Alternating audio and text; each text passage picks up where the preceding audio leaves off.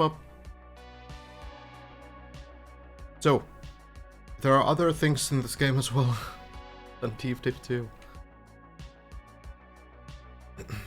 One of those is a monthly cup right now, organized by Ubisoft Nedio, developer of the game.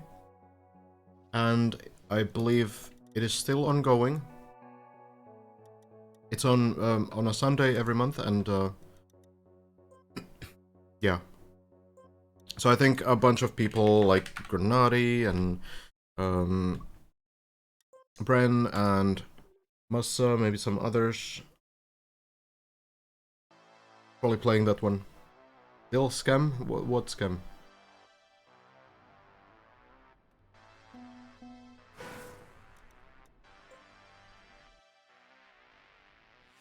We do have people on the server though. A bunch. People. Timo, in the classic spot here. This is actually one of the, I think, better sites to... No, never mind. This would be a better site to turtle on, but... The car's still moving? No. What is this? This is happening so often now. I swear that they somehow, like, changed the game overnight.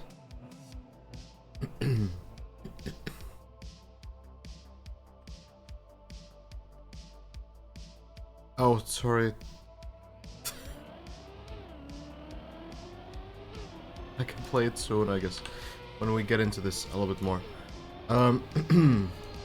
Well, Mada getting to floor 9. Oh, the turbo. Oh, gonna be the snake. Gonna be the snake, unfortunately. Juliano, Monge, Intellitric, all playing as well. Intellitric, really cool, really good Royal player as well. At least when Royal still used to be a thing, right? It's not really anymore.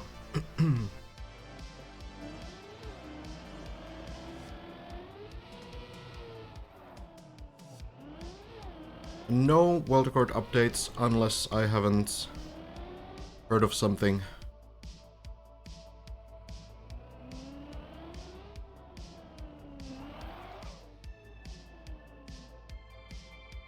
Probably pretty much the same situation as before. Mudda hasn't been to the 1000 meters yet. Was close to PB again, but... yeah. Not quite yet, I suppose.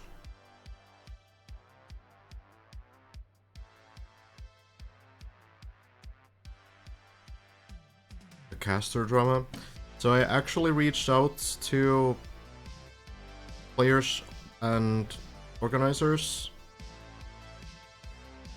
to kind of like understand, you know, what they think. I wouldn't want to negatively impact the event.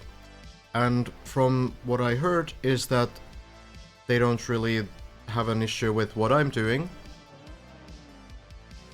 In fact, the comments that I received were pretty much that they feel like having like a more educational, analytical sort of stream that's covering things is valuable to the event. I think the main issue is with like pure watch parties where you just leave the game on and do something else.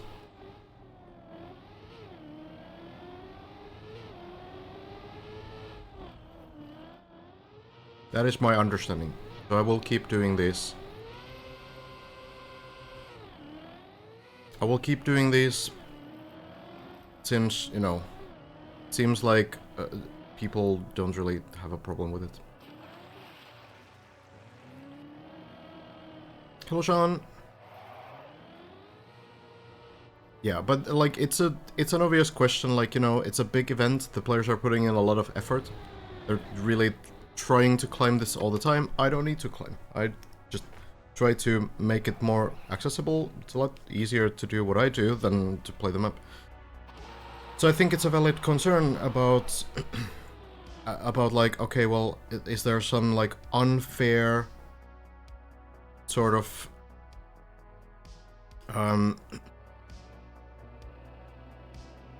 unfair situation on Twitch where, you know, some people are putting in the effort and some people aren't.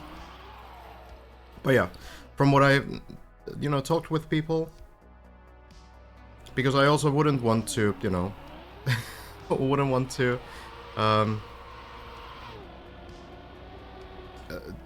have the players feel like they are like unfairly treated in this case. This is the second time I bring this up, by the way. I've brought it up once yesterday and once today now. I'm not looking to make it like a constant thing, you know? But I'm just giving my take. Because there's, you know, I now have new information.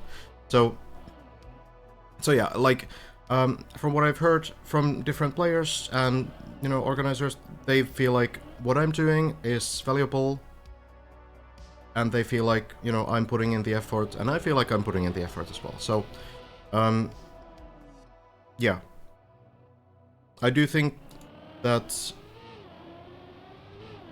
overall, you know, a lot of the players right now are having a bit of a quiet moment anyway.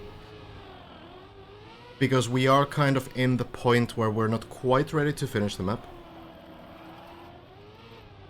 But we're not quite in the phase where we're like discovering new stuff all the time and things are like constantly exciting, like on the first few days. So, you know, it's a... Things are gonna change again when we get to floor 15 and 16, for sure.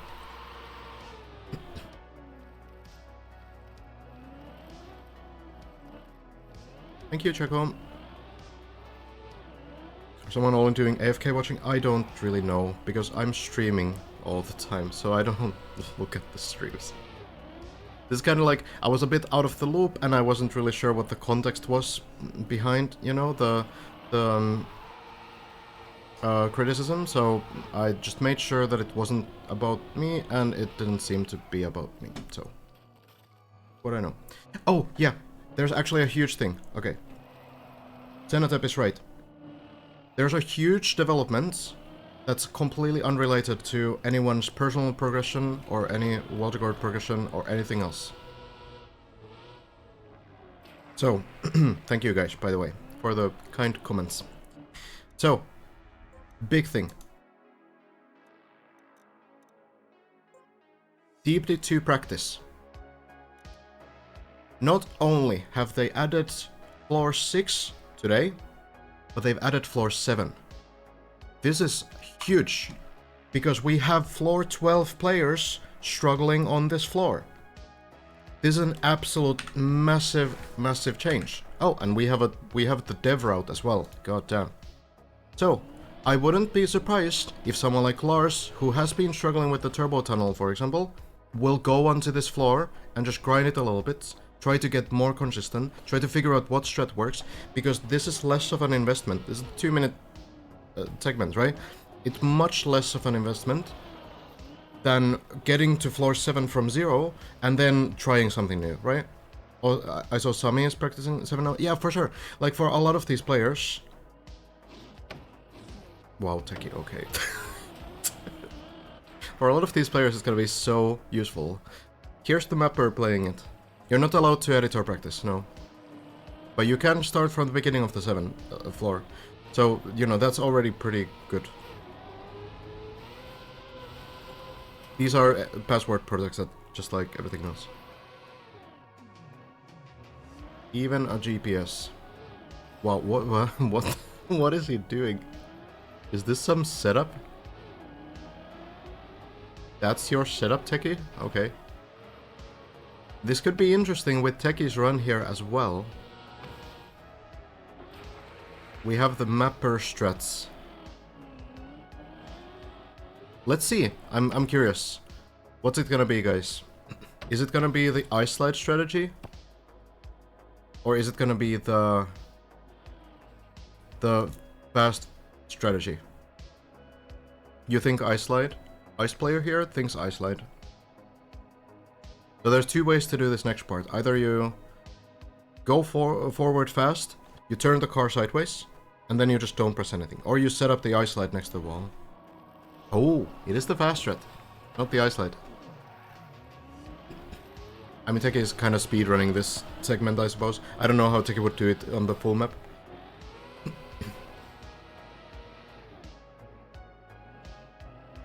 It's not an ice slide. We have like a TOTD world record player here. Wow, chaining the last time. Not knowing what an ice slide is.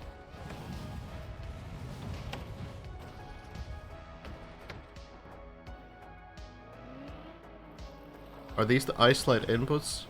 Twist?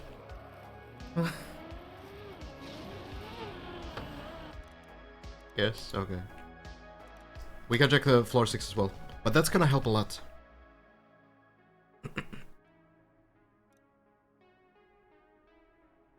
Have you seen Marastrat on floor 8? The far jump after all the turling just before the blip picture jumps to the left of the hole.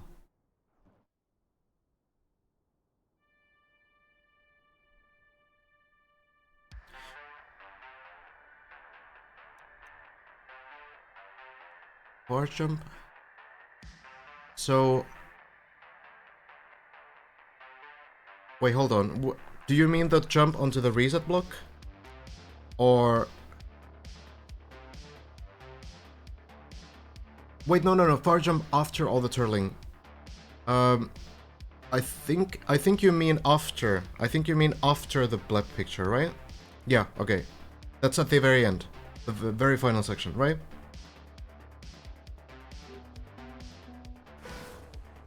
You are not allowed to edit or practice, Zoppa. Anything. Everything is password protected. So, you know.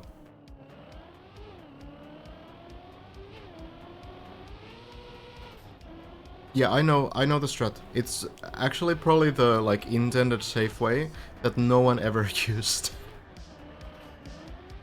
Sammy has been playing floor 6 as well. Getting more and more practice. And we could see some pretty good runs.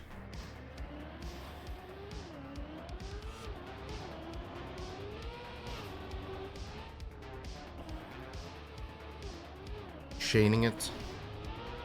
It is also interesting to conceptualize the length of these floors. Like this one, right now 2:11. Floor 7 was a little bit less than 2 minutes from Teki. Which, you know, wasn't like a super clean run, so you could probably push it a little bit more too. But like a lot of the early floors are only like 1 minute 20 or so. And the thing is that I feel like floor 12 is also like barely over 1 minute.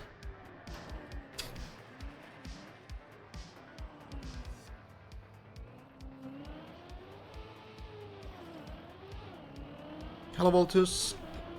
Thank you for the 25. 66 or something. Oh, I hate that, Henry. Hope you get well soon.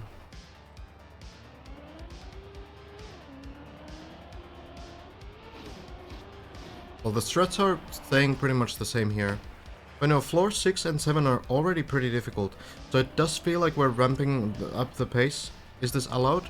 Yes, this is an officially released practice floor.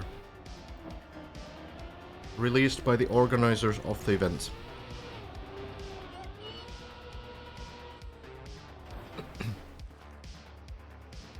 Currently there are 8 of them released. And these two, floor 6 and 7, have been released today. No, it's a different thing with numbers, because floor 1 here is actually floor 0. Floor 0 is the, you know, first one. So it's, you know, confusing, but that's what it is. Exactly, it's homologated practice. Practice floors. But yeah, floor 7, this will help so much, honestly. I feel like we'll see a bunch of people practice this. Especially the players who are getting to like floor 10 and 11 right now. Because floor 7 is where I see them fail a lot still. So I think this is actually like a pretty big development. No, the password is actually your name, Twist. Your Twitch account name. Haven't looked into deeply for a while. What are the recent news? Well, Hazard and Bren are maybe halfway through floor 13.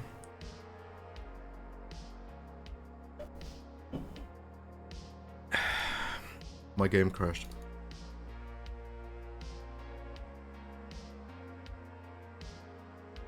The password literally doesn't matter.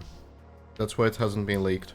Because it doesn't matter. The server works with the whitelist. Even if you have the password, you will not get in.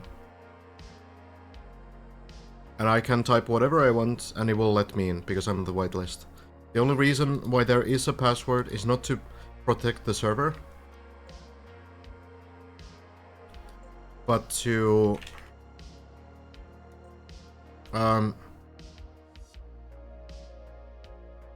essentially like not have players like try to join the server, because when you try to join the server, your player info gets stored into the server.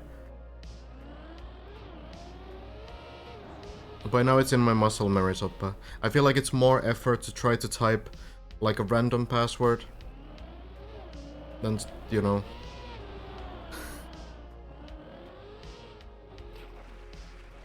I'm also superstitious that if I you know, keep typing random things, then the game bans me or something for hacking. Hello, F.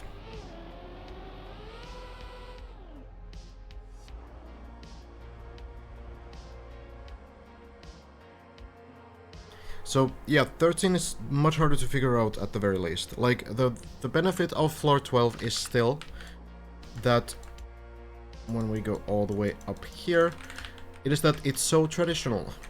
That's not to say that it's easy, but when you're on the level of these guys, like, you kind of understand, like, okay, I have a level of intuition for how this kind of a drop-down works.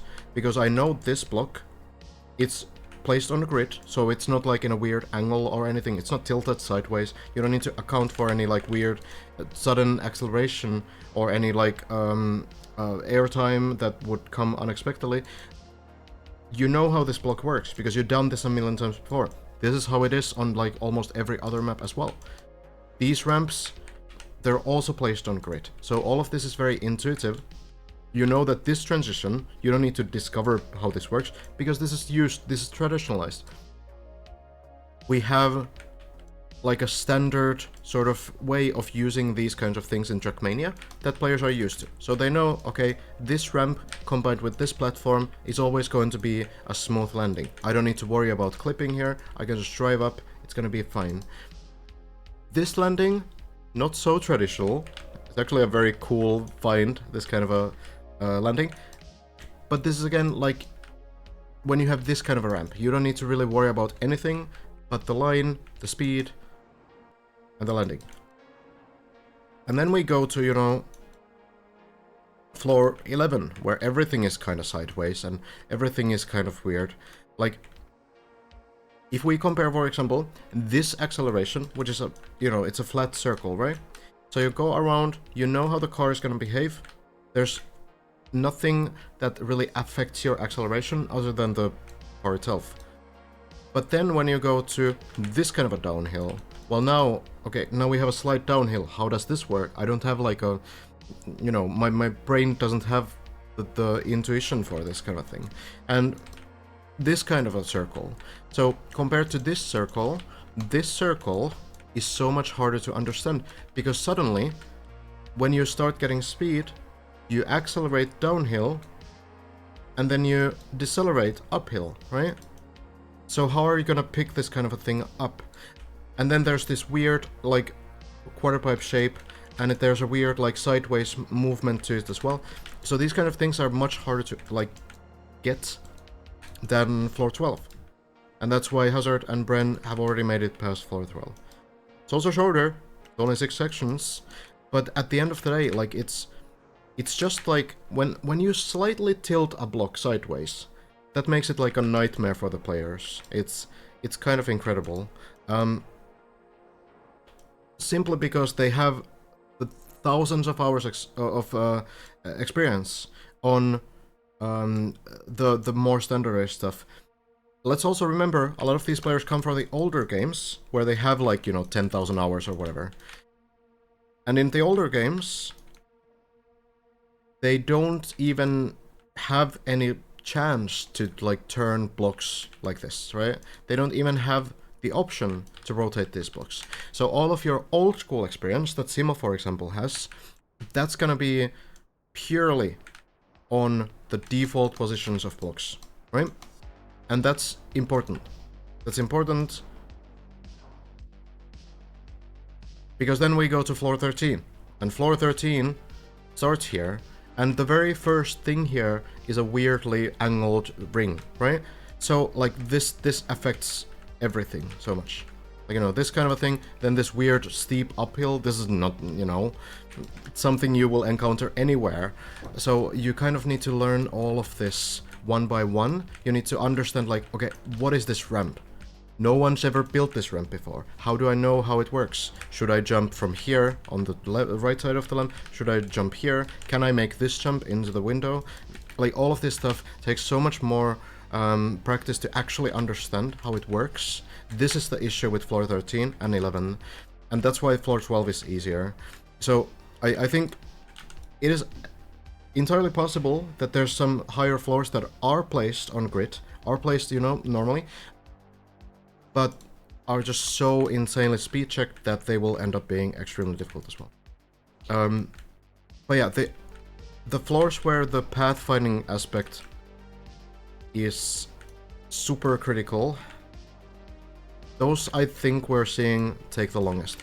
Floor 9 didn't take all that long to figure out, even though it's a pretty hard floor, because floor 9, again, very intuitive, very sort of default placements. But then here, you know, what is even going on here, right? Now the players have found the shortcut here, skipping a bowl that I can show in a moment, going all the way here and then jumping here and then going here. Whether this is an intentional reroute or whatever, I don't know. No one knows. And then jump up here, and this bounce here, that's what players are still trying to clear. Couple things worth mentioning about this. Hazard tried this forward and backwards. The backwards way seemed to be a bit more promising, but we're not entirely sure if that's really going to be the strat.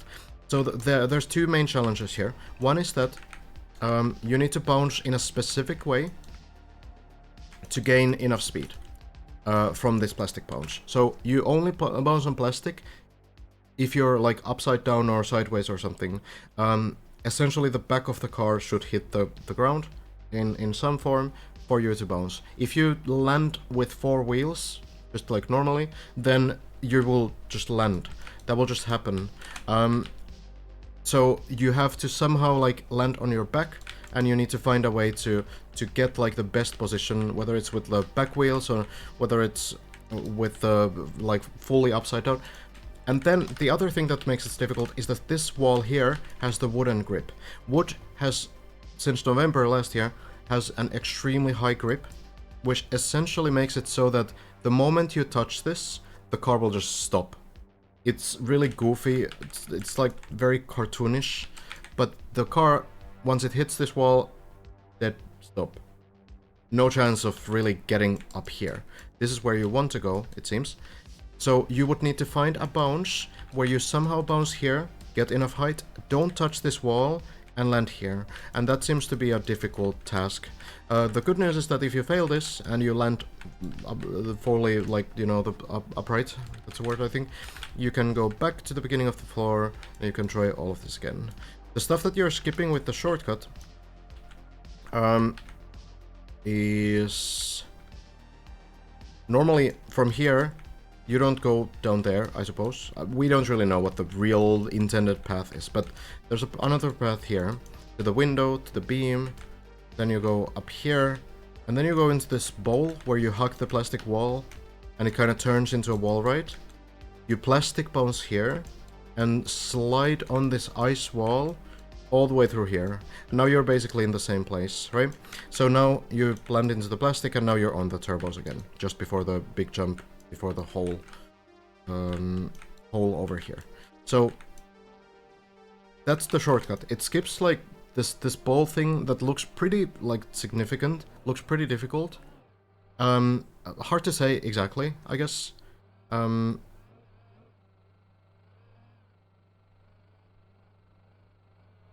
we haven't had anyone do it. We haven't had anyone try it, because Bren found the shortcuts by accident on first attempt. So, yeah. The floor 13 is built by Plexity.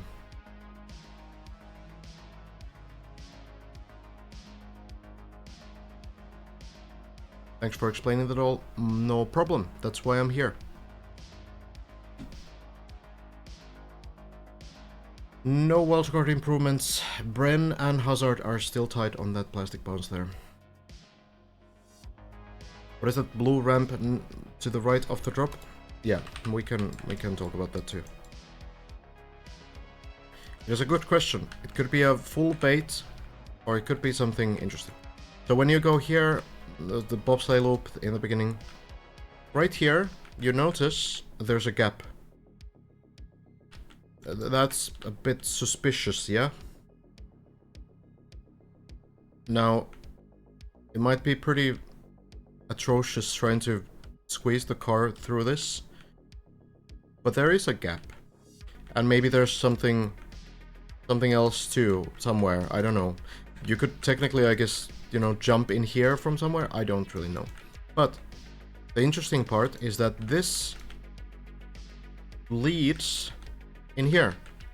And you notice that we are now above the plastic bones. And maybe there could be some way of like dropping from here into somewhere. Probably not. But this is an interesting thing. This is definitely not here by accident. You definitely deliberately built this. So who knows what this really is.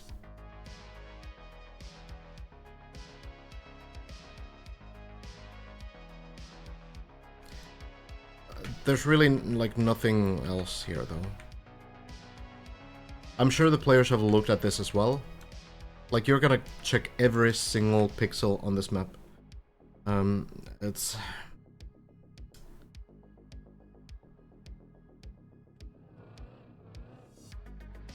Is there anyone outside the streamers who got further? No.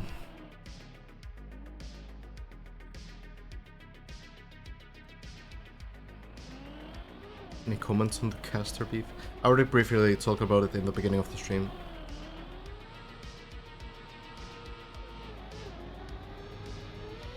Does not seem like anyone's problem is with me.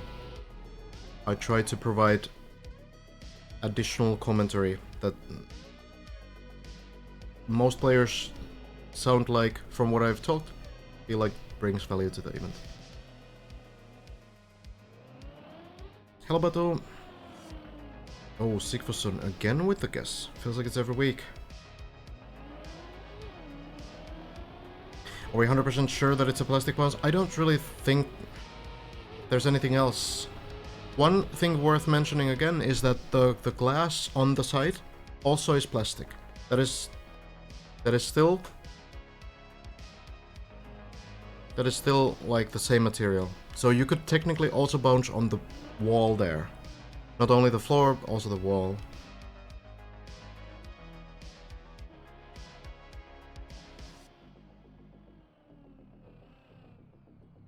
Yeah, currently there is a competition, the Ubisoft Monthly Cup, and a bunch of players are playing there, so. It's a pretty long thing, I think. Any bounce of the scenery?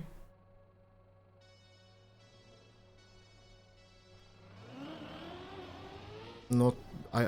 there's really no scenery there that you can bounce on. Not really like plastic stuff.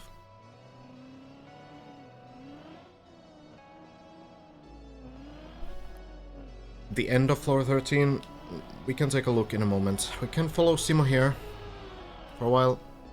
I did see that Simo was getting more to floor 10. Still the ice spin. That's the boss.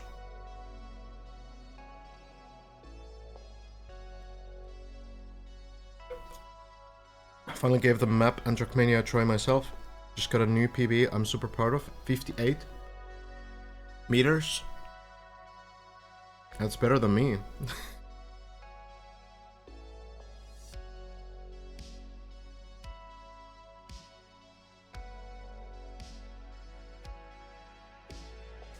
Not sure what kind of runs we've had today. Yeah, the shortcut is a bit like... Look, we don't really know much, right? It could be that the mapper is just baiting us, right? Because all Plexity has ever said is XDD. So we don't actually know if we were supposed to skip that bowl. After all, maybe that's the thing, you know? I don't know.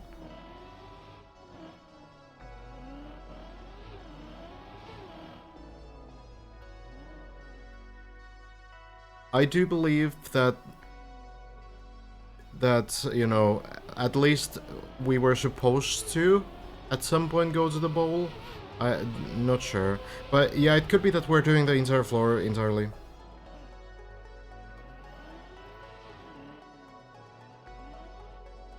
XTD is an emote.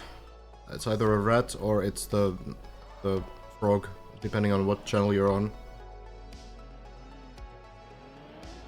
No, yeah, as a mapper, like, you know, it's unfortunate when stuff gets shortcut, but yeah, it happens.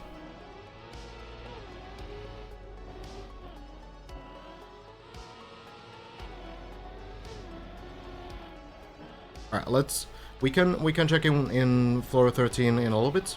We can check in with Simo on another floor 10 attempt. Excited to see how the ice stuff has been developing.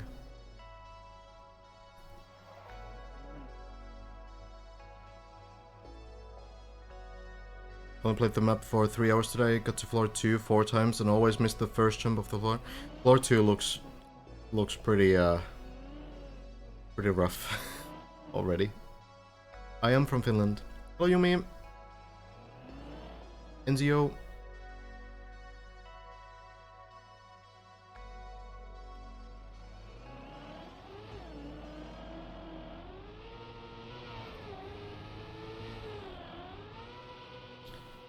Good line. Speed is enough. I think Simo probably benefited a lot from the couple days off.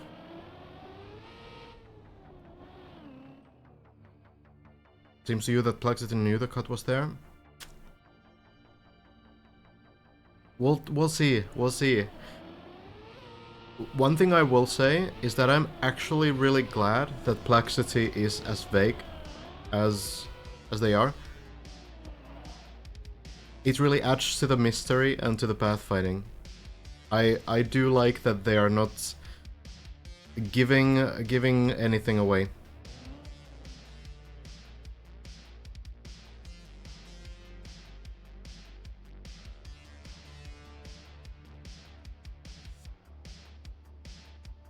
Maybe there's like a media tracker black screen on the route that we're trying right now. Like it just turns off your monitor basically when you go through this plastic bounce. Now that would be great mapping. Everyone would love that. Hazard on the server as well. But check in with Simo.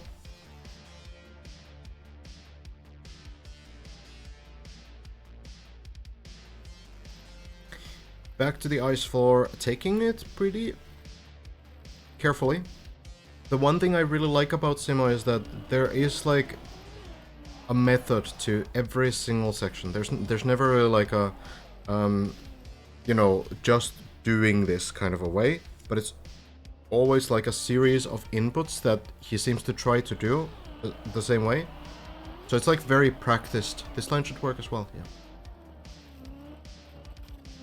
I'm predicting that this ice slide will be like very, very careful as well. Yeah. Very slow. Okay. Actually was a pretty fast ice slide. I was completely wrong. starting it pretty late actually, but yeah, it works. Fine, all good. Early water court shared by Bren and Hazard on floor 13. Hello, Max. No, yeah, I mean, Twist, like, the thing about that, which is maybe not so visible to everyone else as well, if you haven't played a lot of ice, is that you can start the ice slide very early and you can kind of gain that grip. And then you can, like, slowly sort of go downhill with the grip. But it does require like a level of control that non-ice players might not really have. Like someone like Elcon has it, right? And Elcon is like very controlled through that. But you might, as a player, if you're not so used to these kinds of things, you might kind of think like, okay, well, I need to start this ice slide when I have the line for it. But because it's a steep downhill, it works in a different way. It's weird. It's weird, and you know, you need specific practice on this kind of a steep section to understand it. Timo, though, doing just fine. Now closer and closer to the spin. I saw Simo again fail this second pipe jump today. A little bit earlier. That is a really rough one to fail because it's rare that you save it. Does anyone know if Simo has made it to the spin yet?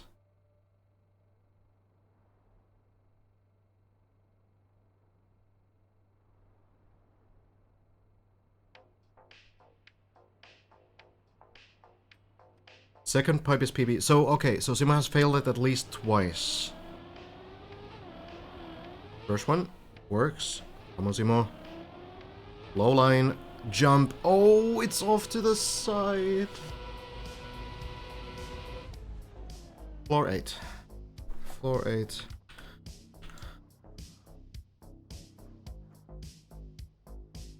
What are you saying, Twist?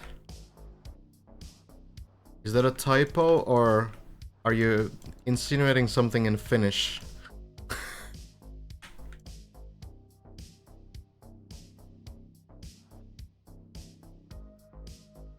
So, okay, one thing we have to remember is that the players' cameras are different, right? The players might see things a little bit differently than us. So, especially if you're playing with like camera 3, like Granadi for example might, you might not fully visualize the pool, and of course even if you visualize it, it's gonna be tough to aim for. You need a very specific jump. Google is translating this, it means embarrassing in Finnish. But I think that was a pretty pretty solid attempt, honestly. There's an unfortunate typo from the chat there.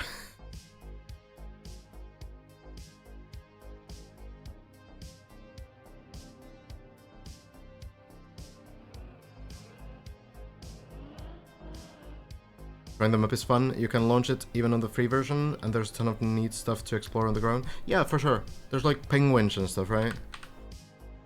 I haven't really scouted too much. There's like a cool car here.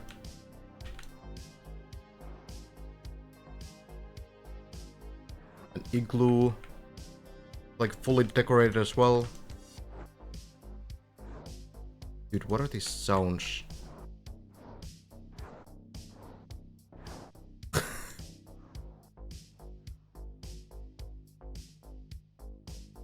So fast.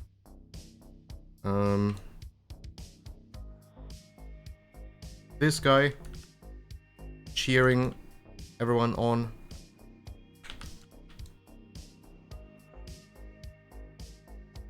Where are the penguins?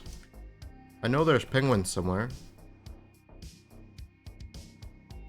Somewhere on the ice for sure, I would imagine.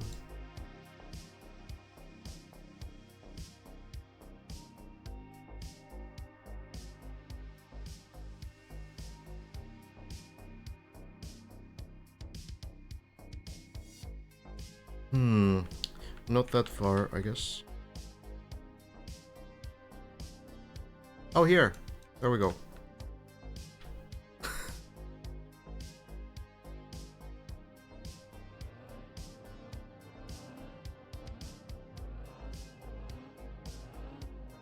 Hello, Rockies. I'm doing great. Thank you. Hope you're doing fine as well. Hi, Nico. Then there is Techie's cat. I don't really know.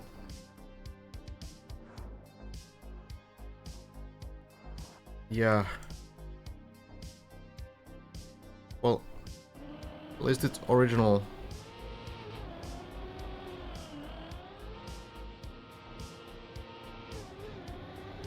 Timo, Let's see if anyone's doing the new Mudda route. No, everyone's still going for the fast route, it seems. So in case you missed it at some point, I was watching Mudda yesterday. Mudda tried to do this jump for the first time. And it's a big jump, right? It's huge. Very difficult to land, like we just saw Simo. Simo kind of clipped the back wheels there. So Mudda jumped here, and then jumped like here. I'm like, wait, what? Like the hole is here. Why are you jumping to this direction, right? But Mudda lands on this beam, and I'm like, oh, that's tough. You're gonna have to go back now and do everything again. But Mudda continues driving, goes to the right, takes some speed, and then just jumps here. And then it's like, well, what? Huh? That exists? But you can just go there? And no one has done it?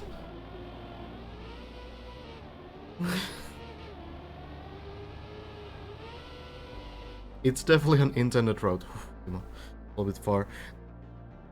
We do see, generally, like, the safer attempts here do end up, like, crashing the white part of this beam. Kind of full stops the car and usually turns it, like, straight onto the turbo.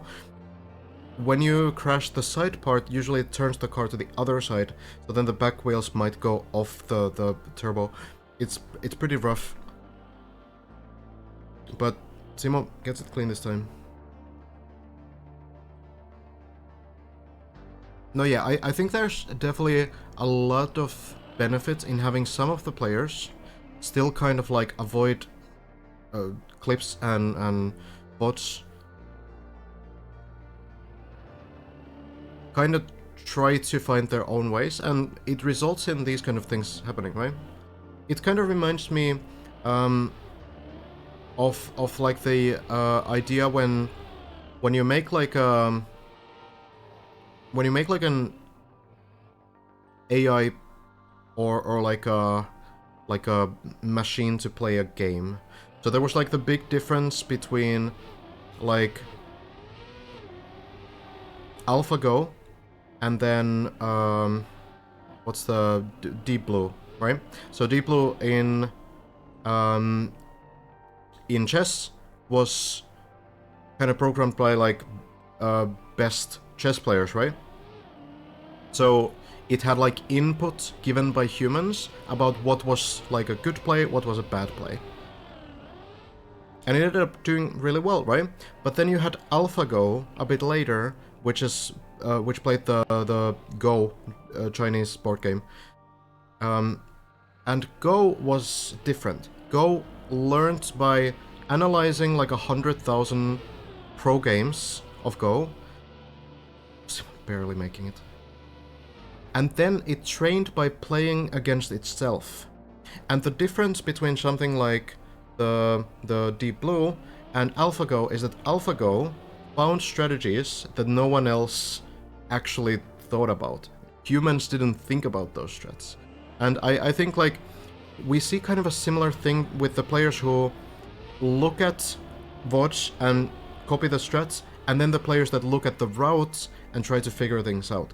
Of course, the players who look at VODs and try to get the inputs and everything, they do find more consistency. They learn tricks much faster, and they do end up probably eventually catching up to the top guys. And maybe the ones who try to find the strats themselves don't. But there could be that when you start kind of looking at the tricks themselves, you find something that no one else has. Because a lot of these tricks were figured out by one person, like Elcon cleared the 2/3 of floor 8 on his own. And Elcon one-shot the final jump. So then everyone kind of looks at Elcon and they think like, okay, well, that's how you do this jump.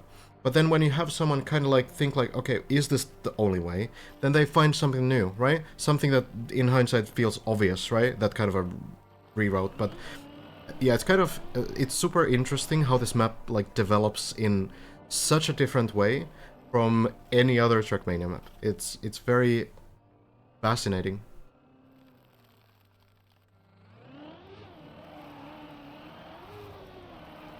And the same thing will probably happen later as well, to floor 11 maybe even. Maybe there's still some really consistent tricks on 11 that haven't been found by anyone.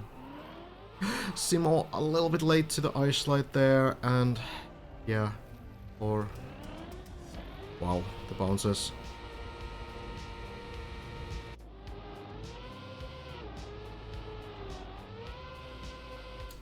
Or 0 it is. Well, Camel.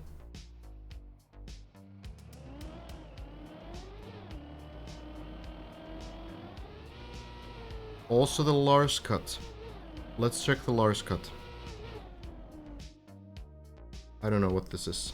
This is a meme. Okay, we're on floor 4.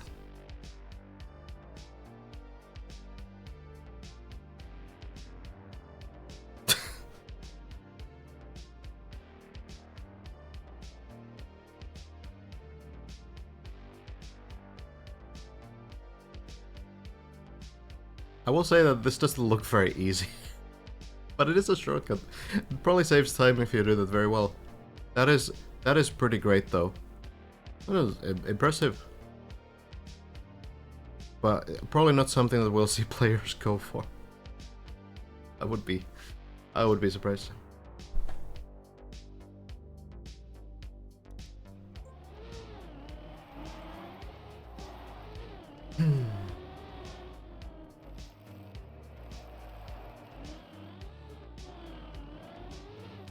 Would it be possible to skip the pipes and 360 and go straight into ice plastic thing from the first pipe? All of floor 10? I feel like if there's something that players would have tried to skip, it's probably the spin. Suppose we could take a look.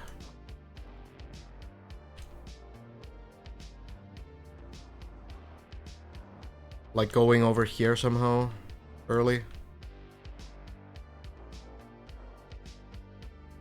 I don't think anyone's tried it, but it doesn't look.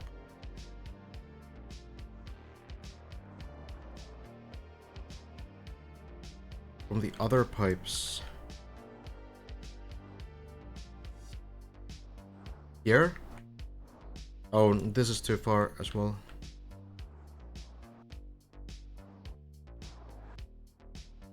Not sure if you would be able to like jump here, but there's cut prevention here. Seems like they've taken it into account. Yeah. Seems to be blocked.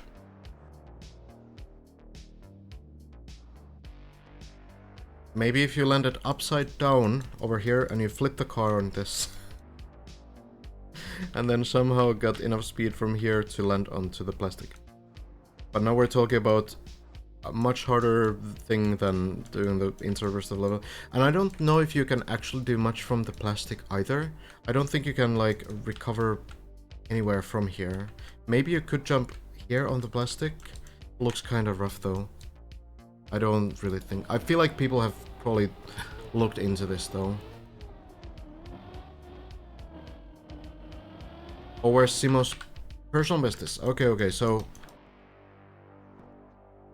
from there, from those pipes. So jumping from here forward. Not a bad idea. Actually, if you chained speed from here, landed very clean, and then managed to jump just right, looks maybe possible.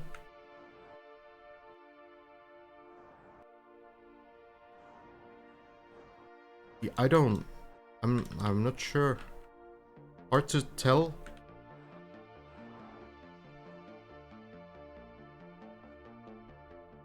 Well, you would likely not save it, but if you could somehow land a little bit sideways and like immediately ice slide, you could at least like stay on the ice and then recover and then maybe get back here, for example. Difficult to really say, but I don't know if the plastic landing helps you.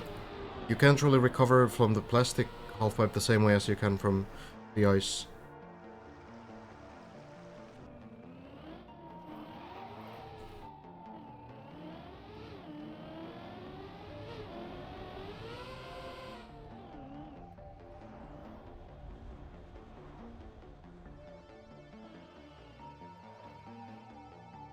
Yeah, not sure, not sure. I guess, you know, when floor 10 eventually is released as a segment, we can try these things out. Have many people already given up? Not from the top players, I don't think.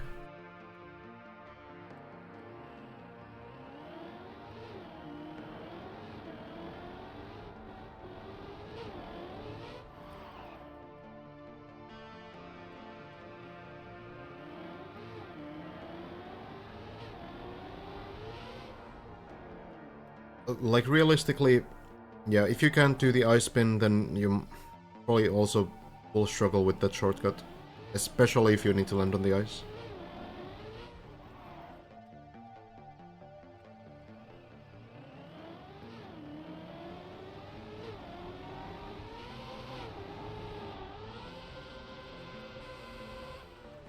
Well, it's not really survivorship bias. We've had like a pretty good group of favorites from the beginning, and those guys are still playing. I don't think there's anyone who was like committing to grind the map in the beginning that has like now given up, that was seen to be like a top 5 contender.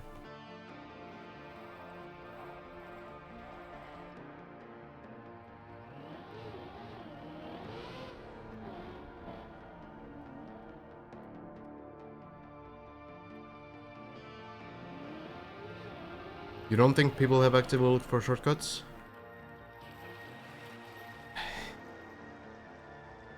Maybe not that much, but I mean, there's so many eyes on this map that I feel like there is probably a bunch of good players who have been looking at possible shortcuts. I've probably theorized something with the players too.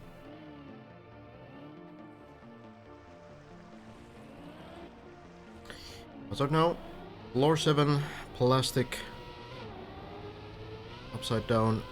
A little on the edge, I think, this one. I think it's... yeah.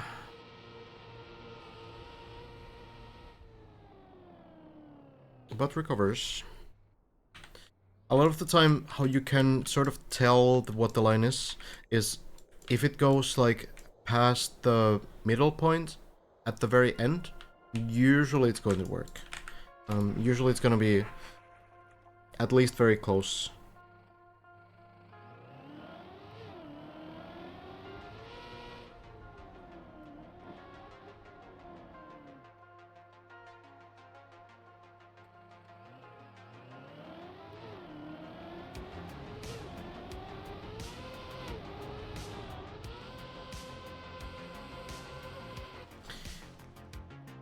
It's tricky. I do wonder, like, you know, I feel like a lot of these players do know how to do these tricks. They kind of understand what the line needs to be. But now floor 7 practice floor has been released. I do wonder if some players would still want to go for that, even if they feel pretty confident on this floor. The thing is that at some point you kind of just don't get that much more consistent anymore. At some point you kind of hit the maximum consistency and it's probably not going to be 100%, right?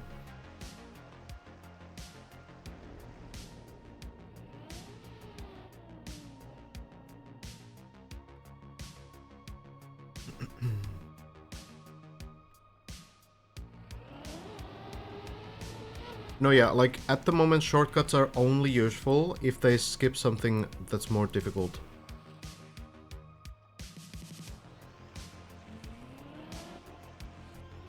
Which is basically no shortcut so far. Apart from the floor 13 now. Looks like it might barely land. Same result. Still a little bit too much on the edge. Idiosyncrasies, thank you for the tier 1.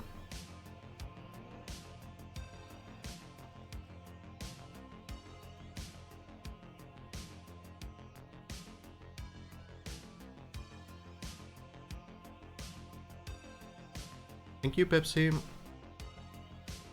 Yeah, talking about it a little bit in the beginning. The stream.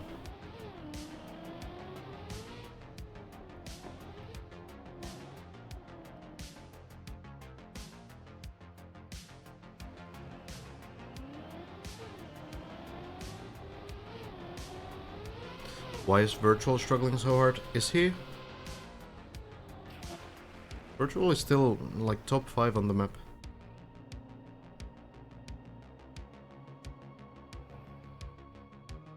Looks like floor 13 mapper put 2 ways. There seem to be some multiple approaches.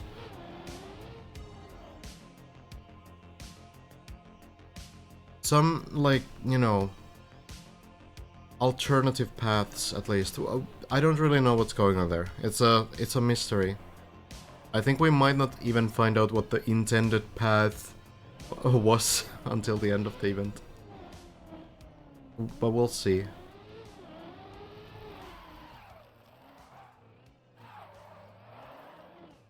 Virtual PB'd earlier? Oh yeah? Today?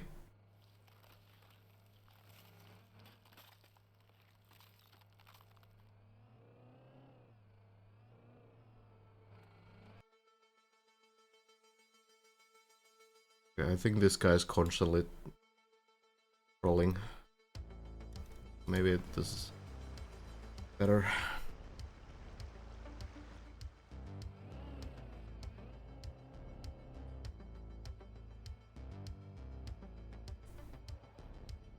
He beat this morning by only landing a jump that he previously turtled. Okay, so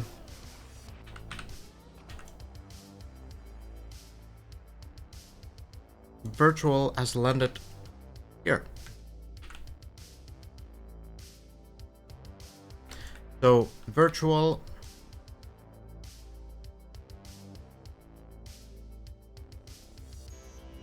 everybody else is on floor 12 ahead of Virtual.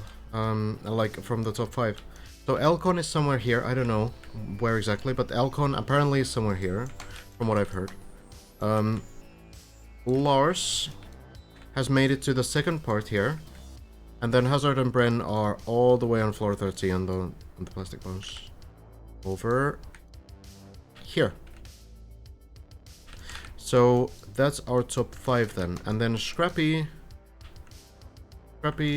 is on floor 11, and Scandier also on floor 11. So Scandier has made it... God, I don't remember. Scandier has made it to the big jump? I think? Somewhere around area. Maybe a little bit less. Anyway, Scrappy, I forgot as well. Has made it not quite to the pool though, from my understanding. Then we have a bunch of people on floor 10 still, like Simo is on floor 10. We have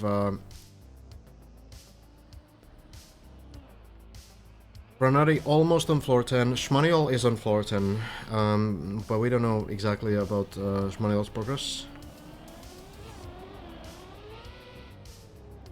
Lars PP2 today.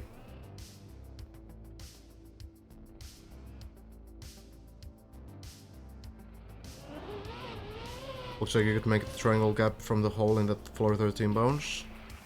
Yeah, it does. But...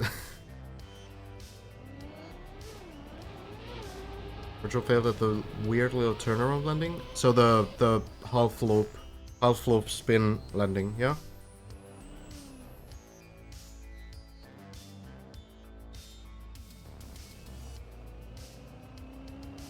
How many more days do you think it will take to complete this map?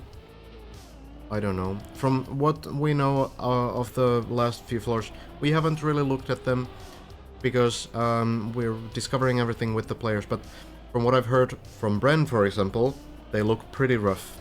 So it could be that, you know, floor 16 alone will take a week, maybe even more, depending on how it goes. I think at some point there's going to be a little bit of luck involved, not only in like if your strategy that you go for is the right one, but like whether you get some like slight landing and it doesn't fall off but instead actually lands, and if you know, somehow like save yourself onto the previous floor instead of falling all the way down. I feel like at some point it's gonna be about these kinds of moments as well, so it's really difficult to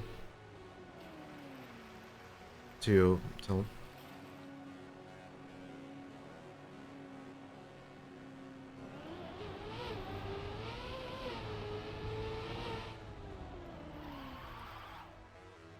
Oh, we'll see Mindspace.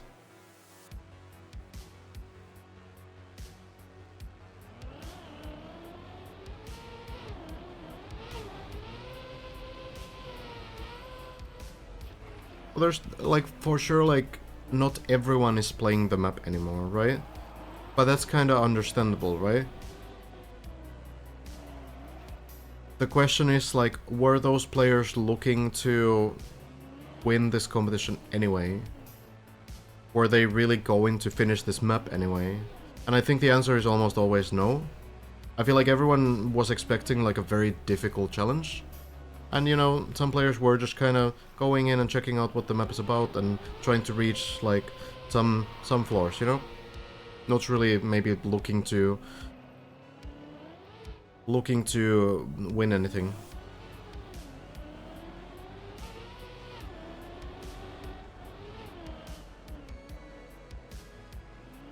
There's really no like schedule or planning about releasing the higher floors, no. As segments. Hello, Nascore.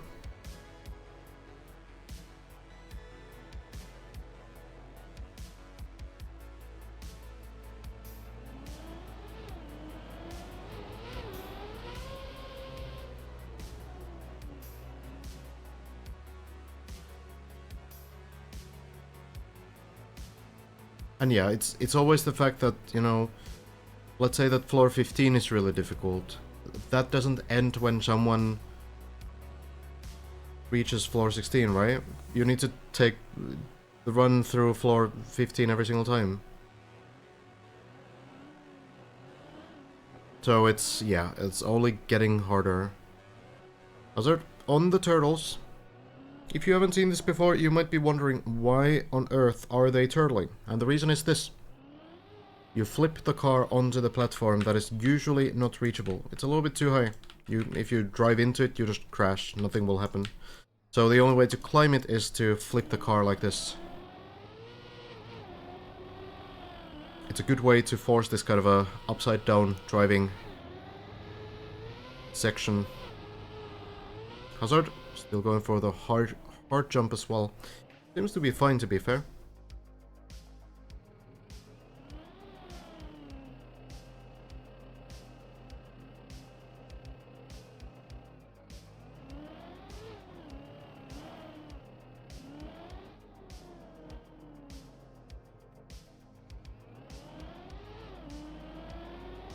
Let's see then. Hazard would like to probably get a little bit more experience on floor 13.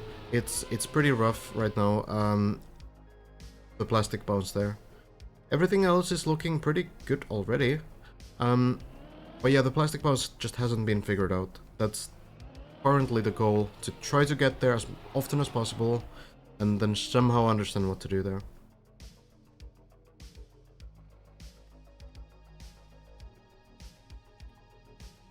Wonder if it's possible to avoid the turtle, just like it was possible in floor 10 of Deep Deep 1. Remember they smashed the car on the square beam to turtle at the end of the section. It looks very difficult because you can't really get like a lot of speed through this whole thing, and it is probably something the playtesters also accounted for. Of course it could be possible, but yeah, probably not so easy. Hello, A-Game.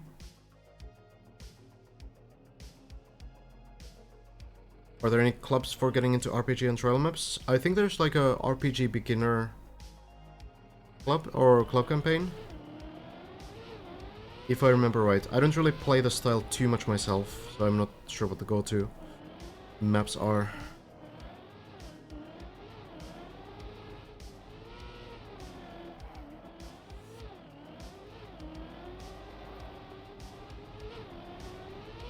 Oh, terrible ending. What's most important about this turbo landing is that you don't land too late, because you only get the turbo once you're on the turbo. Surprising, I know.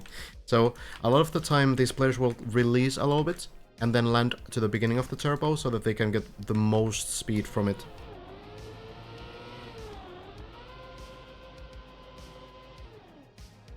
We rarely talk about these kind of sections because these guys rarely fail them. But it's good to bring up sometimes. Sometimes it's worth to go a little bit slower so you can get the speed boost from somewhere else. Sometimes it's for the reason of simply avoiding airtime because the car doesn't accelerate if it's not touching the ground. Oftentimes you might want to get like a super clean landing by doing a small release or brake tap or something. And that will end up giving you more speed.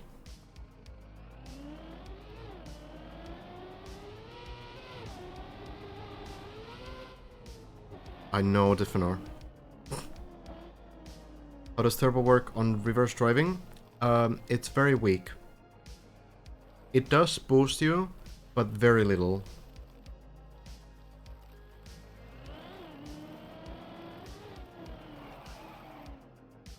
Generally, not really, like it's seriously very little. Like, less than you would expect still.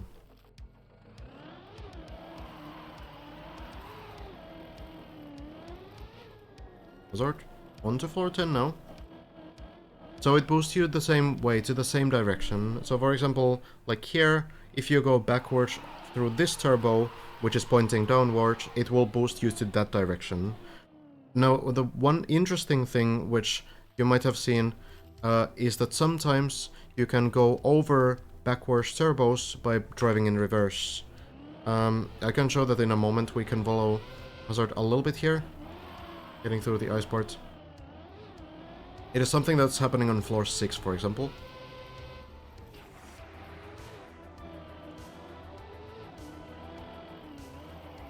Red turbos are stronger than yellow turbos. It's like 3 times stronger, basically.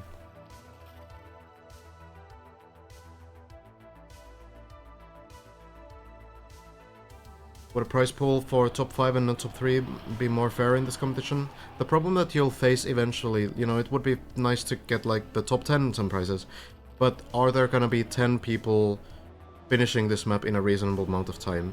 There will be 3, most likely, that I feel is a fair bet, but the more players you include in that prize pool, the more likely you are that, you know, the final spots are decided like a long time after the first player finishes.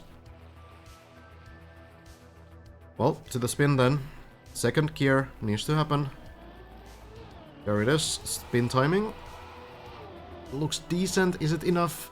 Oh. Turtle. Oh. That is unfortunate. The icy wheels would have probably made the turtle extremely difficult anyway, so I don't know how much of a possibility there was to save this, because the wheels still icy. Suppose the car is moving backwards, so might eventually land to floor 6 or something. Actually, no. If it actually keeps going, it might still land on floor 9, so this might not be that bad. Like the line... Yeah, the line would land on this platform, but we'll wait and see if the car keeps going, because we've had so many scams recently. No, yeah, you want to get the gear shift. You want to get it before you commit to the spin. So, here's the backwards turbos, right? So you're supposed to go from here. Not from here. From here. flip the car backwards and then drive backwards over these turbos. And once you have enough speed going backwards, the car will be able to go over reverse turbos. And these kinds of reverse turbos don't really affect your speed. They affect it very minimally. If your speed is extremely low, then these turbos will push you. So it's not like you can turn the car around and just drive backwards over a turbo. They will push you. But as soon as you have like 150 speed, I think, you get like a tiny slowdown, like maybe lose 5 speed or so. I used to test this quite a bit at one point actually.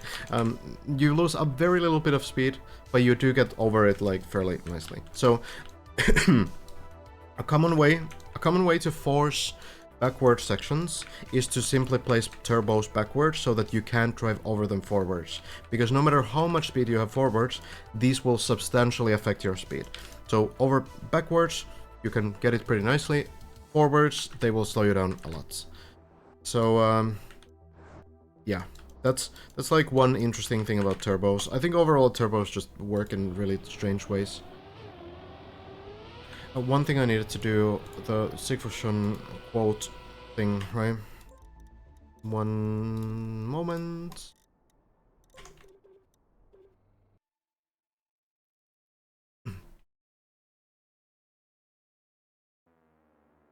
Game currently has automatic gear shifting. True. So having an option to shift gears at your own will can help the players. So the game...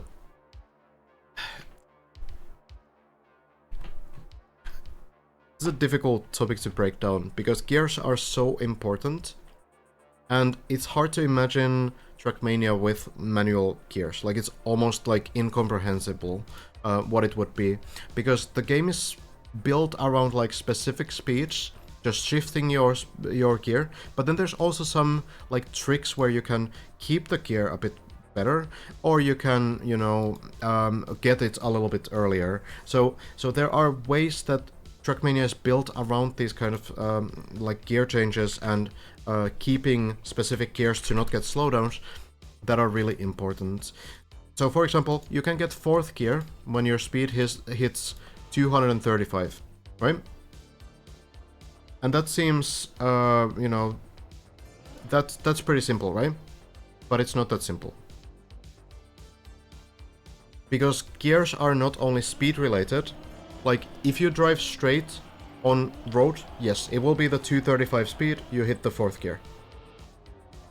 And that's pretty stable in itself. Oh, Simo, unfortunately fall. But the issue that you'll face is that when you're sliding, the RPM of the car increases, and that also affects gear changes. So for example, if you do a small speed slide, meaning a very narrow drift, you can increase the RPM on like dirt, and you can get the gear at, say, 215 speed instead of 235. And that trick, that kind of a trick is really important on a lot of maps, because you can get a gear clean before like an important turn, for example, by doing this kind of a trick. And why it's important to get gears clean is because if you get a gear shift, like a gear up, during a drift, that's gonna cause a slowdown. So there's like a lot of stuff like this where gears are a huge part of many like styles of Trackmania, and I don't even like, I can't even like understand what it would be if we didn't have the automatic gears that work in the ways they do. I think the best way to look at Trackmania is that it's much less like a car game as it is like an arcade game.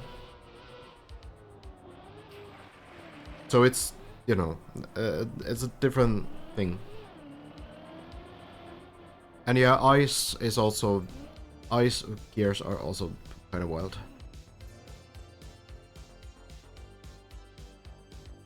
This is still gonna take like a minute, by the way. But it will fall to floor 9. If it falls. The cars often have often have this default movement when they're upside down. So it's kind of moving on its own.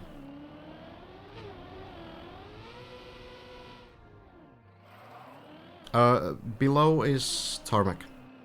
The black platforms are just tarmac.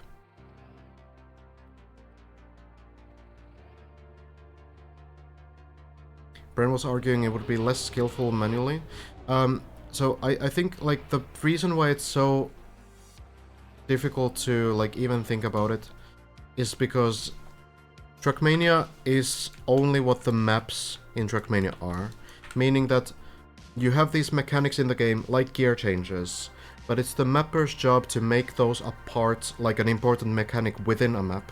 And when you start thinking like, okay, well, what if the game had like twice as much acceleration or something? What if you didn't get gear downs or anything ever? Like, it's really incomprehensible because you would need to also like change the whole like mapping meta with it, and it gets just super complicated. So it's hard to answer that kind of a question, really. Well, I think it's gonna go far enough. Just air brake, and land. Nice. Hazard, the default movement master.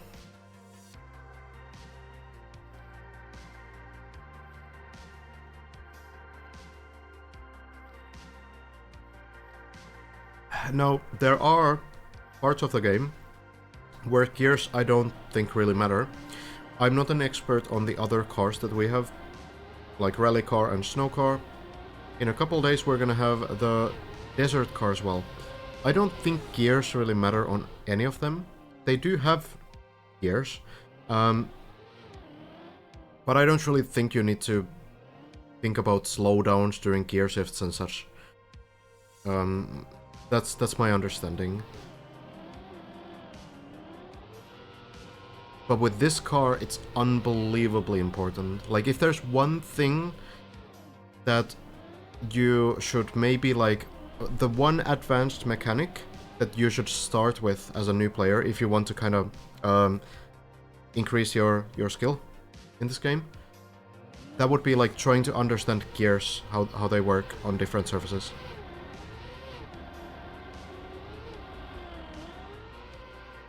And... oof, barely landing. I heard at least from Warmy that gears don't matter on rally and snow. Okay, well, I would believe Warmy on this one. Pretty good player.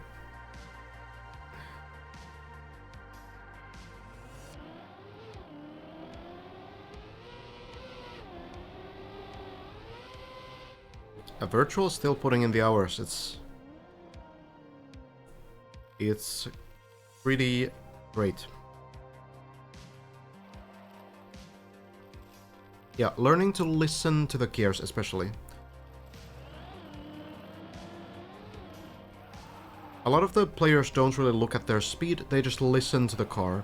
They know when the RPM is high enough for the gear to happen, and then, you know, they straighten the car, because if you're getting a gear shift during a drift, you get a slowdown. So you want to straighten the car, exit any drifts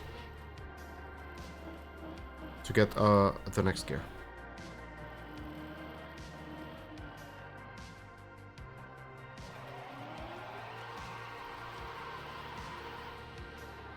You don't even know the speed thresholds? Argo as well? Okay, it's a bit surprising every time to me, but because, you know, there's a lot of new people here, Tato and Argo are, like, very good players. Like, 5 times better than me at this game. And they don't know the gear speed changes. Nico as well. All of these guys are, like, track of the day world record guys, alright? So... and none of them know the speeds.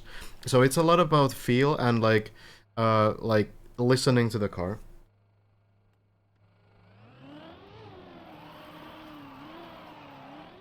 It's not that hard to memorize though, right? Surely it's not that difficult to memorize the gear speeds.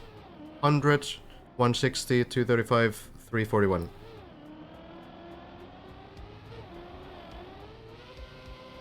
Well, Hazard. To the beam. Simo failed this earlier. Hazard gets it nicely. Already forgot? Come on.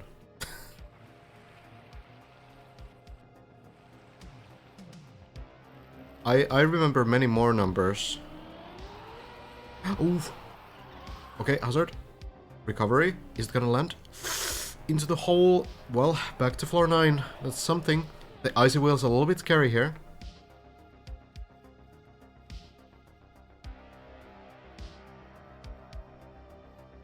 But we'll wait for the icy wheels to go away now.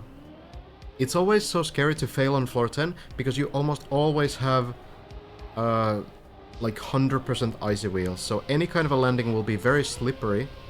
And yeah, it's good that Hazard has the control. It's very, very nice. Still going for the high jump line here, so it's really just Hazard going for this, taking the right side line and doing the high jump, but it's working for Hazard. And the low jump is working for everyone else. This time, that was actually a gear thing, I think. The reason why that slowed down. I did hear like a gear sound. I'm not actually sure what exactly happened there. Dropping the gear on the jump? Oh wait, Simo does the high jump too. Oh, interesting.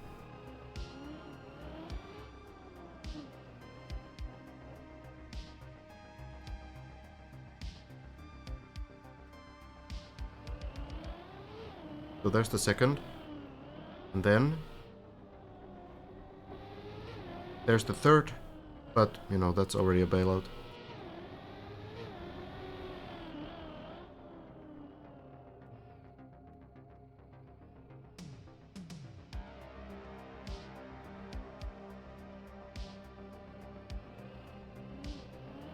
Gears are not that important. Beginners should begin by honing their trajectory skills.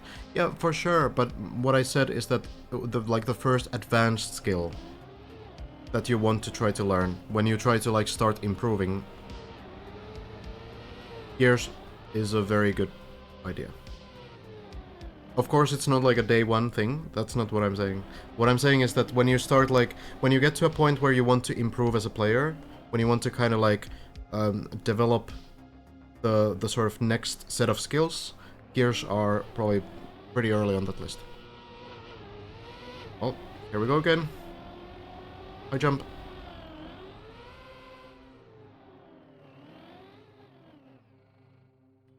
Lars was struggling with the low jump earlier today.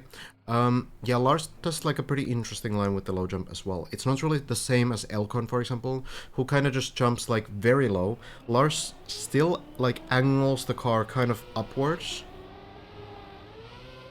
with the low line as well, and then gets a very, very close landing, which seems to give a lot of speed. But it does look like it has a higher risk of like clipping the quarter pipe landing.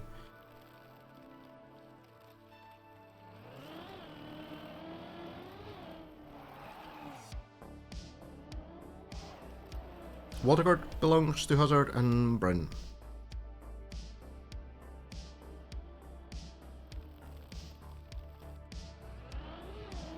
Yeah, it's only 4 basic inputs, but there's all this depth to it.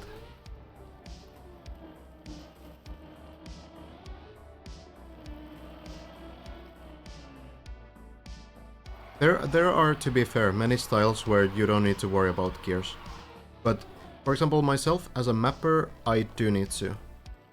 So, for example, I need to know that on plastic you can go as low as 260 speed to keep the 5th gear still. That is important stuff that I need to know if I want to build like a well-designed plastic map.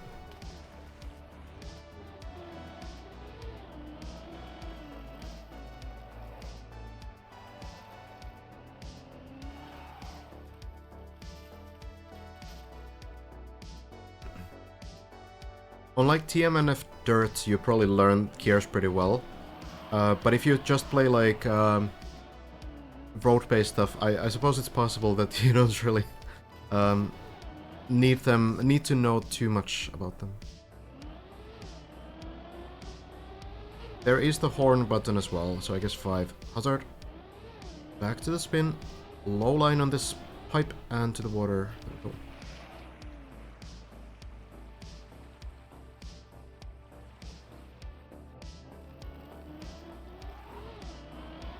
second gear there. The spin looks better. We'll land.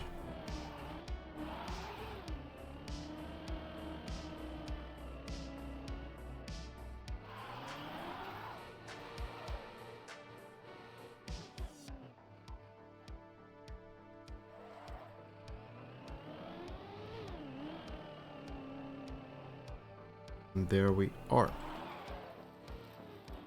Back to the final parts then. Plastic landing, need to land sideways to immediately kill the speed. Works great. And then the half pipes. Again, starting on the right side here, slightly going to the left, and then you have enough space there to turn around to the right side. Starting a little bit centered, maybe more than Elcode, for example, who I've seen do this. And it will clip the side. Good recovery though. Very good speed for that. So then just waiting for the icy wheels to go away so you can more comfortably get the setup.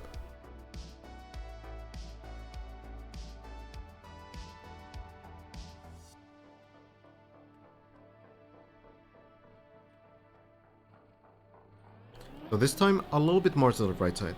And then a little bit to the left, turn around to the right. Timing is good.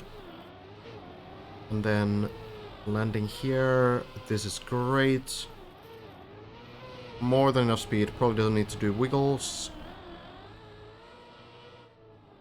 There we are. Could you briefly explain the difference between second, third and fourth gear on ice? I hear people talk about it, but I don't really understand it. There's a myth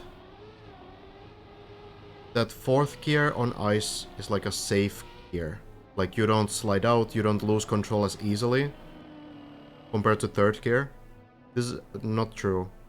I don't know who started this. It's a weird thing to say. All basically relies on map design. If the map is well designed, then you will not struggle on third gear ice maps. A lot of ice players prefer close landing. Prefer third gear ice maps these days. Lower speed tends to give you a bit more control over your ice slides.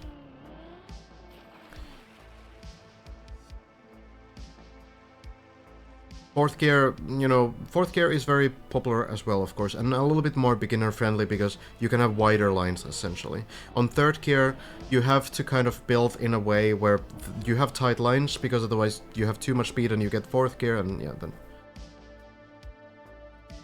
Thing is, if you're gear 3 and there's a fast turn, you gear up and slide out, yeah, but that's a mapping issue. That's just bad mapping, right? It's not really about the gear itself.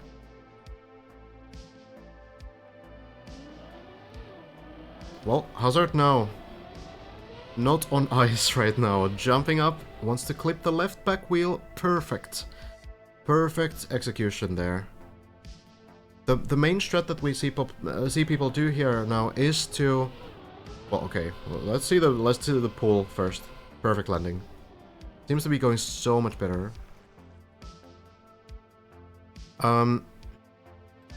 So it seems like almost everyone now is kind of turning the car slightly to the left there, and then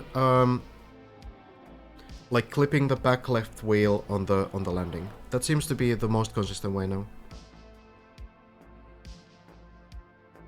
Where can I see waterguard clip? In command waterguard clip. There. Spin strategy starting now, and it works great. Hazard doing this really nicely.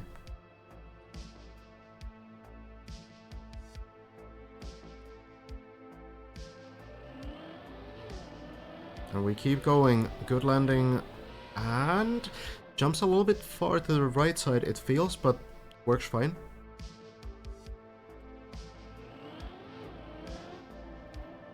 And then here, this trick, for example, is gear dependent. You have to keep second gear, so Hazard will avoid getting that 160 speed.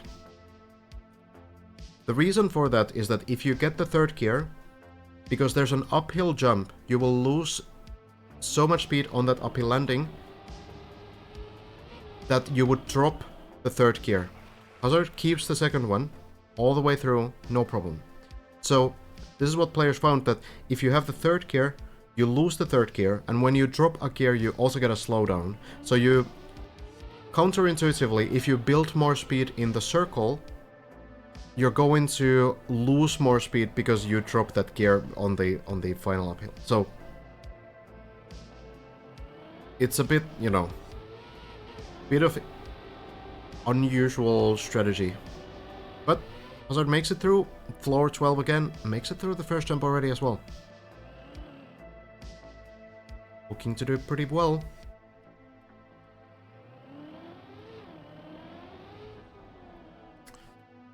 Does bail out of this line. We've seen Lars fail this 3 times now. The problem is if you overcommit with a bad line. You need to know, just like Hazard knew there, that the line is not good. I don't know if this landing is just enough. Barely lands. It's very good.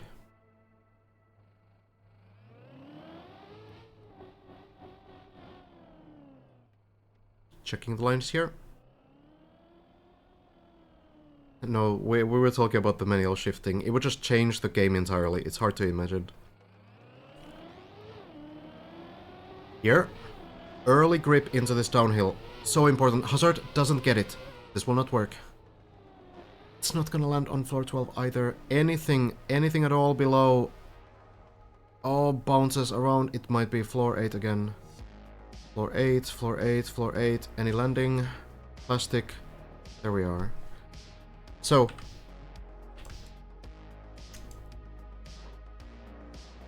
There seems to be one key moment on this.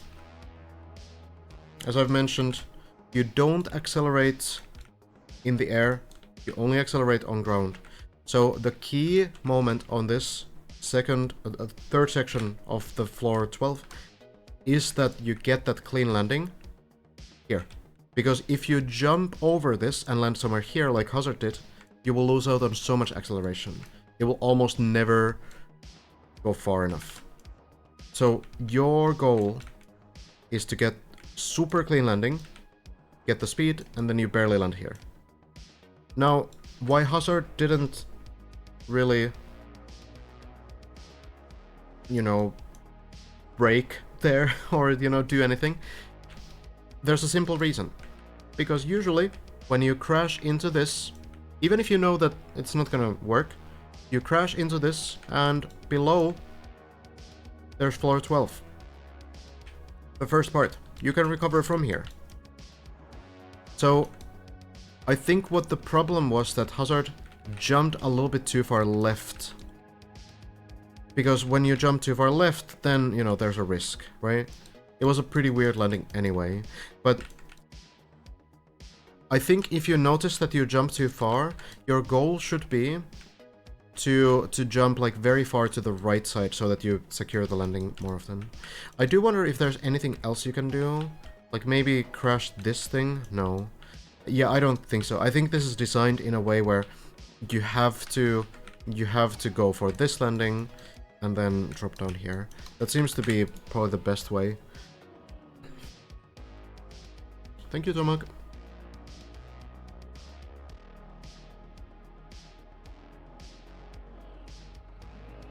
Not yet tell. Hello. Floor 13, halfway through maybe. Am I going for the ice slide strat? Very slow strat, like very, not really an ice slide, just gaining speed with those inputs, but seems to work. So I suppose there's like 3 ways to do this. One is the full commit ice slide. Then there's this like ice slide setup, but you kind of like stop pressing anything very quickly. And then there's the full send into sideways. Oh, this is scary. There's a platform below though. Oh, Simo. Oh god. Is it gonna slide off? I think it will. Okay, and it should flip as well. Eventually. So, alright. At the very least, the run is not over. Timo will likely take the wet wheels here, just because the normal way has those as well. So, you know, it's safer to do that, because you don't know how this works exactly without wet wheels. Maybe it works still, I don't know. But you don't really want to take the risk.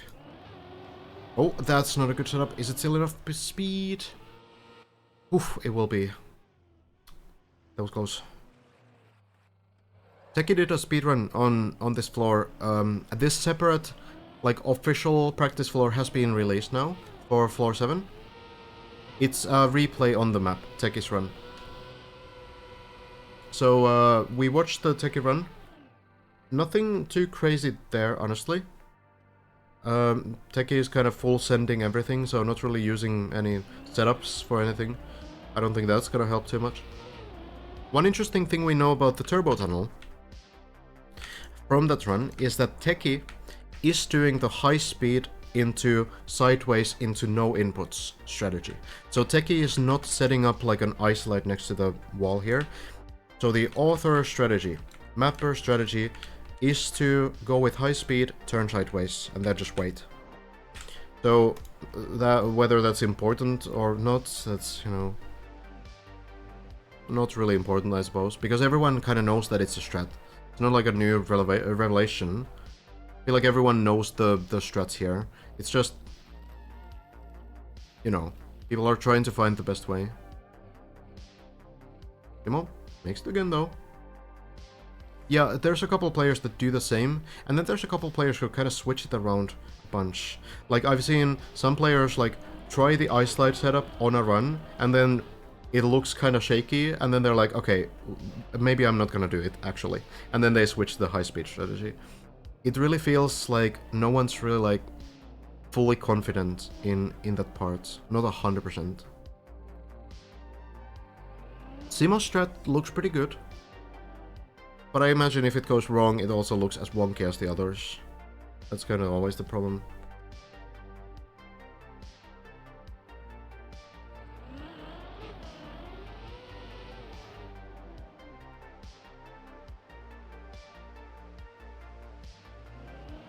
Greetings from Yummy home? Oh.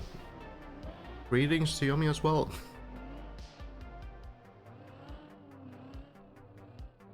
Thank you.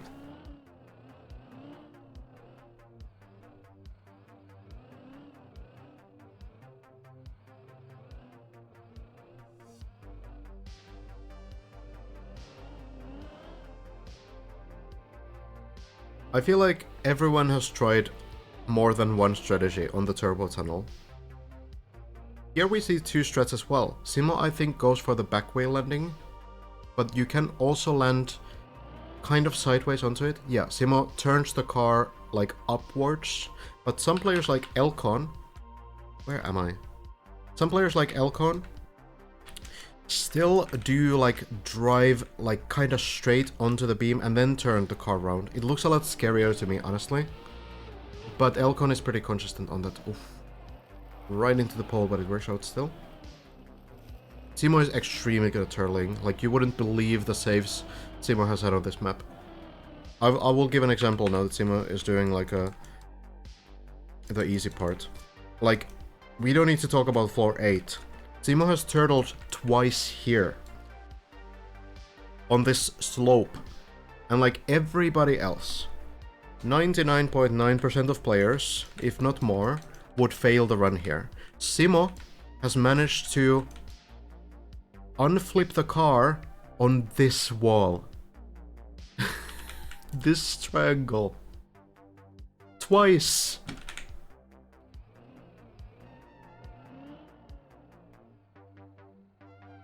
Like, this guy... Yeah, no problem with this technique. Oh, Hazard also joining in. Did a backwards turtle save earlier? Yeah. I'm not surprised.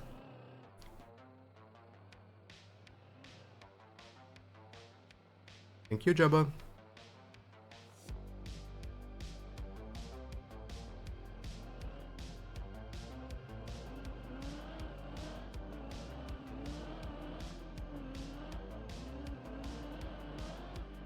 There we go.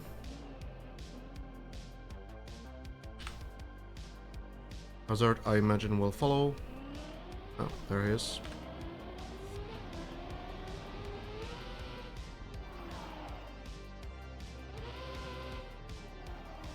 Here we are. Into the big jump. I feel like everybody is doing it like this now. Hazard as well. Yeah, landing it straight. The interesting strat here that we saw from Elcon was to land upside down on purpose and then flip the car on the landing. And it works super consistently. Well, they're both through already. God damn, they're fast. But Elcon has since switched to this strategy as well. It feels like this landing is, you know, probably the most reliable one.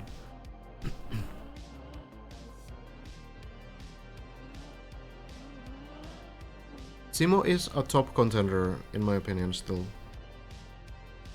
It's really just the ice stuff. Floor 10 is proving to be pretty tricky. But finish the sort of trial skill set is very strong. Timo has the Sisu, yep, has a fin. Really the big question is like, what about the other stuff, right? There's a lot of these trial elements on floor 11 and 12, but then floor 13 again has some pretty weird stuff, right? Has some plastic bounces, these kinds of new things, relatively. Oof. Hazard, a little bit of a shakier landing. Here we kind of see the difference between the left side landing and this right side landing, which this one is much harder to save.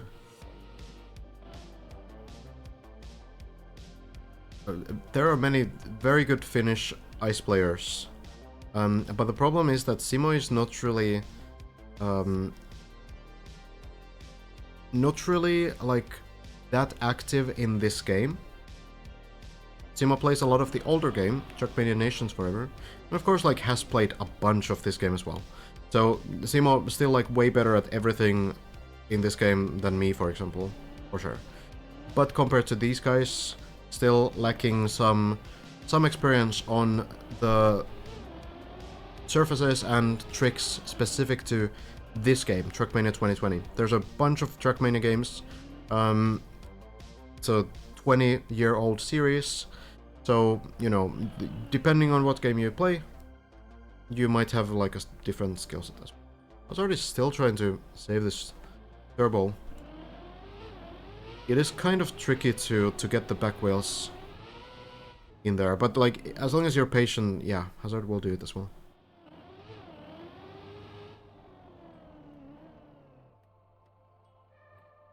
Hi, normally. There is a shortcut on 13, but we are kind of lost on 13 still. We don't know if we're just getting baited by the mapper or something, but it looks like it makes sense and it works.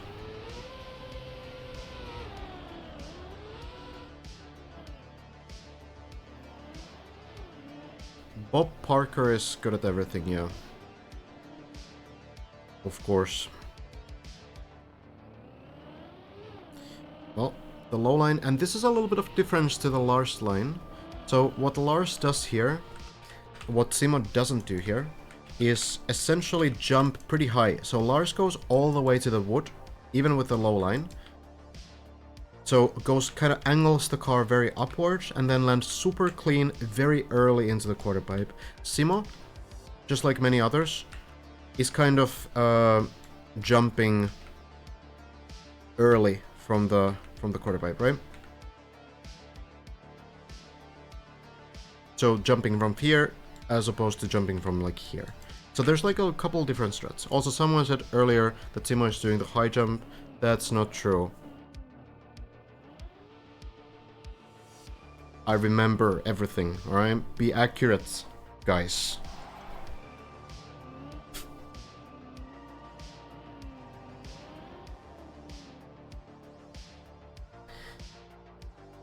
setting up kind of the Elcon line. Landing.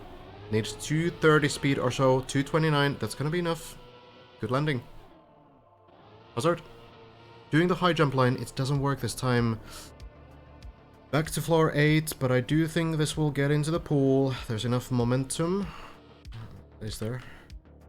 I mean, it's still on downhill. Yeah, it's still moving. Hazard back to default movement here.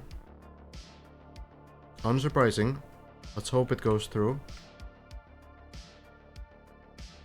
How does it always happen? Oh, Simo also, in a little bit of a troublesome situation. Well, Turtle is stable. Is Simo able to figure something out? You can't stop this move. No, come on, Simo. No, there's no way. What? Stop. You're kidding. How did you save that? So when I talked about Simo doing incredible turtle saves, well, don't take my word for it. Yeah.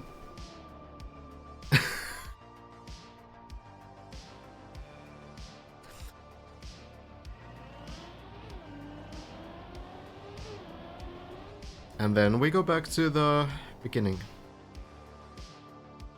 Well, Hazard, update. Oh, this is not Hazard.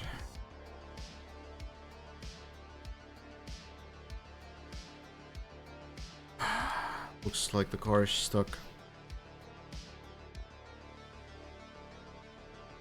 Very unfortunate. I think it's not moving. Very unfortunate. Very unfortunate.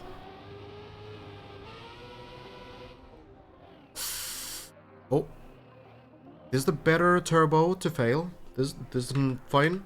There's a save here. If you fail the other turbo, you most likely fall into this, and then there's no coming back. But this one, you can jump into the hole. From here, the only way to go back is to the snake.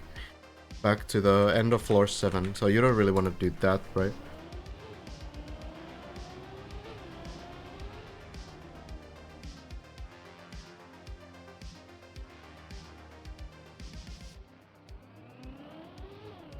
Tough times. The snake is probably harder than floor 7. Has like a lower success rate for these players than the entire floor 7.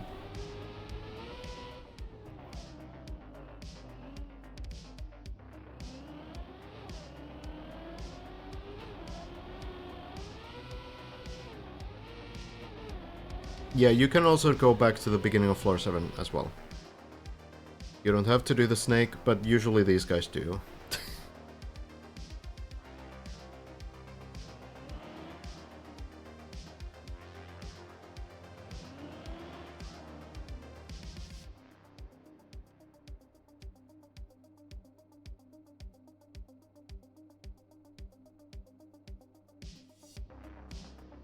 Weird thing happened in Couple today.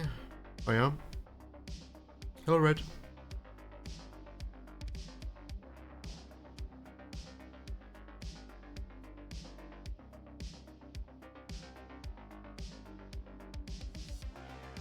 I think Hazard is, yeah, not moving. Still the same. No, oh, hold on. I feel like it's a little bit further. No, wait. It's further. Right? I feel like this was closer before. This is just some omega slow movement. Alright, well, maybe. That's unusual. First round of Div 1, middle of the round, it just ends. Nice. And everyone goes out, and Cup of the Day is over. Nice. Nice stuff. Game is working perfectly. I guess everyone got a tight first place. Very wholesome.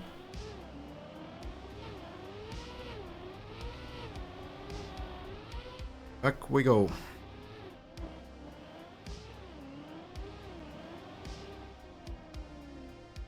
Floor 7 is really hard to recover because a lot of it is slippery plastic and you bounce around and stuff.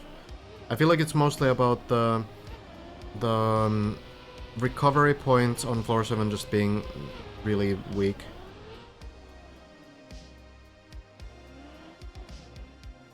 Any news on progress? The biggest news right now is that there's new practice floors that the organizers have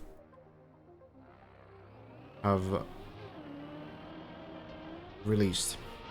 And those are floor 6 and 7. And releasing floor 7 is pretty big news. Because a lot of these players are struggling on some parts of floor 7, namely the turbo tunnel and maybe the wet parts as well, the water parts, and maybe the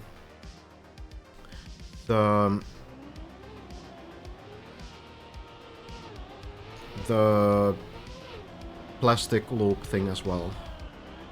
Let's see if we can land this. Oh, it's a little bit far still. Landing. Hope it works again. This time, no need to turtle. But back we go to the beginning.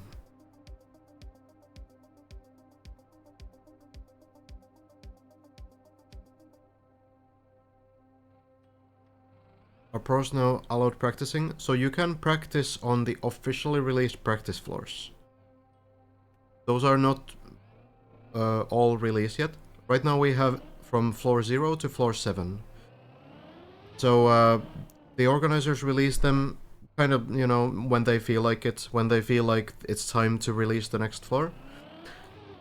I was kind of predicting that they would release like floor 6 this week still, maybe this weekend, but I didn't expect floor 7 to be released as well, because floor 7 is starting to be like very close to players' personal bests. If we look at the leaderboard right now,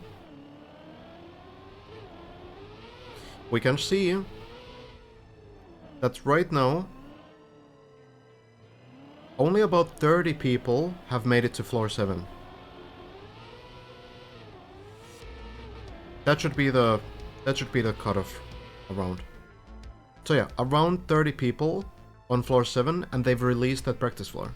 So that's actually a pretty big development for many people. Top 20 cleared, yeah. So 10 players currently stuck, or, you know, not through floor 7. Would be weird if eventual winner had practice floors above their PB. It's probably unlikely.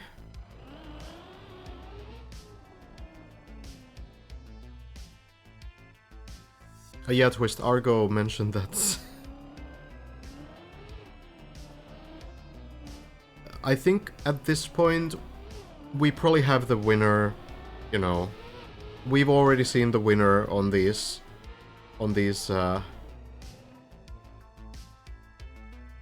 servers, I would imagine. I don't think there's gonna be any surprise winner who's currently on like floor 4. Maybe it's possible if the competition goes for like 1 more month or something, but yeah. Thank you, Batum, for the gift.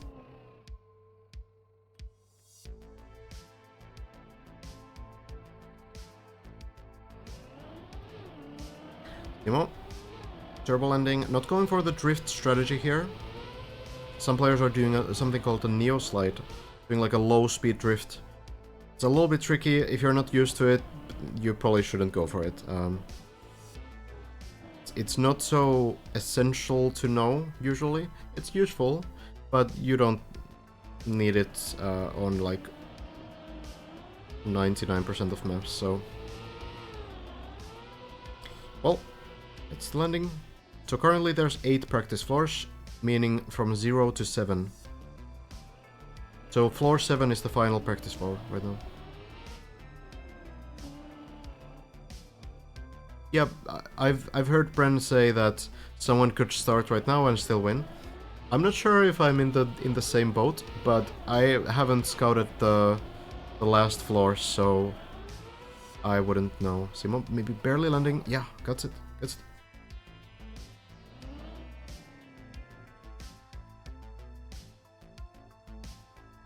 The world record happened yesterday.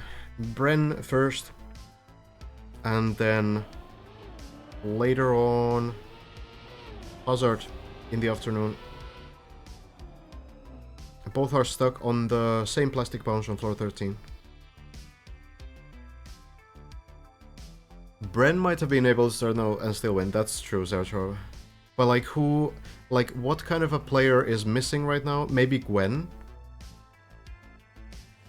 Like who would it be, right? That's the big question. Who hasn't started yet? Oh, you guys, okay, yeah. Gotcha. Lane? Lane is already disqualified, no? For like playing some stuff at the end of the map or something, yeah. Probably not me, guys.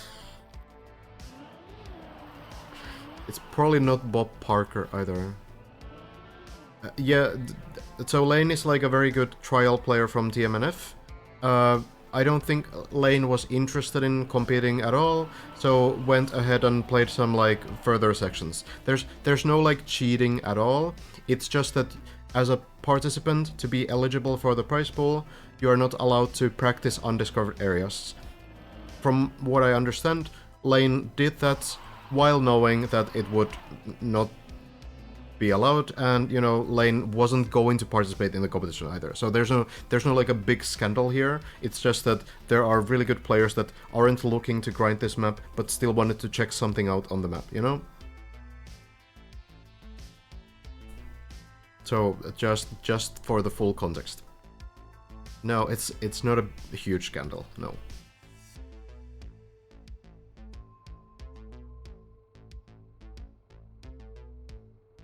You can practice the official practice floors.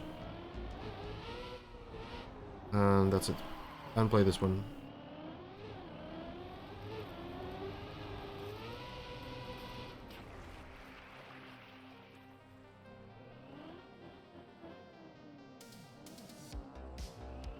No, I don't wanna make it seem like a huge scandal because it's not a scandal at all.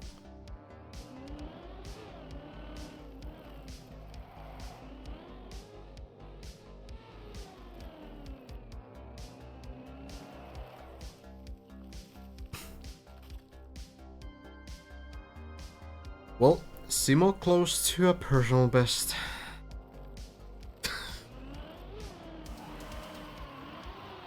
Gets over the snow. Hazard update. Simo is 2 jumps from PB, so I think we're gonna check this out. First. Hasn't made it to the spin yet. Failed this second pipe jump 3 times so far.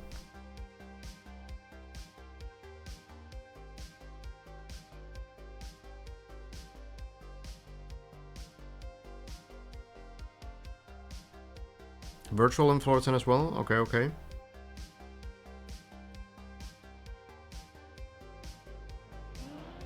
Let's see then. Simo. First jump. Looks great. And now the second one. Now the second one. Oh, it's not a good line. Simo knows it. We'll try this again. Maybe from a stable setup. Without the chain. Maybe it's gonna work a little bit better.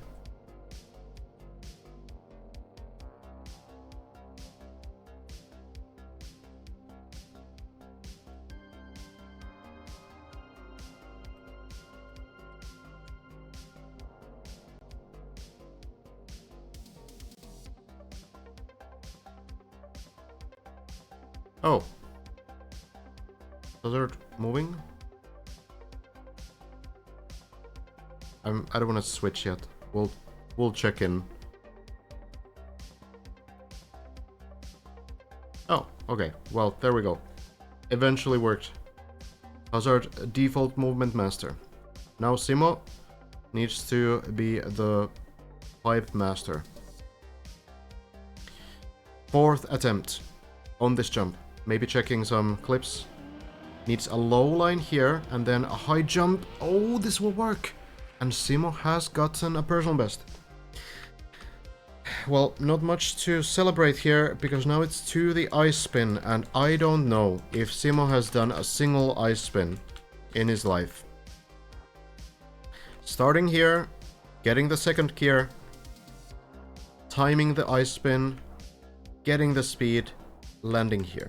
That's what it's gonna be. And I think Simo now probably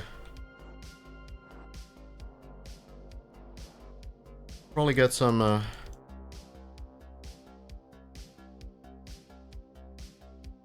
clips to help with the strategies here.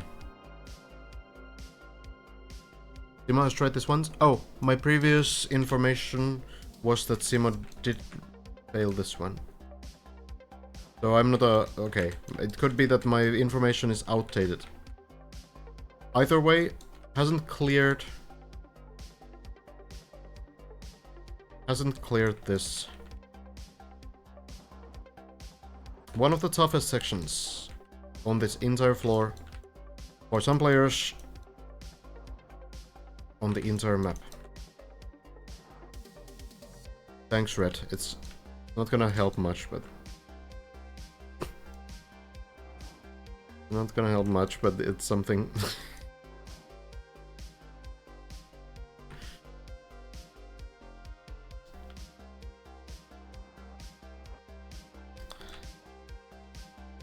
There are a lot of clips. A lot of things that you can look through. Really the key point is getting that second gear.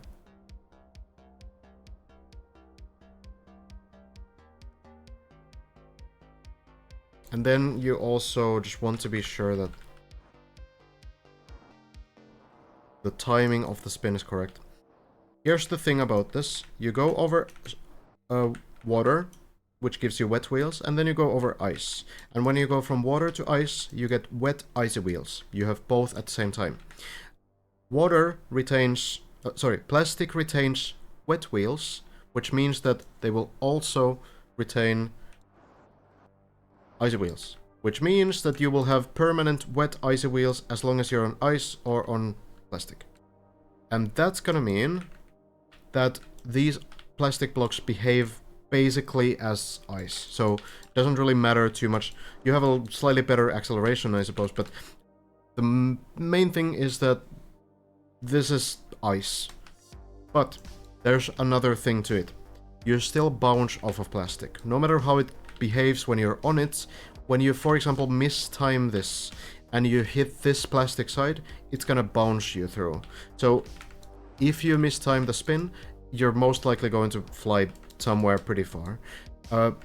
Your best bet is to recover here somewhere, or if you go a bit too far, you might land here. There's a hole, but the hole leads to floor 9 as well. So this recovery point, if you can get to the end of this path, is like fairly recoverable. And that's your best hope, I guess, that you get an attempt on this, even if it doesn't work. You somehow go either land on this ice, or on this dirt, or into this hole. That's kind of what you're hoping for.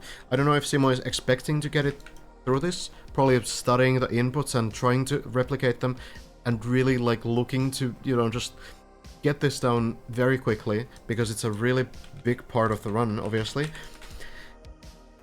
But it takes practice. We've seen some players require basically like 3-4 days to get like truly consistent on this. Even Hazard, who has been to floor 13, is still occasionally struggling with this trick. So it is not easy.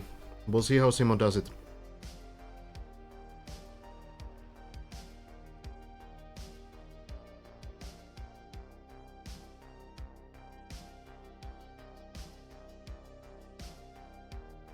The reason why you need to do the spin is because if you turned around because of the very slippery material, you would spend too much time sideways trying to get the angle for the jump. If you do the spin, you can essentially like get a head start to the line directly towards the ramp, and you can accelerate more. So you get, short answer, you get more speed with the spin. Well, here we go. Oh. Oh no.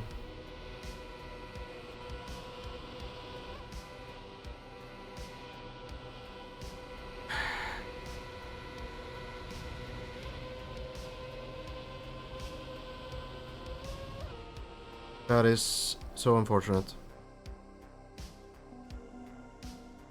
And it's like, when you get to this for the first time, right? You've watched the clips, you've seen the strats, but like, you're still nervous. This is your one time doing it. And really, like, a bit too careful on the setup. Probably trying to, like, recover from it, like, thinking like, okay, well, this is not the setup, I don't want this, and then trying to save it, but it's downhill ice, it's super slippery, and it's just hard. When you've never been to this ramp before, right? This is the first time you've ever experienced this specific spot. Of course, Simo has driven on ice, but the, like, solid experience there is still missing. So still kind of lacking the confidence, and that lack of confidence, that's gonna be the big one there, right?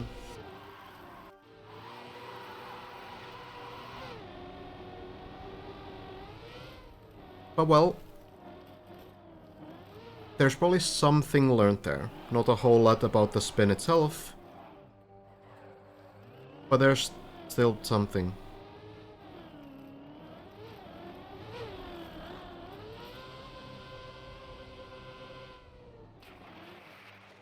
It's so hard. If you're new to Trackmania, or if you've never played it, a lot of these tricks might seem like, oh, you just spin the car, what's the problem? But the inputs are very specific and very precise. You need to do the inputs at the right time, you need to have the right speed, you need to have the right line. Everything's so complicated.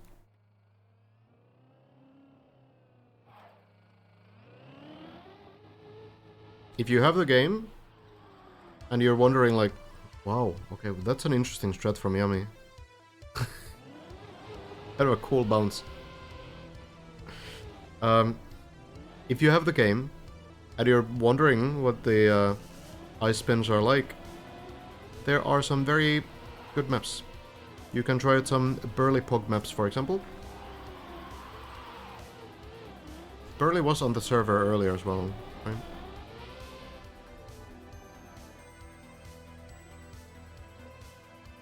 There's some good maps. Hazard is eating, so AFK.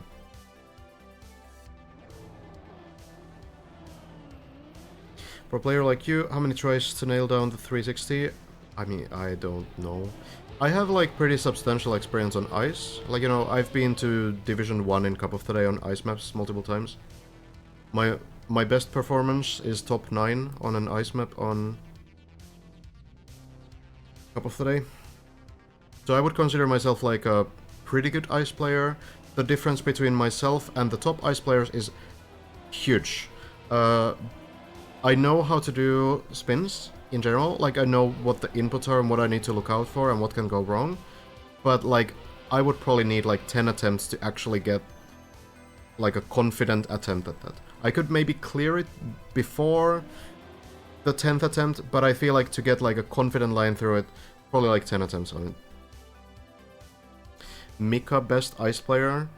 See, it kind of depends, because I feel like ice is so diverse in itself. You have like spin maps, and some people are better at spins than others.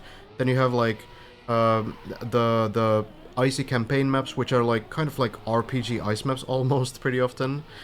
And then you have like the like competitive ice tournaments, which are, you know, built by unlucky bones, like specific like very good ice mappers, and they build super good well-designed maps, which are again different from like icy campaigns, which are not ice maps. They are official campaign maps turned into ice surface, right? So they work in a little bit of wonky ways and such.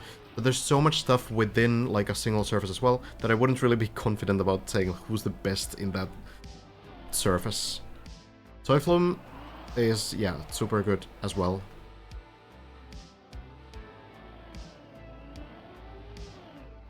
We probably have some ice players in the chat who can give their takes, but if they want to.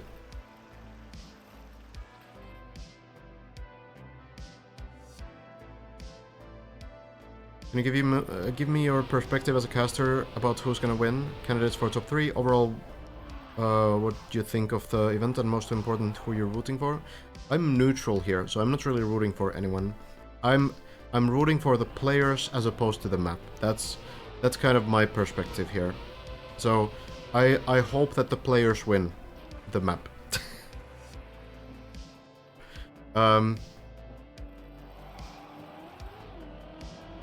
As far as who's gonna win, at the moment it kind of looks like Hazard and Bren are getting away a little bit, but I don't think it's even unlikely that Elcon, Virtual, Lars, even Scrappy and Skandir are still able to catch up pretty soon. Like, it could be one good session and suddenly they're on floor 13 as well. But at the moment, you know, Bren and Hazard getting a little bit further than anyone else and getting more practice on floor 13 already before anyone else has reached it. So we will see. Hazard is safe, yeah, but eating dinner. Hardly.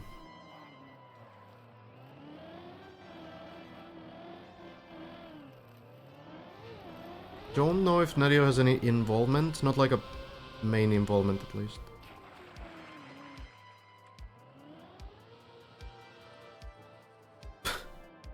Fortunate.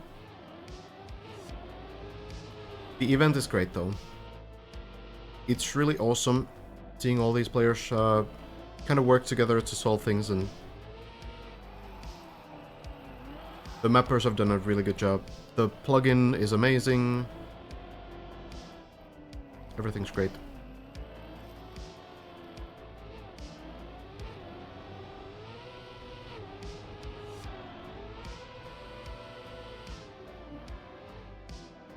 Yeah, I think that once we get to like floor 14 and 15 especially, the gaps between the top 5 will close again. They already closed once on floor 11, and now they're getting wider again because floor 12 was figured out so quickly. But I think when we get to like floor 14, at latest at that point, it's going to probably close again.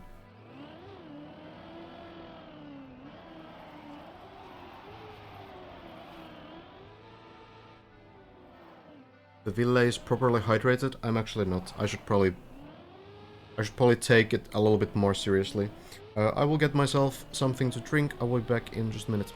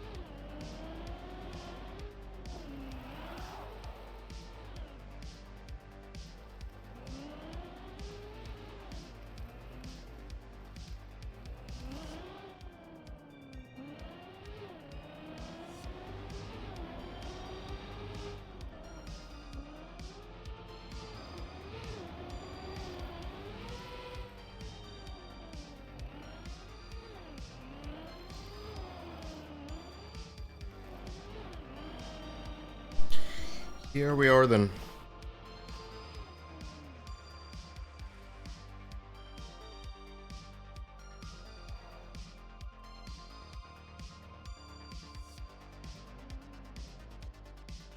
Yeah, I wouldn't want to talk about those kind of workarounds, Viper.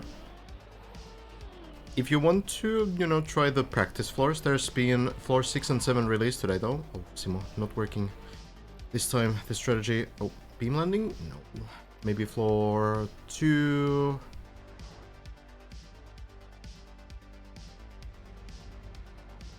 Of course, a plastic bounce. Alright, well. 8 is not out yet. I think the confusion comes from the campaign having 8 maps, but the first one is floor 0, right? So it's 0 to 7, which makes total 8 floors released, but it's, you know, kind of confusing.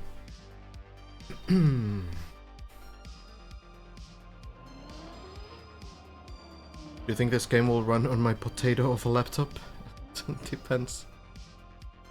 What kind of a potato?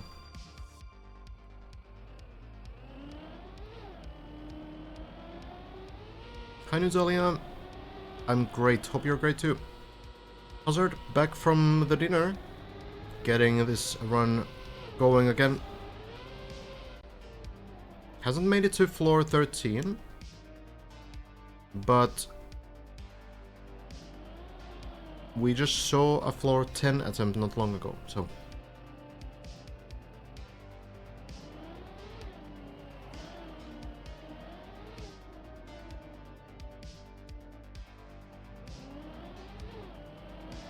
Like, there's probably minimum specs of this game somewhere, right?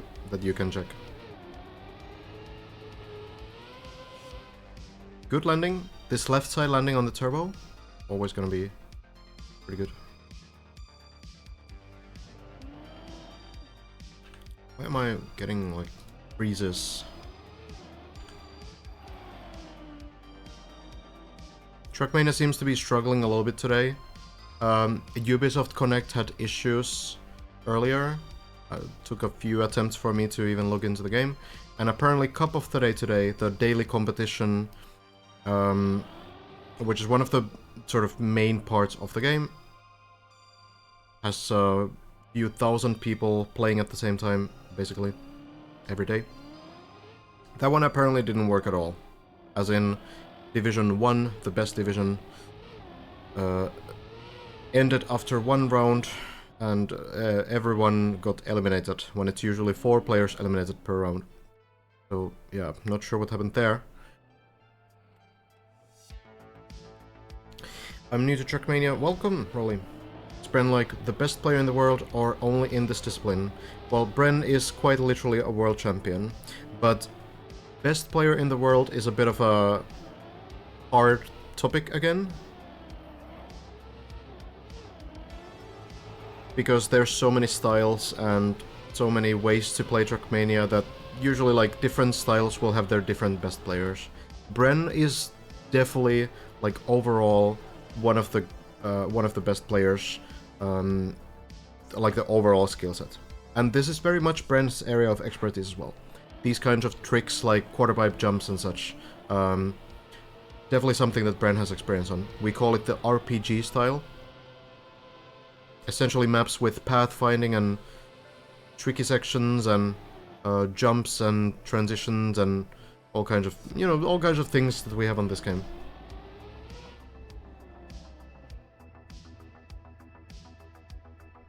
I am really struggling with FPS right now. Not sure why. Changed suddenly. Well, maybe it'll fix itself. Hazard. Landing in. Let me check if it's the same. Seems to be the same here as well.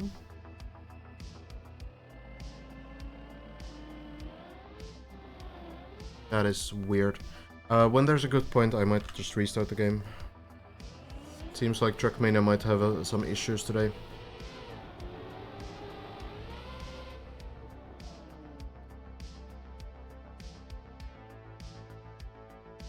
I could honestly even do it right now, before we get to the ice spin. Let me just do it. Maybe it'll fix it instantly.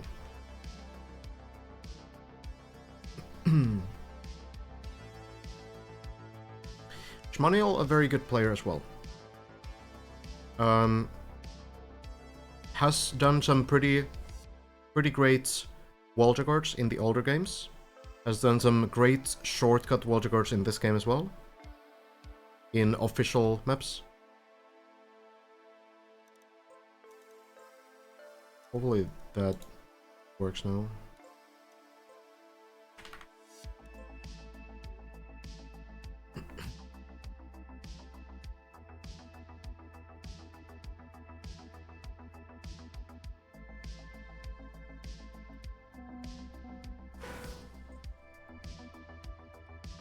Is it still struggling?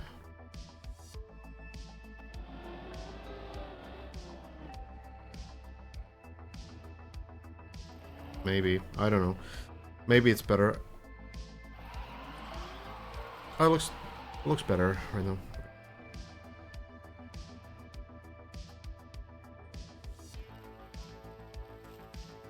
Manuel apparently very good on spam me of the day as well.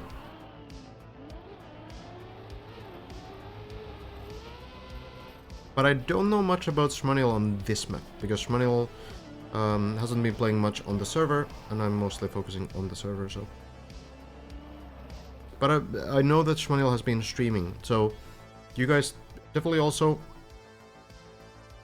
remember that many of these people are streaming their grind as well. So if you want to check in on anyone's POV, get in on like some first-hand comments about these sections and such, make sure to check out their streams too.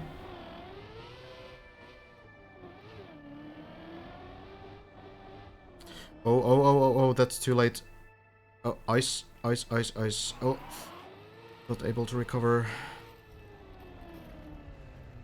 This is a bad place to fall. It's always so rough, because you know that the line is not gonna work, but you know it too late. So then it's like, okay, well, what am I gonna do? Am I gonna break, or am I gonna try to full send it in some other recovery?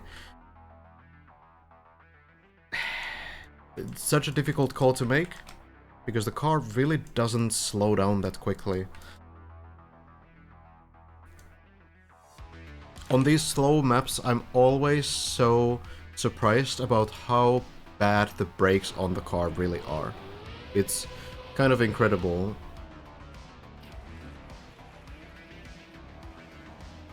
They just don't really work. But yeah, do remember, a bunch of these people streaming were aiming for a more educational style here. The players obviously focusing more on the gameplay aspect, so we can try to explain tricks and answer questions and keep track of the whole sort of competition here. And then the players can give that POV experience where they have the first-hand comments about what they want to do.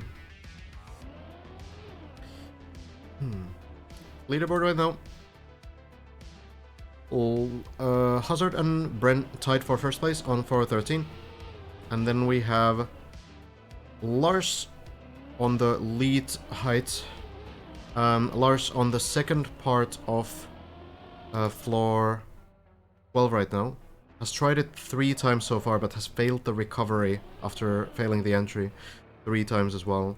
Elcon, floor 12 as well, I believe the very beginning. Virtual at the end of floor 11, trying to do the half loop spin. Next, Scrappy, somewhere in the middle of floor 12, I'm not 100% sure where exactly it is. Scandier is on the beginning parts of floor 11. Scandier can definitely catch up, yep. Simo is on the ice spin, Shmanil probably on the ice spin as well. Granadi on the final jump of floor 9.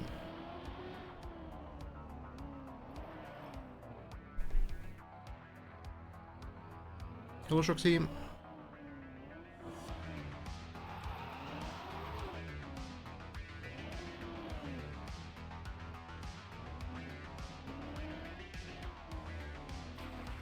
No, Scrappy on floor 11. I don't know if I misspoke, but yeah, Scrappy on floor 11. Not quite as far as virtual as far as I know.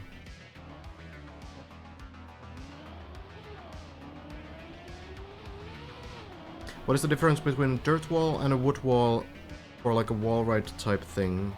So wood walls are super weird. Because wood... Okay, before I answer, do you mean like a tarmac wall ride? Like the normal kind of a wall ride? Or do you mean actual wood wall rides? It's a difference between a between a 30-second answer and a 5-minute answer.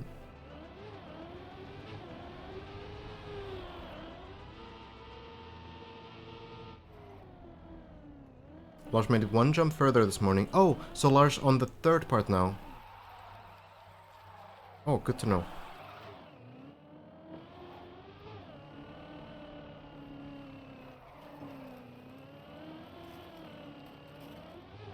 We're like grip and ride for a while. So these surfaces, you know, this is like the tarmac surface. We do have like wood surface on this map as well. Probably no wall rides, but this is the wood surface. And in November of last year, this surface changed. It is an insanely high grip and fast turn rate surface, where at low speeds you accelerate pretty slow, and high speeds you accelerate extremely quickly. It's pretty goofy sometimes because of the actual 100% grip, meaning that you cannot drift on the surface no matter how much you try when it's like a flat sort of, you know, ground surface. But when you're vertical on a wooden wall, it has like a drift possibility just because you're vertically there. So you lose the grip when the car is like, you know, on this kind of a actual wall. But the surface still kind of keeps grip to an extent where you can sort of zoom up, almost like dirt walls. You can sort of stay and drive on the wall, and you have a bit more control than like a ice wall, for example. But it's very strange. It's hard to really put into words because how weird it looks and feels.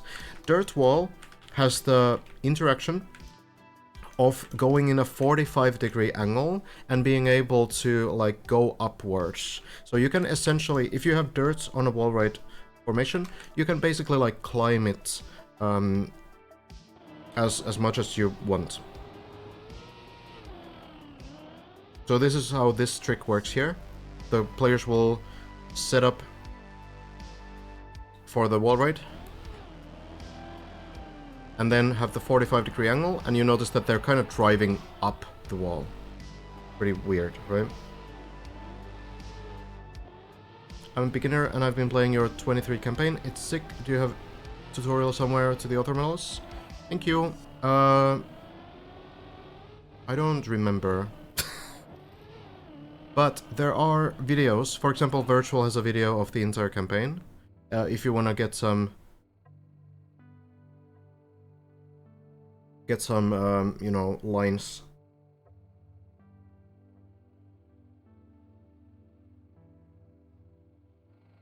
I have all the replays. I could, you know, make a pack of those and put it somewhere, but, you know, later.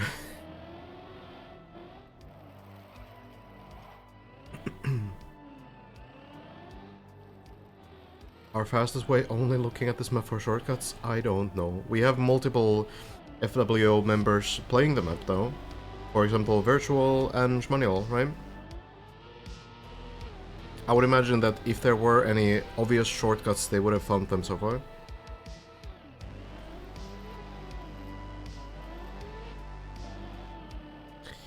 What do you think, how long it will take to finish TP2, and how many people will even be able to without checkpoints? So, before the event is over, I don't think there's more than like a couple people. I think the 3 people finishing this map, that's probably like already pushing it a little bit, because the difficulty is getting pretty crazy. There are like multiple people who have the skill level, but it's really hard to learn these later floors. But here's the thing. After the event is over, there will be 2 things released. One is gonna be all the practice floors. So all the official practice floors will be released.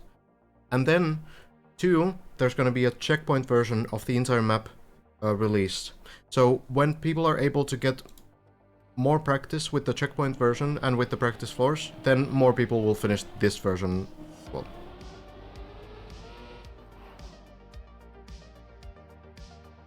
I don't know how long it's gonna take though. Don't know how long it's gonna take to finish this up.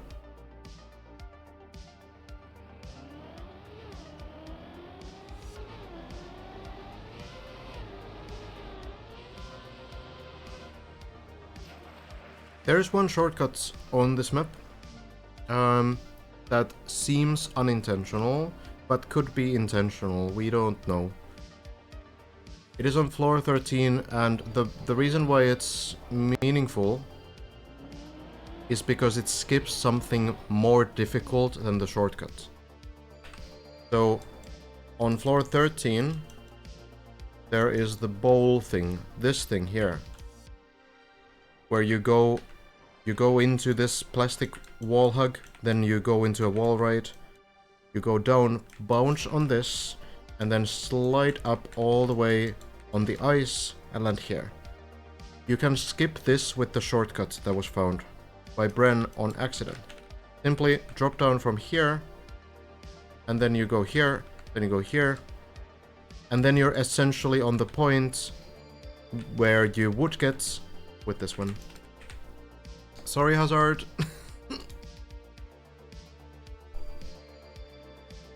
Good luck on the runs. Let's hope for no more 20-minute default movements, yeah? There's also Matt. Oh, Matt is FWO? I didn't know that, actually.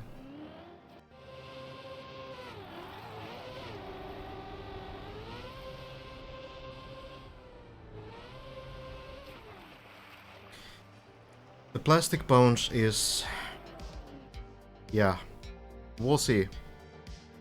Hopefully we get to see some attempts on it today.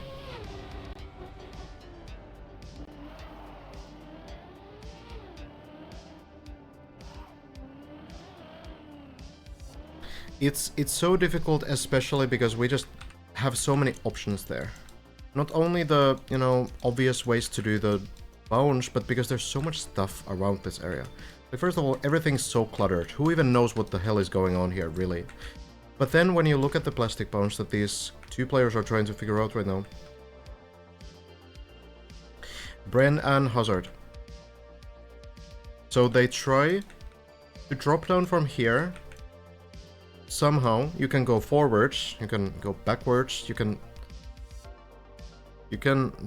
probably go sideways too, though I don't really see how that would work very well. And then you need to bounce on the floor, upside down or with the back of the car or whatever, and land here. And this is the high grip surface, the wooden surface that I was talking about earlier. So this surface, if you touch it at all, it will full stop the car. Because of how this grip works here. It is very goofy and very weird. So, fairly confident I can pass this bounce next time I get there. Really? Okay. You have been cooking something. The backwards strat looks pretty promising though. It did give enough height. The height was there, it's just the distance. Now, a couple things about this that's good to know. One is that this is glass, right? But actually, it's plastic. So this surface and this surface are the same surface. This is how the video game works, right? These work in the same way. You can bounce off the wall as well. That's doable. And then the other thing is that there's a strange hole. I'm kind of leaning towards this being some bait path, honestly.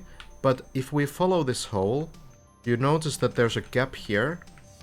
And this dirt part you clear earlier, so it does seem maybe like a bait from the mapper, but there's like a gap here, and then you can technically get here, and then I don't know. I don't know what's happening. Virtual and PB attempt. We can check in on virtual. We can check in on virtual.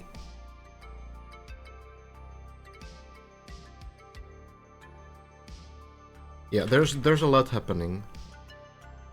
So far we have very important information from the mapper about this floor. Oh, virtual already going. Oh, and lands it.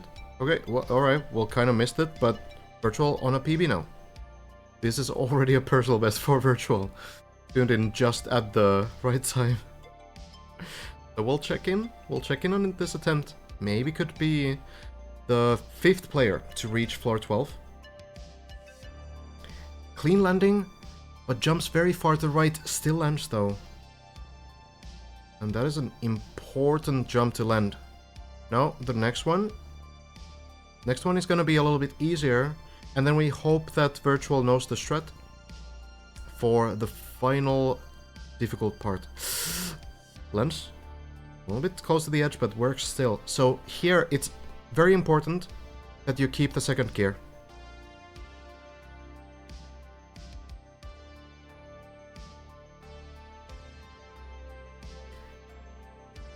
Elcon has also reached floor 12, yes.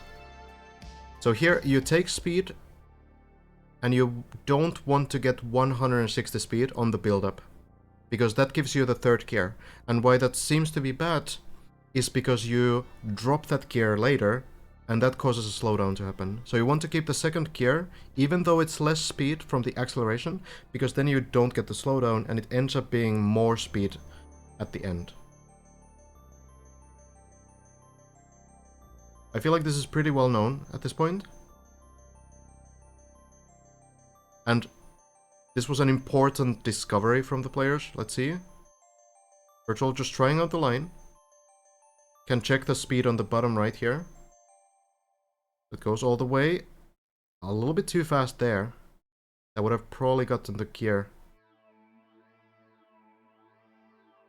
Clips the line, but still on the platform.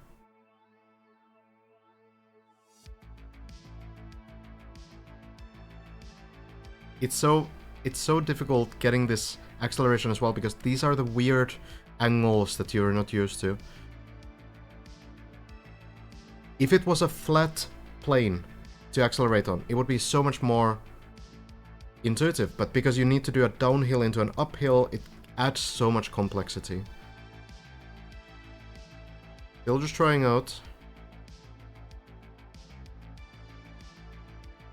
Checking the speed. Now commits 155 speed, and it will reach the pool. The thing about how Trackmania car works, which is also very goofy, is that as long as you touch water at all, you will be able to flip the car. There is exception to this is if you're playing with the other cars, because there are also the rally car and snow car in the game. So the snow car will just fall down water like a rock, and it will not do anything. I'm not 100% actually how the rally car works. I'm not sure if anyone has ever tried to play the rally car underwater, honestly. Well, here we go, final jump into floor 12, and Virtual will be player number 5. Reaching this floor, and now we'll probably check out some strats farming personal best height. Just in case. So, getting that new PB going. Very nicely done. And floor 12. Only 6 sections. It's broken down to 6 different combinations of jumps. And I think at this point Virtual will be checking some clips. And you know what? Let's check the sections while that's happening. So, first section. Landing here.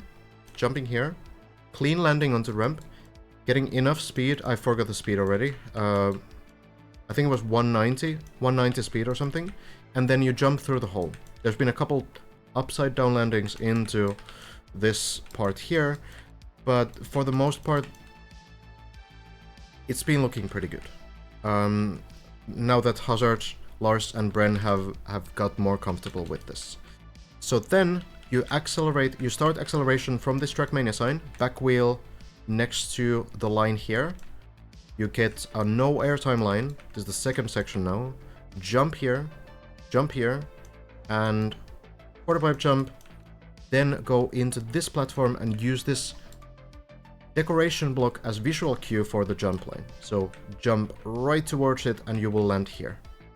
Now, here's the good news about this floor. Unlike floor 11, you can save your runs if you commit and you make a mistake. On floor 11, it's basically that you always fall down. But here, you fail something, like you land too late, you don't have the speed, no problem. You go here, you line up this jump, land in the pool. Then you go back to the beginning and try again. On this second section, we've seen Lars fail a recovery 3 times on this part. So Lars found a way to jump over here and then go back and then climb this. But the ramp is higher than this platform. So then, you know, there's... this line is very rough. It's really not easy to do at all. Oh, virtual is... oh, no, virtual is checking branch spots too. So here we can kind of see, like, the... we're now watching virtual watch Bren. We can kind of see the intended line. So here, aim towards the moving block, and you will be able to get it. Yummy on PB as well. I think we'll we'll have to stick with the virtual run right now, but I will check in on that as well, really quickly. Oh, past the tricky transitions on floor 7. That's really solid. Looking forward to that. I feel like Yummy is closer and closer to floor 8, but no, falls down. That is unfortunate. Oh no. It was a good try. A good try though. And a good PB. Floor 8 is so important to reach, because it's such a soft sort of checkpoint. You can always, like, recover higher floor attempts on there. But floor 12 is kind of similar. Like, this is much safer to be, as it seems, compared to floor 11. Because, like, look at these recoveries.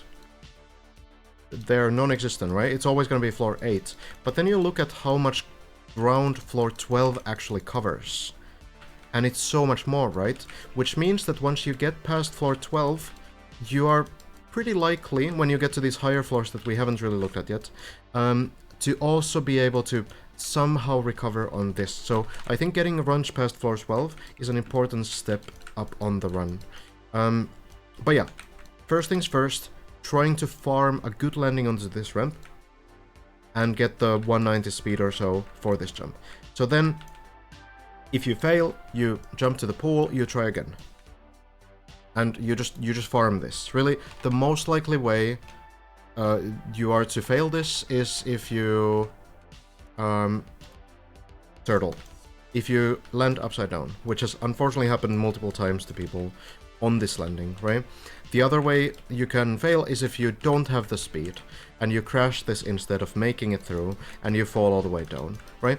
But the problem has kind of been solved with the fact that we know how much speed you need. So you can check the VODs, you can check the clips, you can understand, like, okay, what do I actually need to get here? And then eventually you will be able to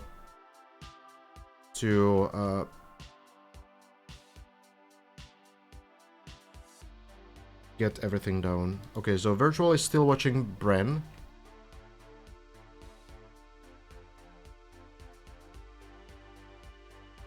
Virtual is now watching Bren do floor 8. So I don't know what's happening here, but, you know. I guess Virtual is scouting floor 13 already. A bit ambitious.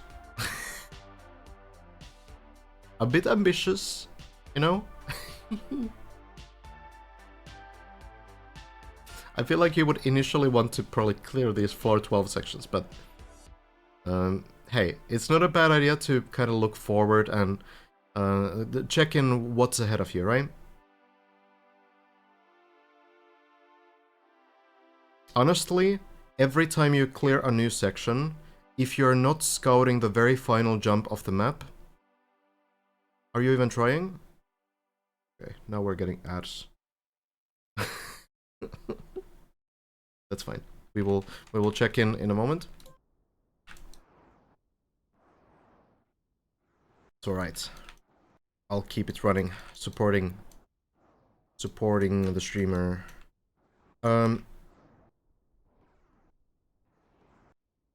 yeah, really just you just farm this first landing. When you get to this point, there is a pretty nice recovery at the end. So if you fail this second jump, so that you still make it up this quarter pipe, what you can do is you can jump to this ramp back, and you can retry this as well. So really, like, there's very good recoveries on this floor. On the third section, what we've seen Hazard do a couple times as well is when you go here, jump here, land here, and you don't have enough speed because you don't get the instant perfect grip here, you simply crash this landing. It seems better if you crash the right side here, and then you fall down here, and you're back to the start, right? And from here, you can then get back to the pool again, right? So really good recoveries on this floor. Really, like, the possible way to fail this is if you either land upside down, if you commit to a line too early, so it doesn't make it to the recovery point, or if you panic. And it's very easy to panic, of course. You're, for the first time on floor 12, your heart rate is 120 plus.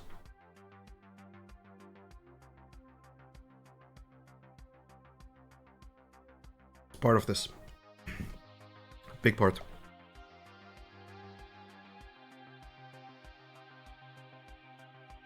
I feel like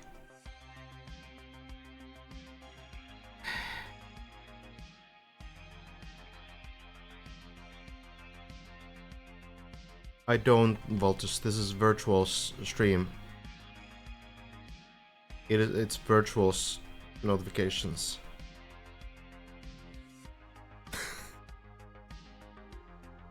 Yeah, just scouting this and oh, actually, getting almost 200 speed now. I think 190 is enough. 190 I think landed. But yeah. Apparently Bren also getting like 200 speed. Let's check in on Virtual's first attempt here. Goes in, knows the recovery, for sure. Yeah, that's not good, so back to the pool. It's fine, we're fine. Not an issue. Virtual knows this for sure. Does Virtual know the recovery? Wait, does Virtual know? Surely knows. Knows for sure, yeah. Looking at the pool, it's fine. Just don't panic. You can retry this as much as you like.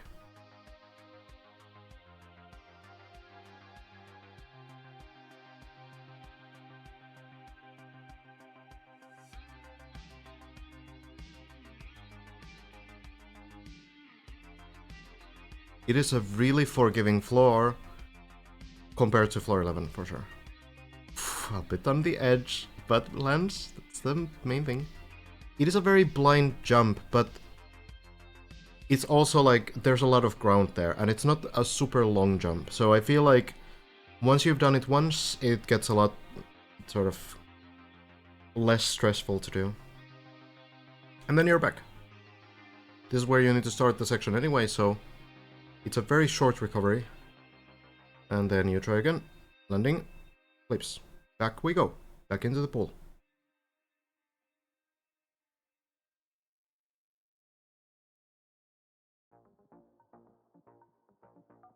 That seems far. Okay, still lands. That's a bit scary. That's a bit scary, but getting practice. Thank you, Red. Yeah, I had no idea Virtual is on PB.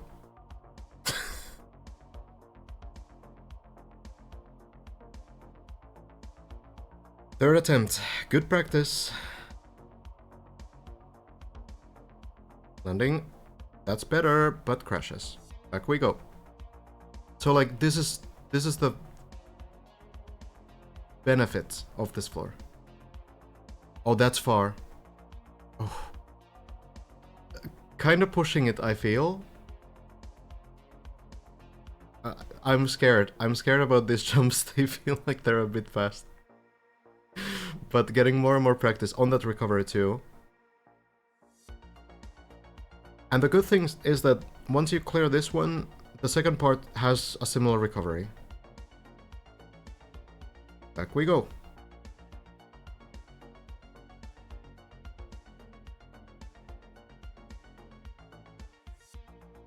It's a very difficult floor.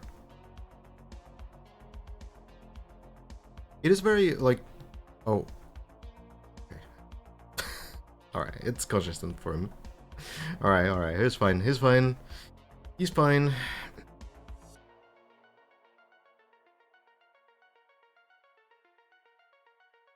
feel like Virtual is missing the acceleration of the first landing of this sequence. I don't know if it's really speed related. There.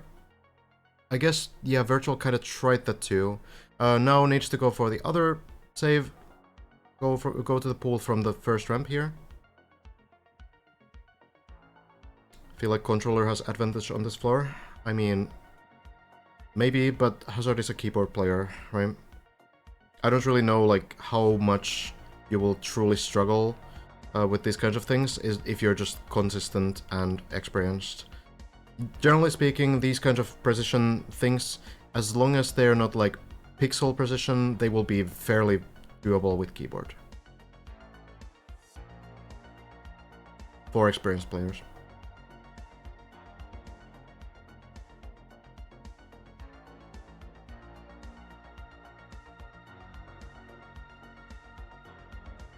So, back we go. Landing. Line. Better. That was better, but a little bit too wide. So back we go to the pool. It's always so scary, but okay. I trust him at this point.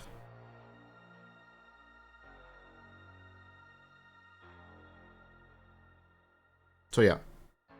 It's basically the infinite loop until it works, or turtles the landing. As long as you don't commit to a bad line. You know the speed that's required, you've checked the watch, you know everything. That's better.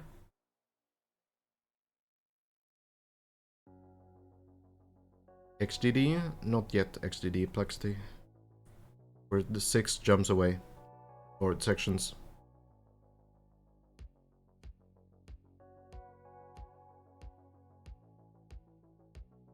Can you play next clip, please? No, we're gonna loop this for a while. Attempt number something. That's better. Not quite. I don't really think he's doing anything like super wrong. The landing looks very good. It's just crashing on the outside wall. So it just needs to enter the ramp probably slightly wider. And that's it. But the line is getting better with every attempt now. So it seems to be getting... it seems to be improving all the time.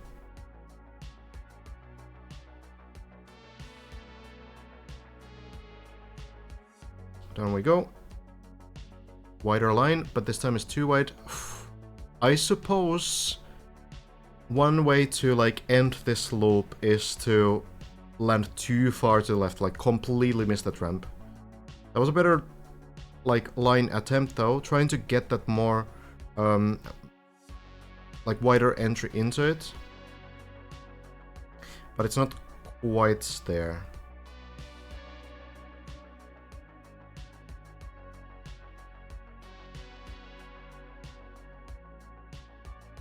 Wider line. Better, closer. It's getting there. It's getting there. It's just tricky. But you have to be kind of glad that you're getting so much experience on this jump as well.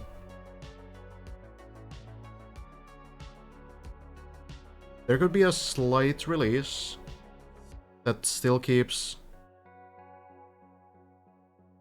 enough speed going. Landing. This looks like the best one. Oh, so much speed. But it turtles. Is it gonna flip? Backwards, trying to do it. Oh, no. We've seen this happen to Bren and Hazard as well. So, as mentioned before, unfortunately one of the two ways this loop usually ends. But the speed was excellent. 208 or so. So it has more than enough speed, right? So next time I'm pretty confident this will work. It's a very good attempt from Virtual, and really good to see another player on this section.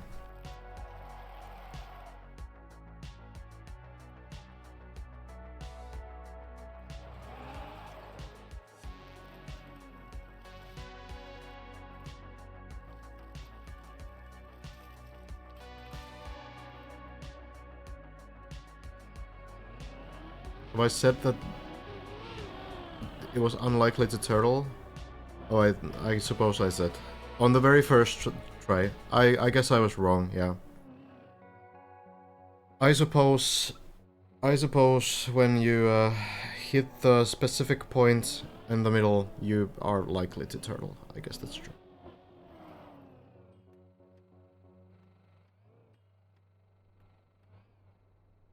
No, yeah, Virtual, I feel like, has everything figured out on that jump now. So, next run into that point will be a lot better too. The floor 12, only 6 sections, very practicable in a sense, because you can get these endless retries on a lot of those sections, but it is so difficult to still do like the very precise, very speed checked lines there, and the turtle landings, they occasionally do happen.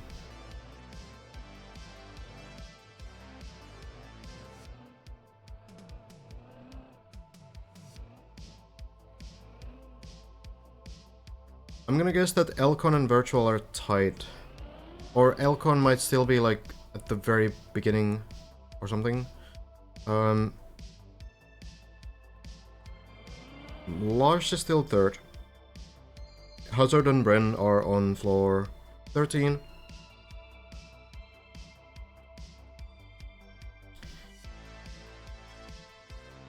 Yeah.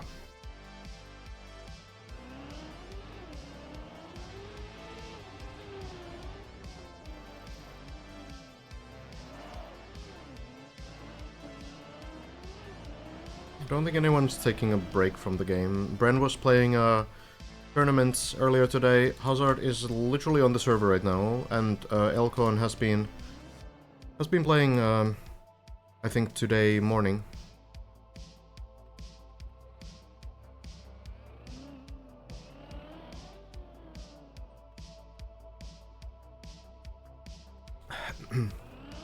Yeah, the Simo car skin is very cool. I agree.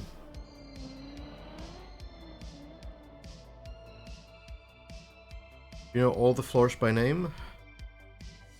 Probably not. I forgot a lot of them. I love the early ones, I forgot.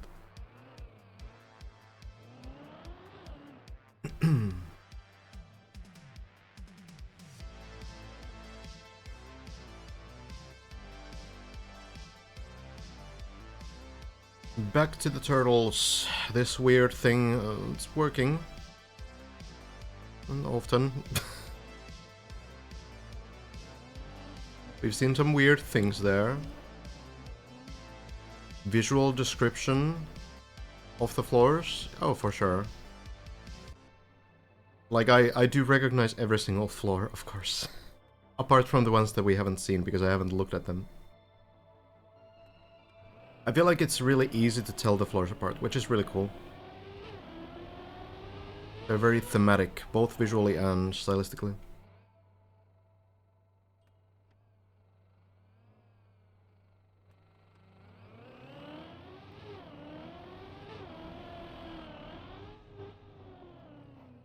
Simo's personal best now on the ice pin. On floor 10. Had an attempt on it.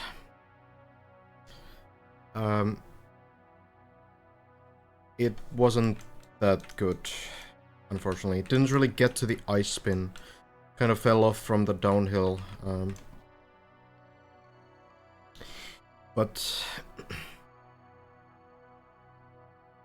at the very least, now has like tried the setup for it, understands something about it. So maybe we'll see. Maybe we'll see developments.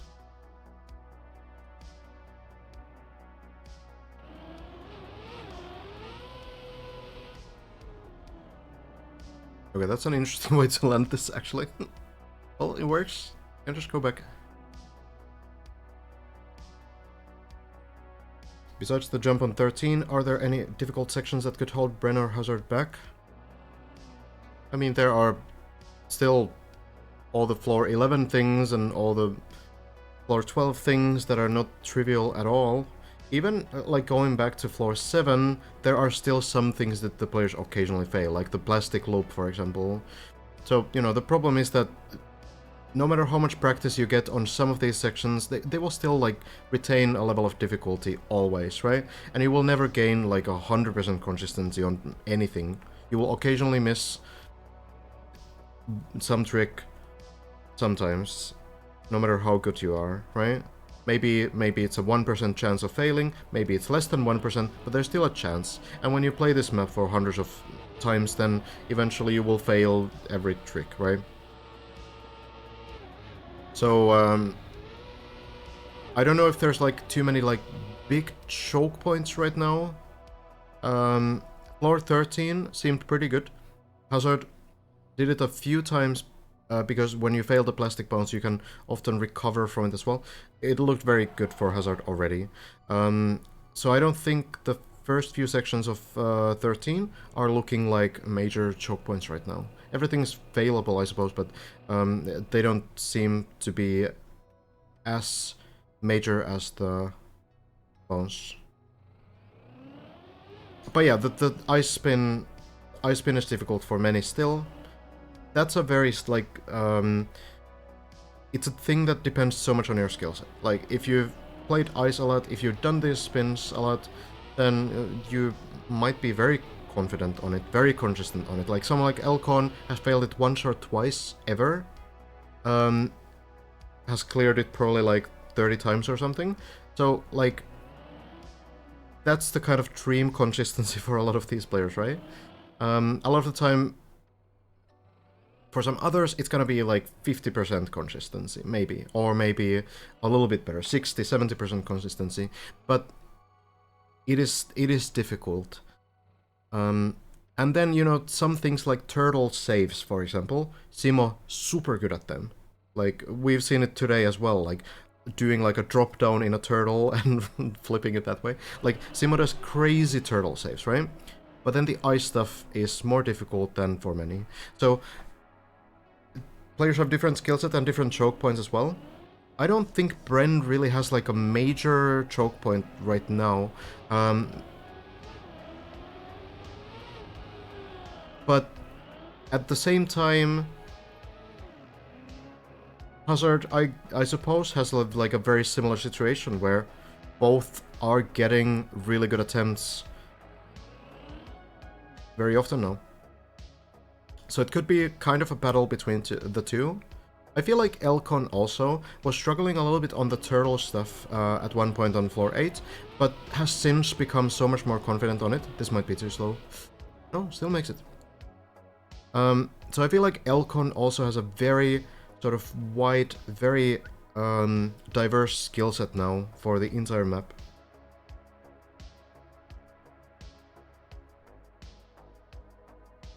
Someone like Scrappy as well, very diverse skill set, and Virtual also, very diverse skill set. Lars as well. I feel like there's like a couple players on the floor 10 range that have some trouble with like specifics and are very good at other things. So yeah, it's interesting. It's interesting. It is good that this map is so diverse so that we can like even discuss these kind of differences, right?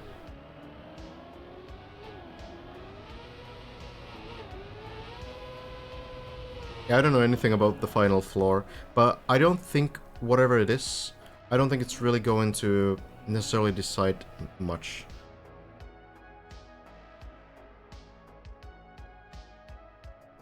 Because anyone who can get to floor 16 has to do 16 other floors, right? From 0 to 15.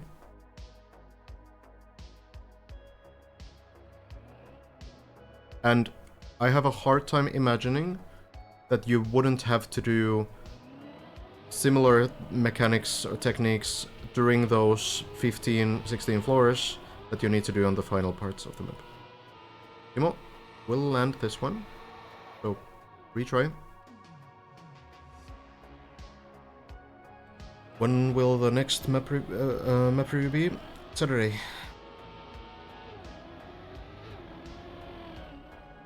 Simo's personal best is Ice Spin. As in, hasn't made it past the Ice Spin. Simo is keyboard player, yes.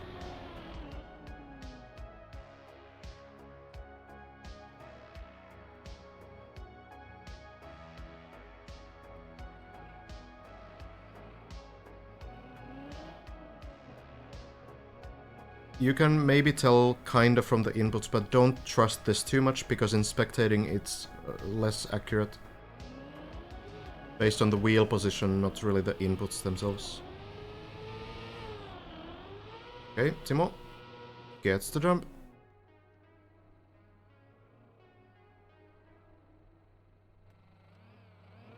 Would be worth practicing a 360 ice map for him. Yeah. It could be that, you know, a couple sessions on like an ice server could increase at least the confidence a bunch. I don't really know if any player has done that. I feel like there were some players who played a little bit of like turtle maps. Oh, Simo. Turtle is landing, but oh, gets it. Great save there. Doesn't land further, so this will be a little bit of a quicker recovery. If you land below, you need to go back to the beginning of the floor, so... Good. Timo with the turtle saves.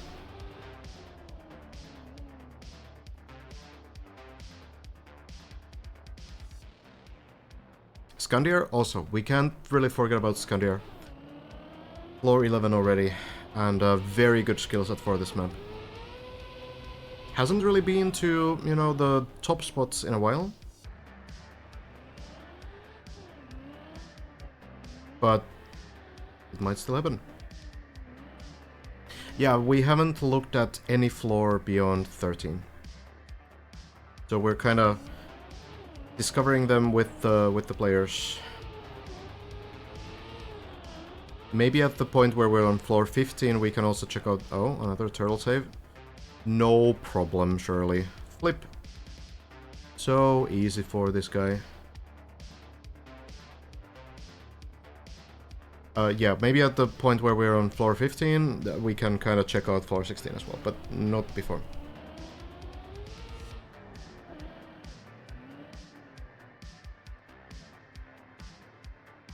Say that because he's Finnish. I say that because...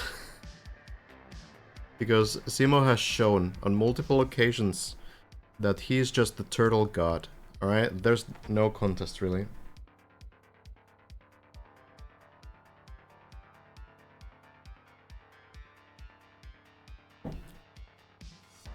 Course playing much? Maybe not as much. Must have so many hours casting this. We're on day 17, so yeah, probably. I don't know how many. 150 hours? I don't know. I don't count.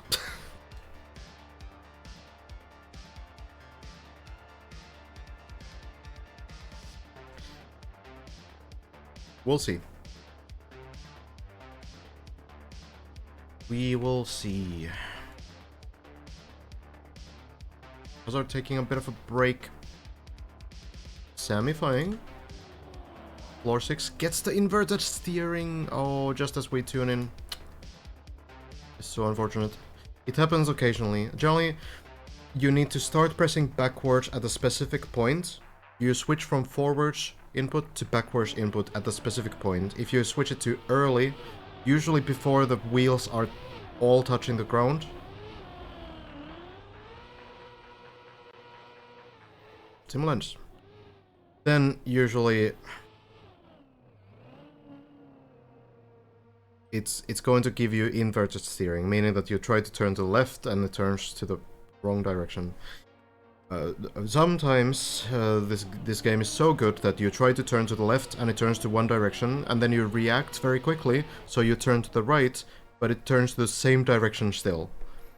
So, like, sometimes it's actually unsavable.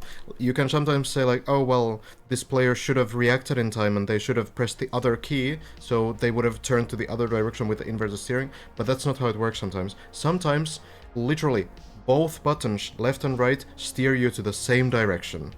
It is the worst. No words can explain how frustrating that is, when there's literally nothing you can do. It's a rough game sometimes.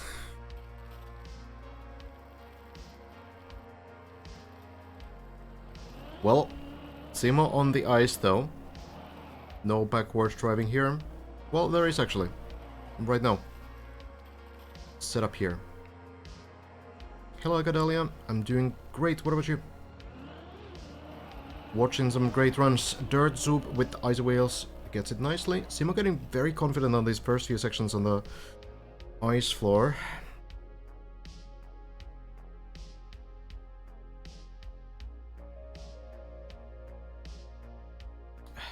The reverse direction. So there's actually an entire like mapping and playing style with backwards style. There are some very good players. Some of you might have seen people play the backwards trial map sometimes, which is created by Arthur, often regarded as the best best backwards player in the game. Arthur Near would be another player than Arthur.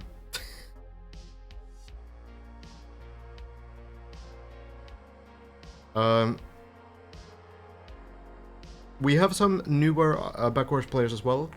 A lot of backwards driving is based around like getting speed slides and doing like insanely clean lines without losing speed, and it's so difficult. It's actually like unbelievably difficult. Having built some backwards maps myself, it is truly a skill set. Okay, Simo, this time the ice slide works. Nice.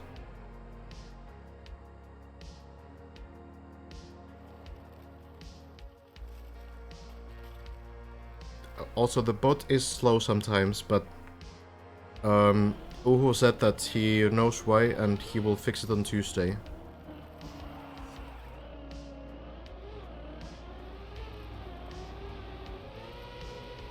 One head bot becoming two head bot.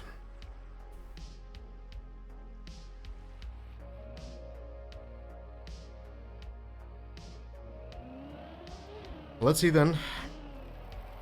Maybe another spin attempt.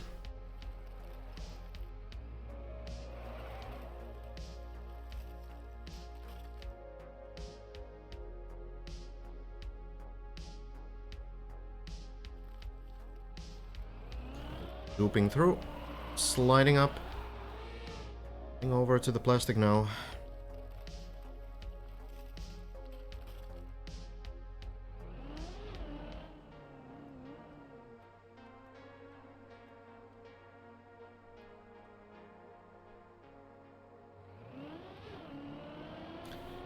Oh, but speeding too much through the pipes. Floor 7, maybe a pool landing looks to happen. I feel like Simo's struggling quite a bit with these pipes. Maybe overthinking it a little bit as well. There's something about these. I feel like Simo taking a little bit too much speed right now for this one. We see a lot of players kind of starting from here and then still doing like pretty big releases and still making this jump. So it's, yeah, it's very difficult though. Very difficult to get the correct line and the correct speed.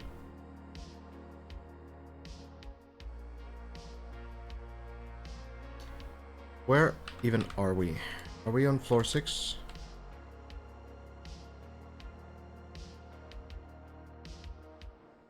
Yeah. Where do you go?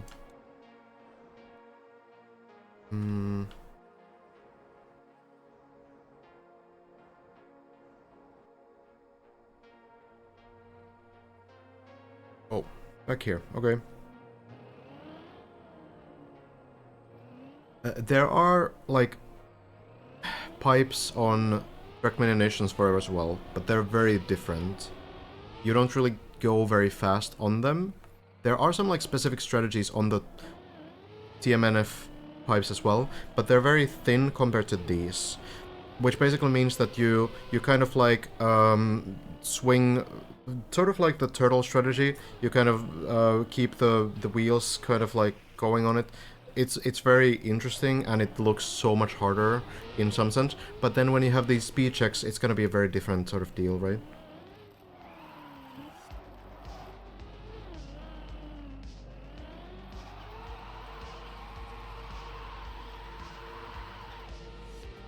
Do you think the final fours are inherently hard, or just hard because it takes so long to get there? Yeah, probably both.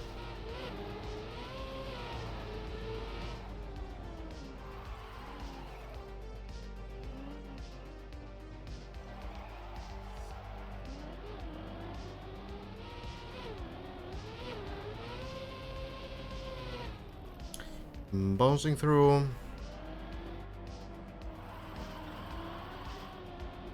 I'll start getting some runs going now. We have quite a few people on the server, actually.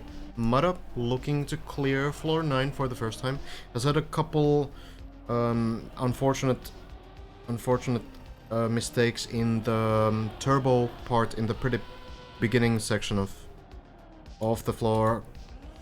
We have a lot of people also trying to reach floor 7 still. One interesting thing that happened today is that floor 6 and 7 practice floors were released, if you haven't heard yet.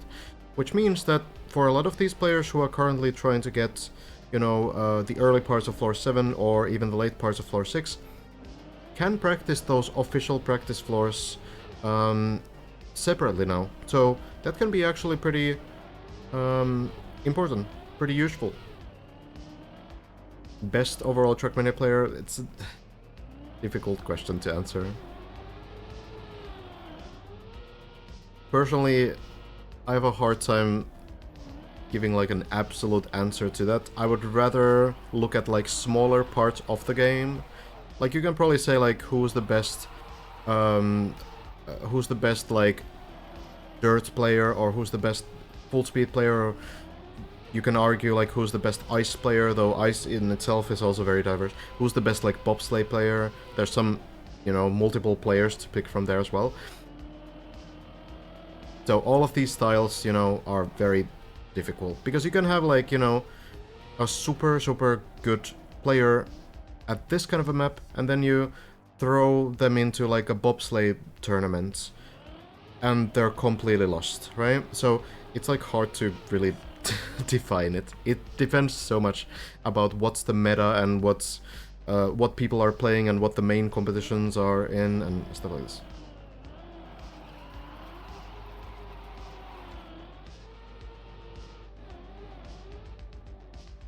Imo, already back to floor 7. Doing pretty nicely.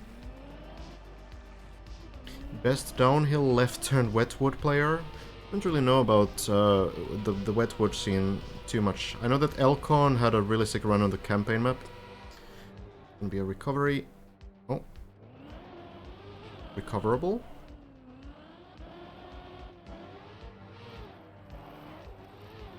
Elcon is very good at everything, pretty much. I have a hard time thinking like what Elcon's weak point really is. Maybe it's the turtling, but Elcon looking pretty good now on the turtle parts on this map too.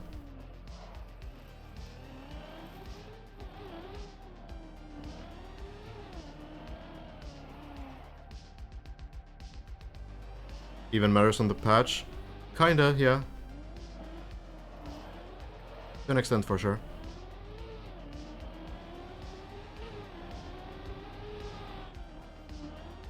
Is he good at the new cars? I don't know. I mean, Elcon is a keyboard player, right? So we can say that probably not insanely good. I feel like I do remember that Elcon had like a really good run on one of the snow car maps when snow first came out, or maybe one of the rally maps. I feel like Elcon is really good at smooth steering with keyboard as well, with the action keys. Someone like Techie is really good at that as well.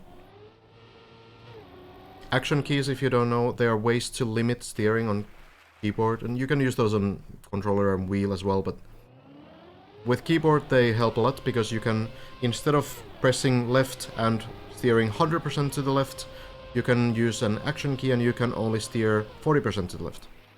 You have 4 different action keys, so you can have 20%, 40%, 60%, or 80%. So sometimes some very precise tricks you can toggle the 20% steering and then you can steer a lot more carefully. Hello, Ion.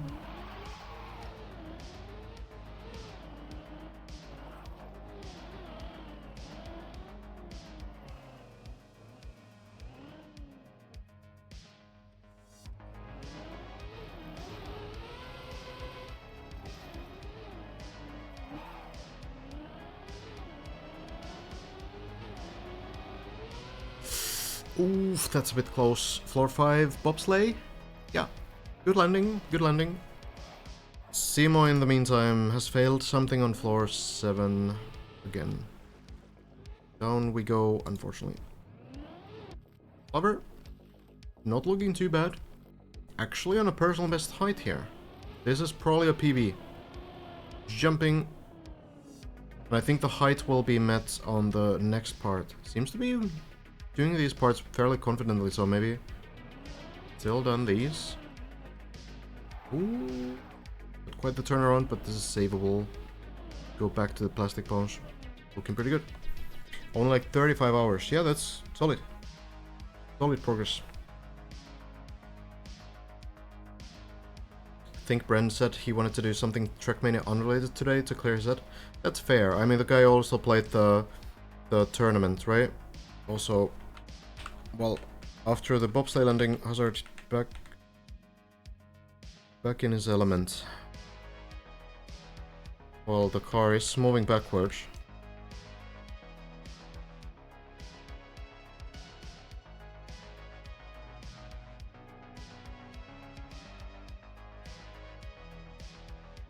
Let's check in a little bit, I guess.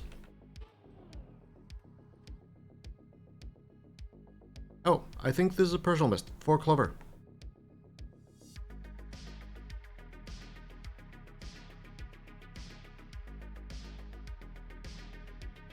Nose bugs and bug slides don't work on other cars now. There's some other weird stuff, like interactions with moving blocks.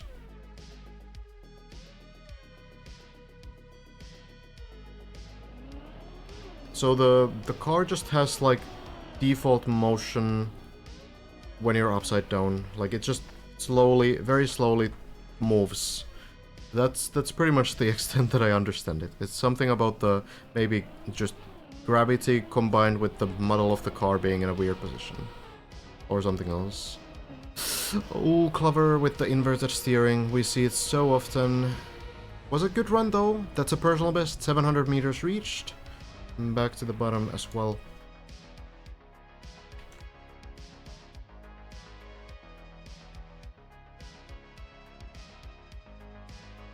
What do you mean inverted steering? So sometimes when you switch from forwards to backwards, as you kind of drive forwards and then there's like a setup to flip the car backwards, for example, like it is there, you will have a forwards gear.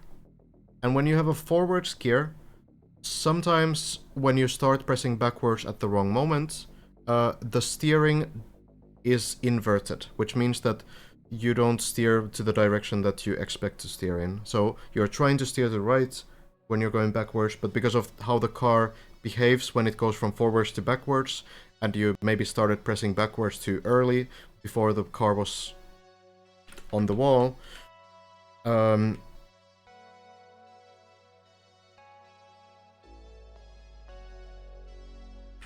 you steer to the left, and then the car steers to the right. Sometimes you steer to the left and the car steers to the right. And then you steer to the right immediately after and it still steers to the right. So you literally can't turn to the left. So there's things. There are usually like ways to avoid it, but You have to know what they are. A lot of the time, if you have air time between the forwards and the backwards part, starting to press backwards during the air time will cause inverted steering. Pretty consistently as well, in some scenarios. So the goal is to wait for the car to land and then start pressing backwards. But sometimes landings aren't clean, sometimes the car sort of bounces and loses grip a little bit. So if you time the backwards press exactly during that kind of a bounce, then it might fail again. So, yeah, it's rough times. Rough times. The players at this point, you know, a lot of players who play, well, this map, for example, are probably used to it and know how to avoid it. But yeah. Video game. Here are the first few floors. We can kind of take a small look. Is this recoverable? Kinda tough. Well, let's take a quick look at what these players need to go through every single run, right? So map starts here. There's a couple optimizations here. You can jump through the hole and you can do a different line, but really not like a huge deal, I don't think. So if you're new to Trackmania, if you're, you know, maybe playing for the first time or so, this floor 0 can be doable. It's probably gonna take some time, but it can be doable still if you kind of check out the strategies and follow the lines. There's also floor 1, which you can try out, but that usually gets a little bit harder. Generally speaking, the ice slide on floor 1 is where it gets pretty rough. Virtual the only one with FPS problems on the server, or does everyone else just put up with it? No. So Trackmania servers are weird. I've organized enough competitions myself to know that server issues are very individual, and they might not even like be the same every day. So there can be a player who on a server gets like 20% of their normal FPS. And then there can be another player who gets 90% of their normal FPS. So it's like very individual. It changes usually between different servers. It's weird and it kind of sucks, and it's pain to deal with for the players and for the organizers. So it is very good that they don't need to somehow try to resolve it, and they can, you know, just play in solo. And, you know, even though, you know, I'm sure that a lot of the players who are playing in solo would like to play on the server as well, because there's like a social experience as well, and you can, you know, check in with other players and kind of see how they're doing and such. But yeah, it's tough. There's also some plugin issues. Plugin being inconsistent or like unstable for some players. You can honk at each other, yes, definitely. You can have random freezes, yeah, and you can, when someone joins the server, some players occasionally get like a lag spike. Some players don't, so it's like just kind of a rough times.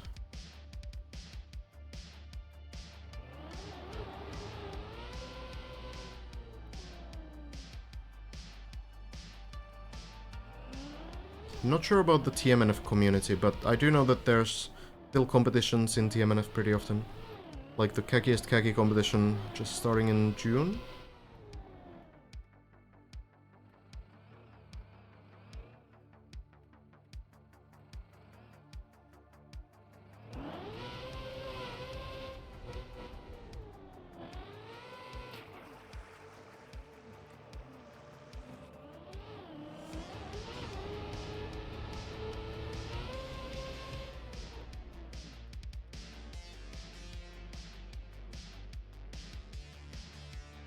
Bern was playing the Trackmania World Tour monthly cup earlier, I believe.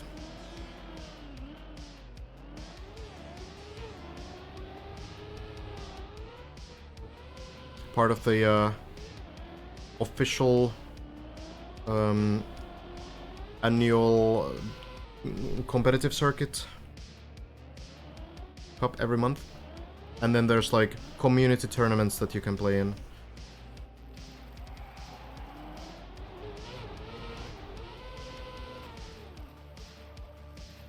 It has to be kind of refreshing to get to do something else as well.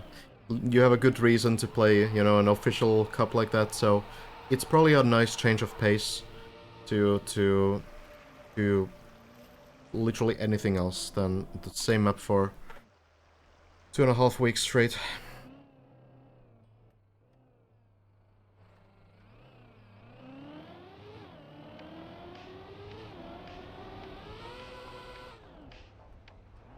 Mara, not getting the inverter steering. If you don't get it in the very beginning, then you're fine. It's not really usual that it randomly changes as you are driving backwards. Usually it happens immediately or it doesn't happen at all. So once you get the landing backwards and you're driving fine, then generally you don't need to be worried anymore.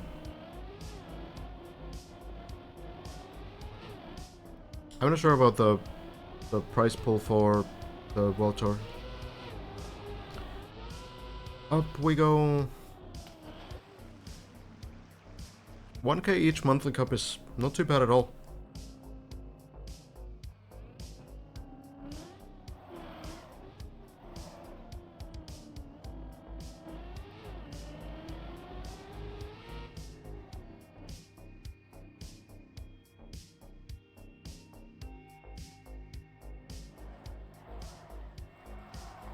Mada, getting some rounds going, would like to get back into that floor 9 range. Mada has had an unfortunate mistake there before, which essentially was not getting the landing onto this turbo. The big thing about this section on floor 9 is that it's kind of intuitive that, you know, you take speed from the plastic, you go down here, you land down here, and then you go forward. But here's what's happening with this kind of a sort of sharp transition. Your front wheels will smash into the ground, and because it's not like a smooth ramp, they will bounce up in the air. And when they bounce up in the air, that means that they have to come down. So as you drive here, the car sort of goes in a wheelie in a little bit. Very slight one, but still. So the front wheels up, and then going through, back wheels only, and then when the front wheels start coming down, that means that they go down like pretty early and pretty heavily, which means that you need to air brake, and that was a little bit unexpected for Mara. That's the next thing to solve, but probably now knows the timing.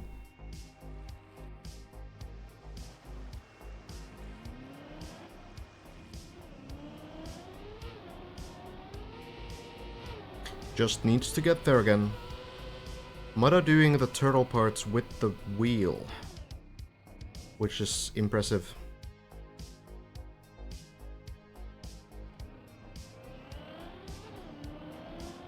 If the hard transitions go fine, yeah, they will.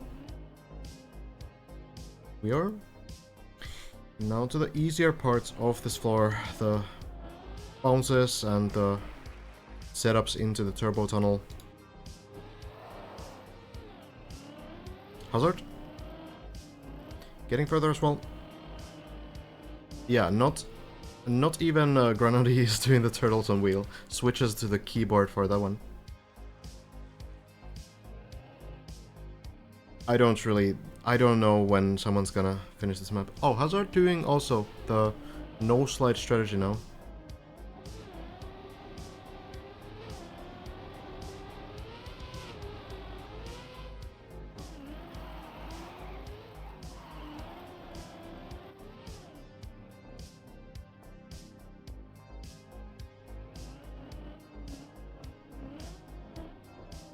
You can ping red, Walter.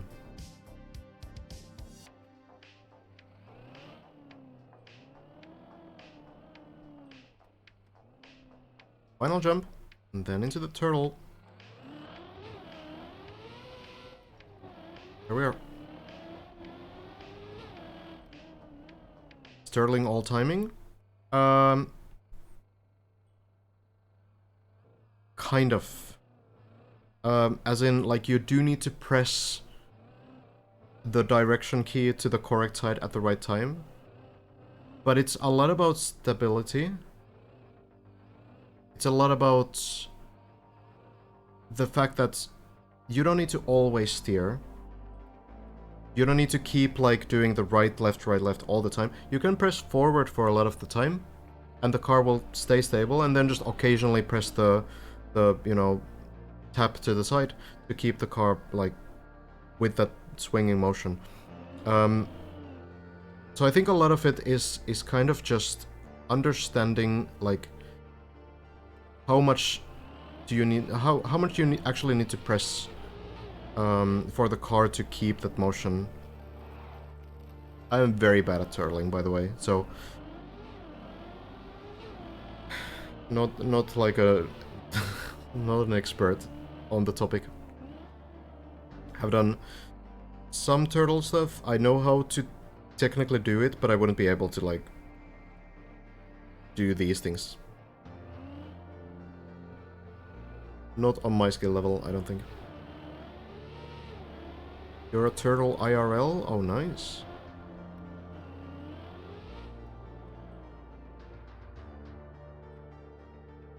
But the wheel turtles are looking to work.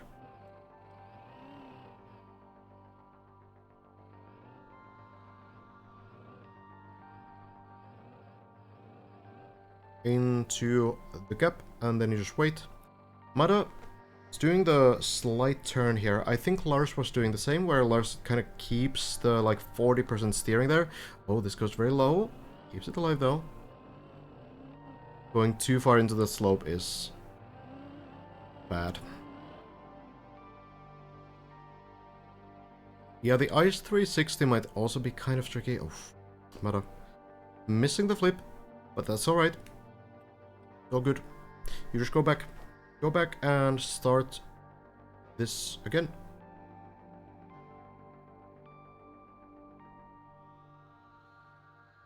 There's a pretty good recovery path.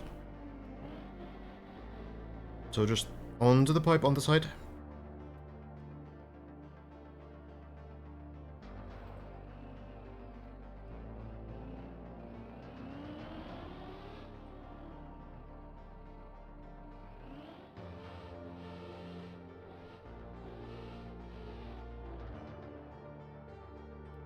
There we are. Hazard has reached floor 7 again as well. I feel like Mara uses Steve 2 as wheel practice. It could be. I mean, it's a pretty diverse map, yeah. You need to do pretty much everything. Every surface, every technique.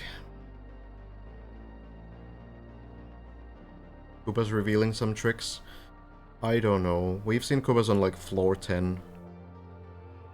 And I don't think there were any new strats that we learned from there. Thoughts about the new skip on 413, you mean? Would have been cool to see the plastic ice bowl thing. That no one ever got to try now. But there could still be someone, like Mada maybe, to do it later. Mada not usually one to go for shortcuts. So it would be cool to see someone try it out. Went very far. The fence is nice there, though. But yeah, the fact that the players can skip what seems like one of the harder parts of the floor so far, that's, of course, good for the players. Yeah, we can check Mada do this very final part of this floor. It's an easier path, a little bit slower, a little bit easier.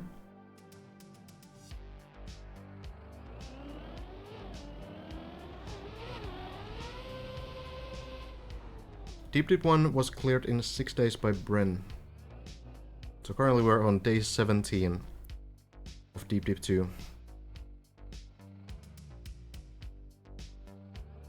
And nobody on floor 14 just yet. Still floor 13. Might have been just about 66 hours, actually. Probably pretty close.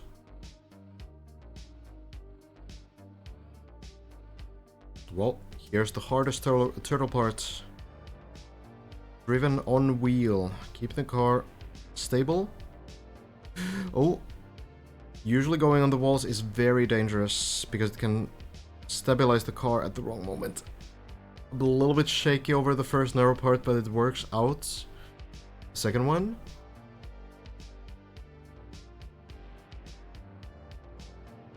Well timed. I think Mada needs to get the flip timing.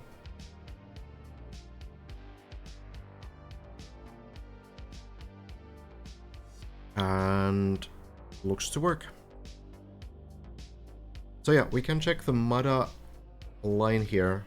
Doing a little bit of an easier jump that for some reason no one has ever done before.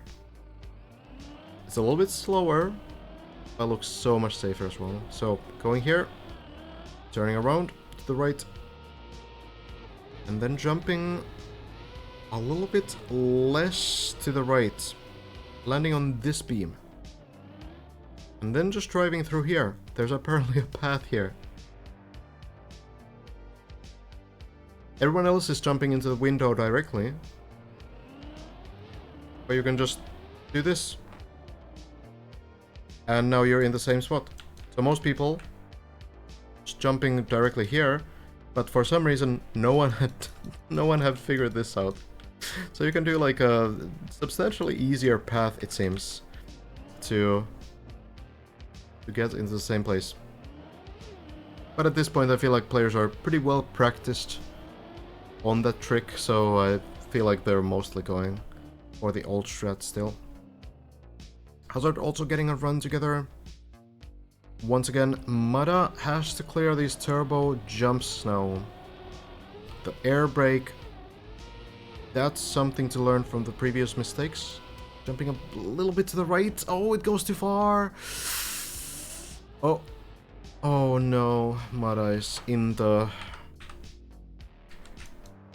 pool of tears. There's water here, you get wet wheels, and you can try to land this. Mada bouncing down while the car does land, so Mada will be able to get back to floor 6, I think. That is possible, but yeah, it's tough times. Oh, back to the beginning of floor 7. Something, it's, you know, the snake gets you pretty close to floor 8, but oh well. Could be a recovery to floor 7 anyway.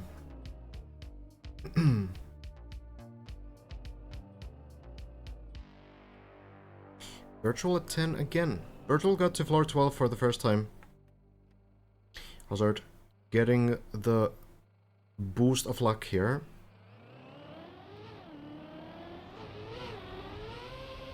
Jumping through. Here we are.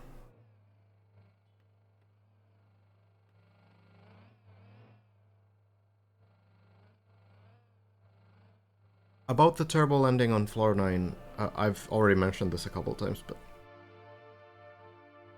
it really does seem safer to land on the left side of the turbo, because as you crash the landing, because you're very high speed and you need to immediately slow down, as you crash the landing, that side of the turbo will generally like make it so that the car actually like rotates very little, stays on the turbo, whereas if you land on the right side, you might have this where you don't slow at all because you don't crash enough, and even if you do crash, it can result in the car turning sideways, which is much harder to save.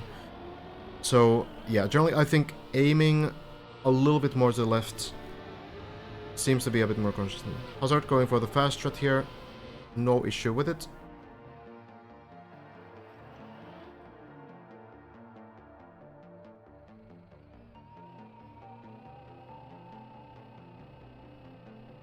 Virtual on 11 already. We can check in with Virtual if Virtual gets to floor 12.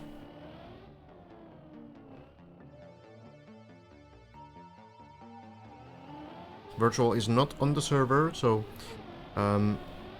we are unable to click a button and switch to that, so here, Hazard showing the landing, what I meant. So landing a little bit more to the left side will just stop the car.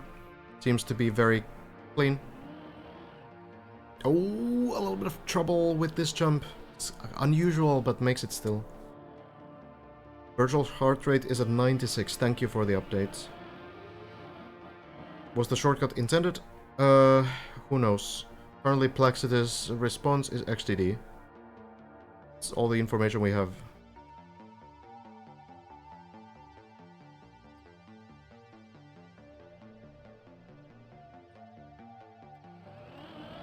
Hazard.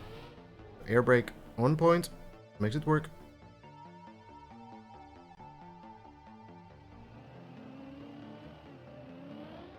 It could be that we are getting baited somehow. Could be that mappers are trolling a little bit.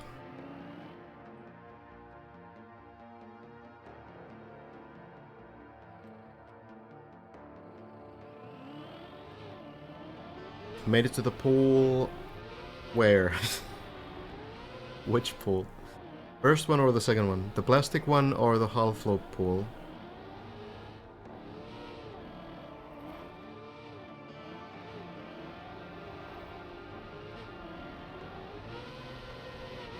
There we go. Oh, the Boeing splash. Okay, gotcha. There are 3 pools on floor 11, actually.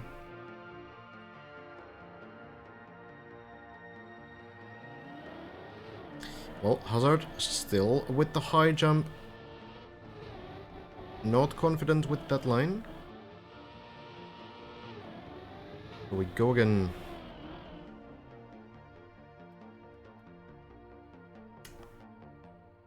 Clover falling down there, but getting pretty nice PB attempts there. Clover already reached PB, if I remember right, on floor 6. Doing pretty nicely.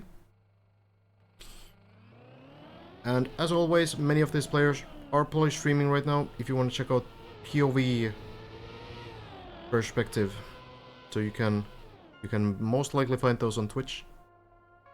Hazard working nicely. I don't know if Hazard is streaming right now, actually.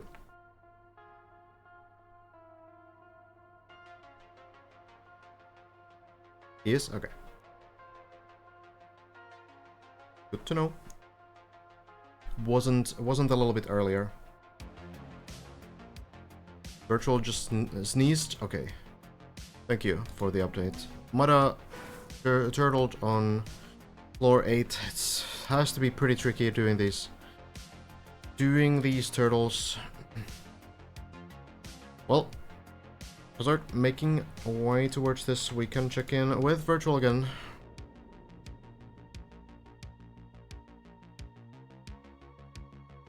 Virtual trying for the first attempt here.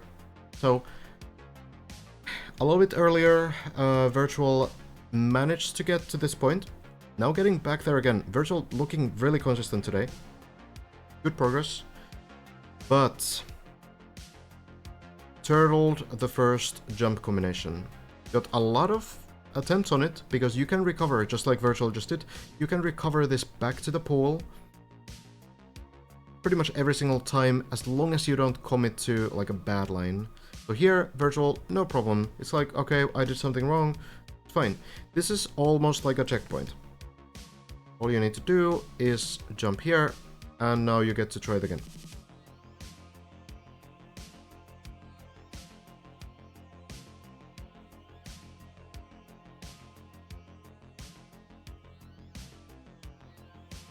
So, yeah. This is probably Virtual's like 15th attempt on this. At this point. Because you get so many attempts here. Close. Not yet. Is this the hardest jump of 12? I wouldn't No, for sure. Oh, needs to be careful with this jump.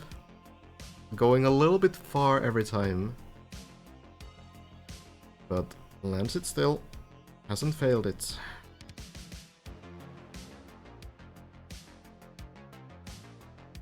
So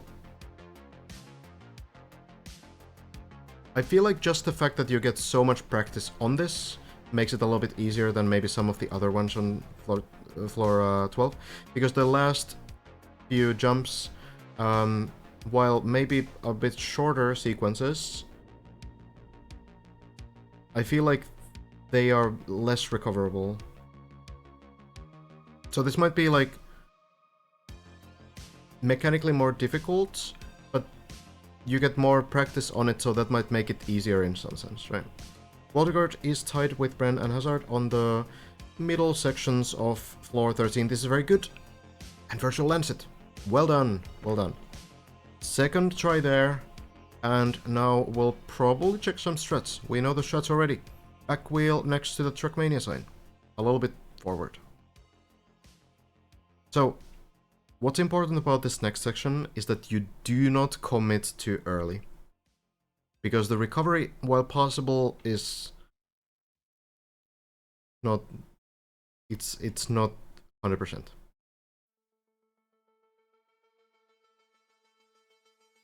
So, Virtual will probably check in some strategies, check in some lines, as many have done before him. The Bren GPS appears. We can check it here as well. So Bren, lining it up next to the Trackmania sign here. And then a clean line here. Landing into ramp. Up. Turn around in the quarter pipe, and then you aim towards the moving block. So, going pretty far left, and then hard right, landing here. There's the current strat. So, here's what's happening here. Oh, Hazard, by the way, on floor 10 already. But here's what's happening on this section now. If you commit to this line, but clip the ramp, for example, you can go back. You can turn around here, you can jump to this platform, and then you can go here and try to get carefully into the ramp. The problem is that Lars has tried this 3 times and failed 3 times. So this is risky. Lars even tried to use this weird plastic bunch as like a ramp. That didn't work. So this recovery looks pretty scary. If you make it past the quarter pipe jump, then the recovery is easier. You just go here, you land here. So you can retry this one, not necessarily every single time, but if you get to the final part, then yeah. Oh wait, Virtual already went for it. Oh no. Oh no, Virtual already went. Usually there's a little bit of a longer strategy investigation. But yeah, Lars has tried this twice. Just going on the ramp. Failed both times. Virtual gets it. It's not looking... Not looking, you know, very calming at all, but it does work. So... That's not a safe. Too far. Oh, I don't know where we are now. That goes too far.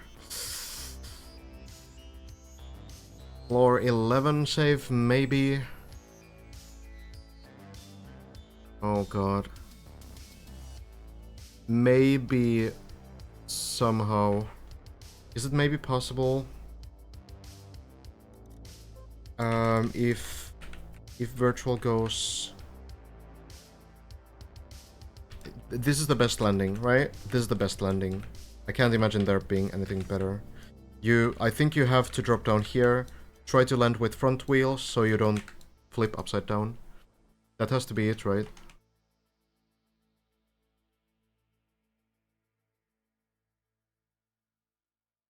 Can you climb the edge? Oh. Oh, you can jump over the edge like this. Oh. Smart. Okay. But then what? Everything's still pretty far. I guess you don't need to do the plastic before if you land this. Plastic, again. The pool, definitely too far. I think the ring is possible, but it's a weird angle, right? And it's a very precise landing spot. I don't really think you have anything better, though. You can't grip this steep uphill block.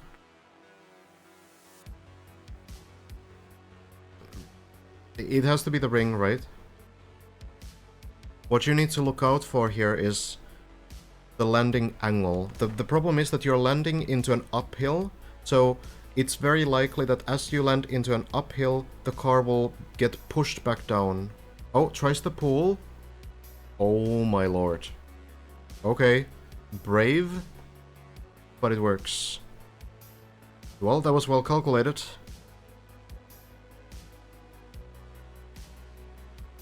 God damn. Alright, that was... I admire the bravery. That was good. Well, here's another player on the server now.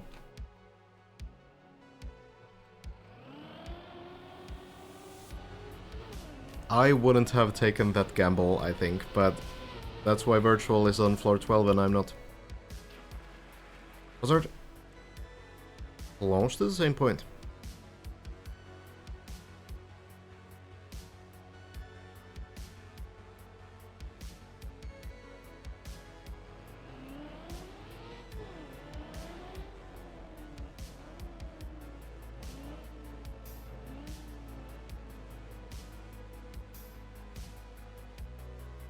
Yeah, we do now know that the save that Lars failed 3 times does work after all, but it does not seem reliable. You don't want to do it. Landing a bit far. Oh no, Hazard. A little too far on the high jump. The back wheel, the left back wheel, not clipping, and that wheel touch, whether it hits or doesn't hit, the difference is either you continue the run on floor 11 or you start a new one on floor 0. It's brutal. Brutal jump. Timo still playing as well, hoping to get another attempt on the ice spin on 410. Been looking pretty decent so far for Simo on everything but the pipe section and the ice spin on floor 10 so far.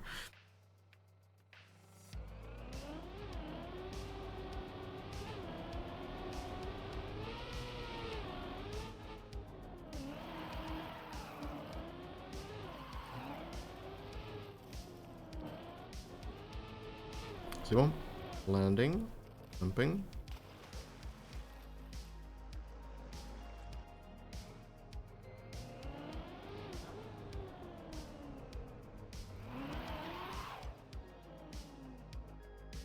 I'll check in with Virtual when Virtual is on a PB.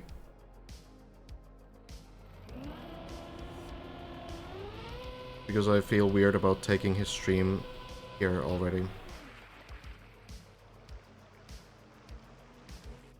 Back to 8, okay. Unfortunate. Good personal best though from Virtual. 1 jump ahead. In the same position now as Lars. So, good progress. Remember Elcon trying a different strat on that floor 11 jump? Was that less risky? Not really. So the theory goes... Could I not? That when you jump from here to the right side, this plastic guards you from falling, right? But it's not entirely that simple, because when you jump to the left, you have more space, right? Because you have like more this horizontal space to land to, right? That horizontal space doesn't exist here. and it's still possible with this jump to go over the plastic. Oh yeah, sorry, I already forgot. Yeah, I did hear earlier that Lars did get to the next section. So Lars still one section ahead. So Elcon tried this and landed it once, but has also failed it. The other aspect to this is that it is a higher jump, right? Because it's a downhill shape on this. So if you jump to the right, the jump will be a little bit higher. And I think another aspect might be that it might be more difficult to clip the back wheel when you jump to the right. What players are doing right now is they're jumping a little bit to the left and then turning the car so that the car is aiming a little bit to the, like, there, you know, top left. That makes it so that the left back wheel is likely to clip this wall if you're doing the speed correctly, and then the car will sort of flip very cleanly onto this platform. That's the goal of the players right now, and I suppose you can't really line it up in the same way for this one. So even if this plastic can sometimes guard you, I feel like overall players have just kind of figured like, okay, having more space and having a better setup for the back wheel clip is probably more valuable. That's my read on it. I haven't really heard any takes from the players, but I'm guessing that this is the reasoning.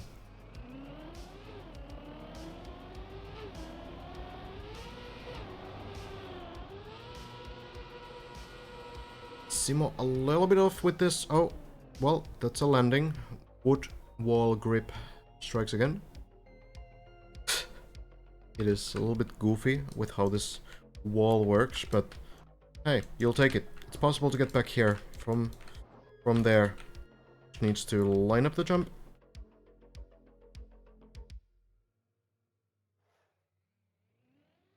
Getting the speed and gets it.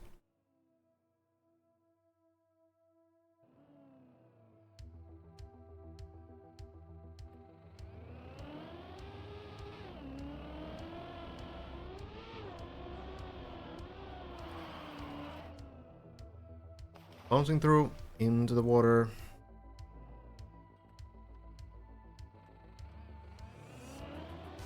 I don't think any of these top players right now who are, you know, floor 10 or above need any practice on floor 6. But I think the floor 7 practice might be still useful. Kuba's pulling in the pool as well. One of the mappers. Builder of floor 15. We're yet to see that one, but I'm sure it's not gonna be anything easy.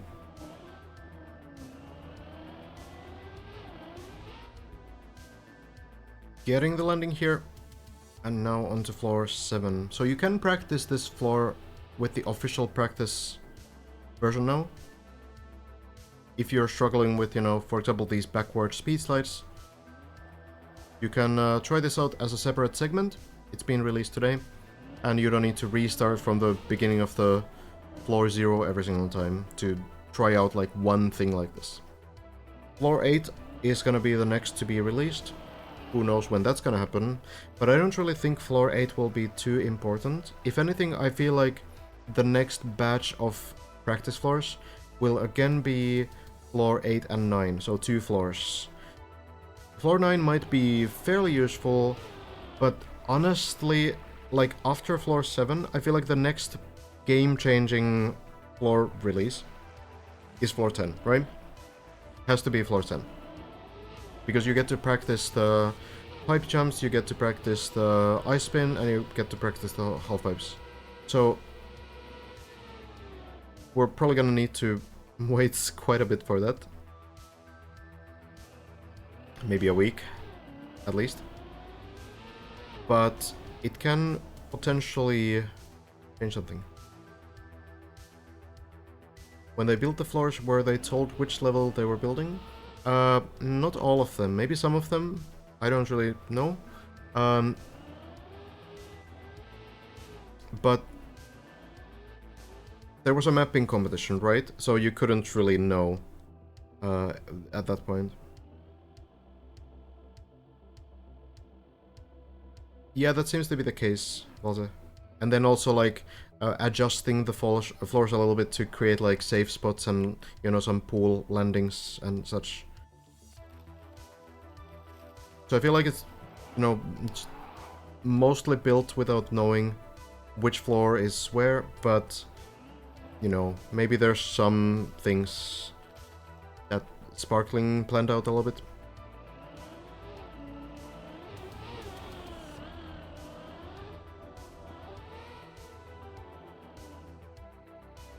Do you know by any chance how the desert car physics will work? So the car, instead of drifting, kind of tilts on two wheels. Kind of like, do you know how rally car works on wood? It's similar, but it drifts even less, I would say. So it's supposed to be like fairly balanced between different input devices. But you're already back to 10. Okay, okay. I didn't build anything for this map. Didn't send anything in. Oh, Simo, close landing, but works. Works out.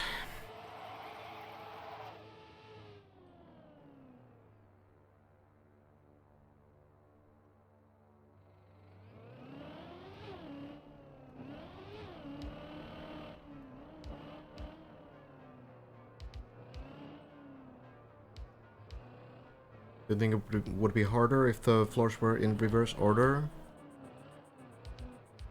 It would be easier for sure. Like, if the hardest floors are at the end, then you would get more practice on the harder stuff, and, you know, on the easier stuff you need less practice, right?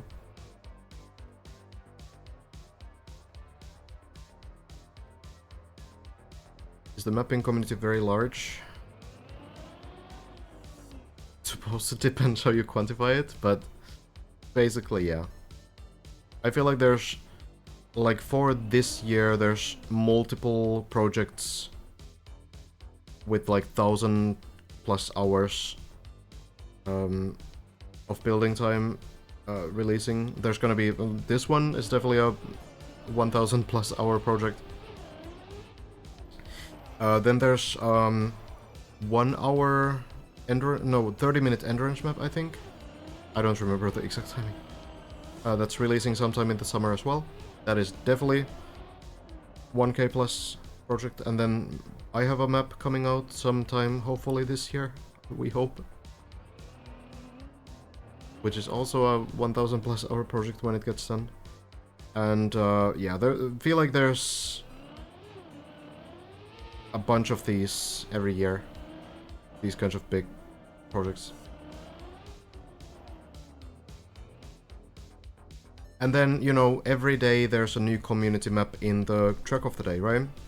So the developers of the game pick one of the community maps every day, so there's, you know, a couple hundred of those a year as well.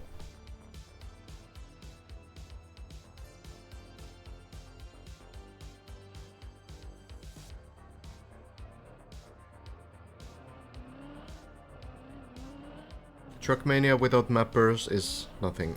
You don't have anything to play, right?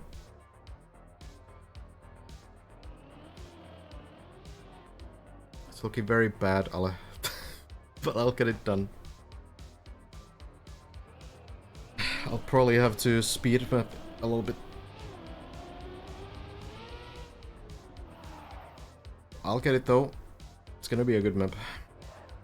How rare is a map like this? Which takes the best players hundreds of hours to complete once? Very rare. Very rare that players actually go for the hundreds of hours to complete the map like this. That, I feel, is more rare than having a very difficult map.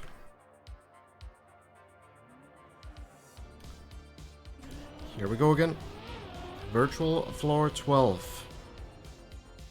Back already. Suppose we can check that out. That is not true, by the way. What are you talking about? Virgil is on the floor 11 middle point.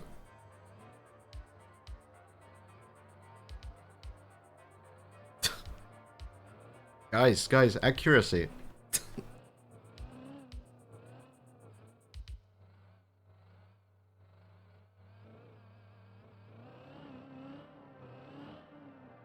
Simo, no issue with these turtle parts. We have mud up. Hazard. Semifying. On decent runs too. Kubas still chilling in the pool, but Kubas is a mapper, so we don't care too much.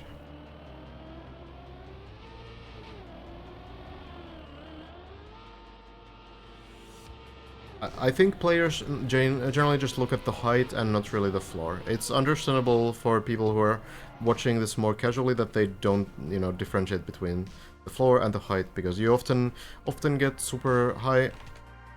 Hold on 1 second. And then it's still the previous floor, right? So it makes sense.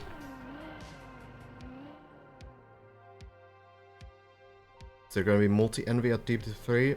Well, I wouldn't know, but I will guess that the answer is no, because you would then need some way to reset the car as well on specific floors, which would be possible, but I don't really think it would be so interesting. I feel like really these maps are still focusing on this car.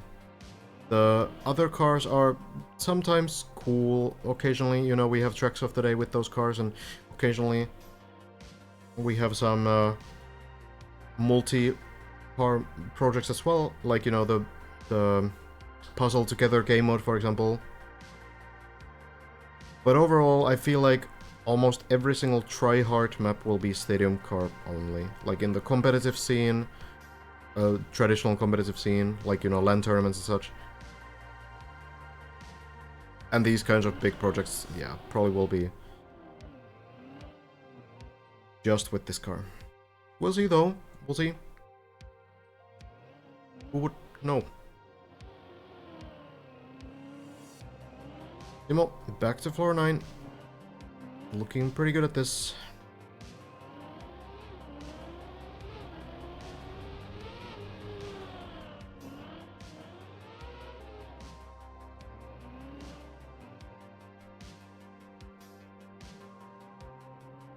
No F. And it needs to be way more than 2 kilometers.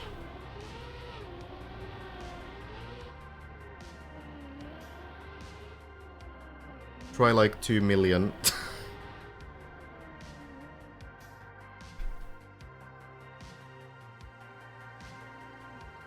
I will try this map, yeah. After the event. I'm not sure what my goal would be, but we will see. I think I could probably get through floor 5 at least. With a few sessions. We'll see how many. Good line overall, but yeah, Simo still wants a cleaner landing, I suppose. Wants to be sure that the speed is enough. This is one of those tricks, kind of like the first part of floor 12, where you can retry this as many times as you want. So you will just go back if you lack a little bit of speed to be safe. Because when you commit, then things can go wrong, right? Like you can not land here and then you fall down and oops, I missed this landing and I bounced on the plastic and oops, I missed this pool and suddenly you're falling down here. Just because you weren't patient enough to try to get a little bit more speed. So, yeah, it's better to not commit to a line that you're not confident in. This one looks very nice, though. Is it enough? Oh, it's a little short. Oh, no. Come on.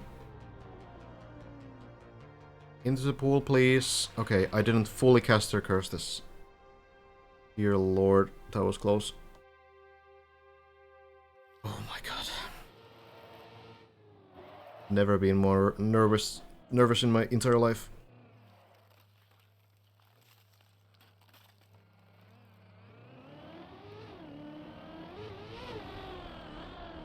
It is floor 8 again, but floor 8, that's usually fine.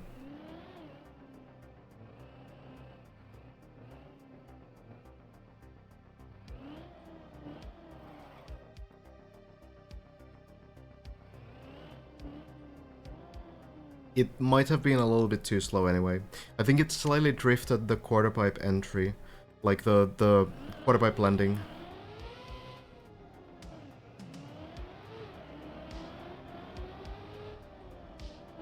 Floor 8 is truly a checkpoint at this point, especially from floor 9, but I feel like also from floor 12 now. Even the second part of floor 11 usually lands to floor 8. Floor 13... that's where it gets difficult, and floor 14 is especially dangerous, because the way these floors work is they always occupy like half of the building space. So you notice that floor 8 only is on this side of the map, horizontally, and then it covers like the entire like half of this. Floor 9 is only on this side of the map, but it covers the entire half. So when we go a little bit higher, we notice that floor 14 is over here, right? And if you drop down from floor 14, especially the second half, I suppose, like, you know, maybe you can somehow save yourself sometimes. Well, yeah, floor 13 looks pretty rough as well, honestly. There's big gaps in it. But like floor 14 range, like, where are you gonna fall? Like, what is there, really? Because once you start falling down here, your best bet is one of these pools, which could happen. But if you land, for example, on snow with high speed, yeah, good luck saving that. You're just gonna fall down here again. So, it's, yeah. I'm a little bit scared about the recoveries on floor 14. Of course, it could be similar to floor 12, where you don't necessarily have to drop down from the floor. You can recover it within the floor. So, I suppose it depends how it works exactly. And we'll need to wait. See what it's like.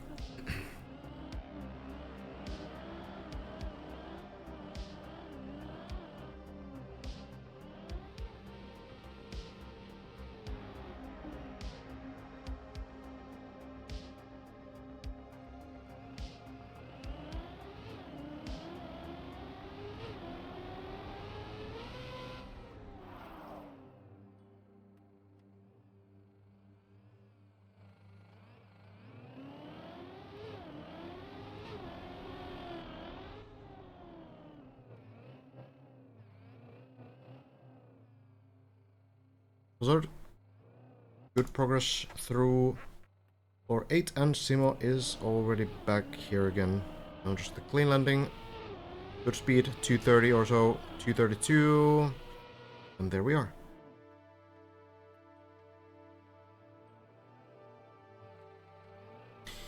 Does Trackmania car have handbrake? It does not. It does just have a brake.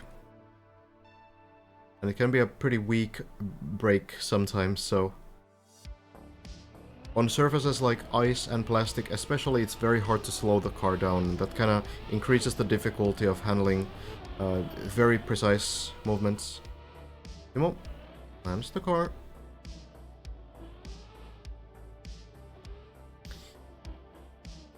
Don't think I've yet have any Deep Dip 2 dreams.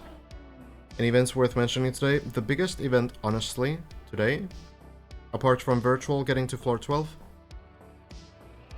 that's gonna be the fact that floor 7 practice floor has been released. And I think that's actually very useful for many players who are currently trying to get like floor 8 and 9. They can get more consistent on floor 7 and try to improve there. I didn't build anything on this map, no.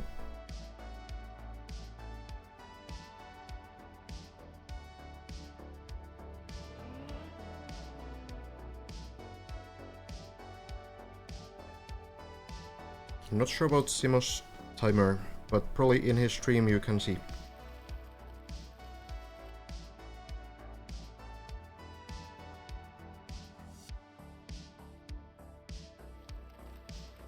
It is many hours though. Back to floor 10. Really not struggling with floor 9. Gets it really nicely now.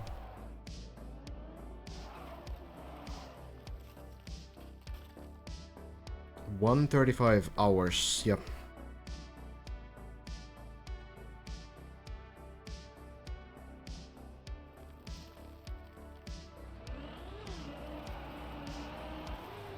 Oh, a little bit to the side. Good correction though. Great, great control there at the end.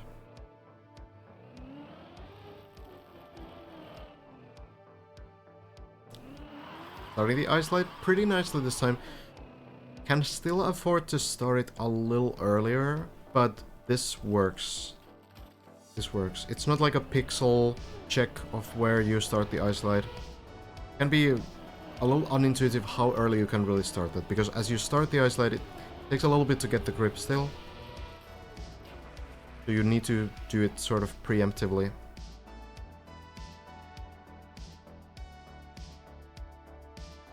Hazard close as well. Currently doing the floor 9 middle sections.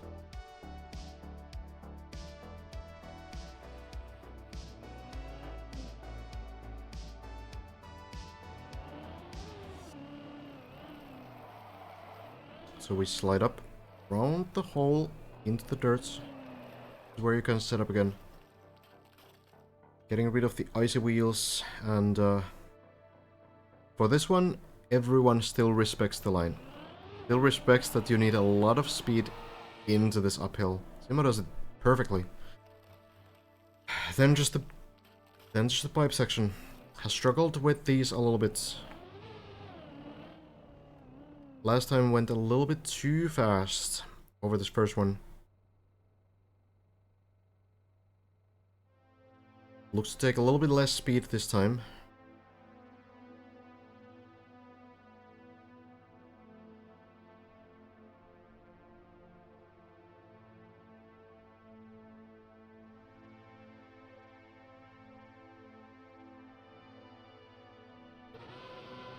Hazard closer to this point as well. Mada falling down all the way. Kubas vibing. We don't care too much about that run because Kubas will not discover any new sections anyway. Kubas has been playtesting and Kubas has been mapping for the map, so not eligible. Not eligible for the prize pool. Not part of the competition. Can't reveal any new strategies or new floors. But Simo, this run has a chance to get to the ice spin again. Low line here. The jump, it's a little bit to the left. Is this savable? Yes. Clips the border just enough to not go too fast through that plastic. It's wet plastic as well, so it can be a bit scary, but Simo makes it. Now, last time we saw Simo try this was a very careful entry into the downhill. Didn't really feel comfortable. Wanted to try to redo it again, but kind of slid off from here and fell down. The one thing you do need here is you need to commit. There's really no other way. You have to commit. You need to get the second gear, start the spin, time it here. You start an ice slide initially, and then you start the spin, and jumping through.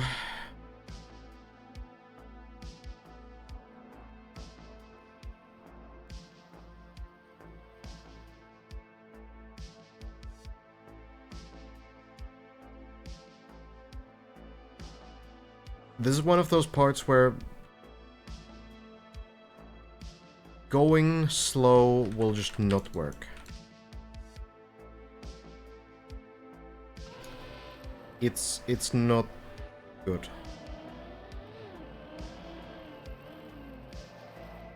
You have to commit to the line. The more you commit, the more speed you can get. Of course, if you commit and you get the timing right, then it's gonna be, you know, what Elcon does, and it works great, but if you get the timing wrong, then it might be a bit rough. So you do need to find your own way of doing this, but yeah. Simo, second try.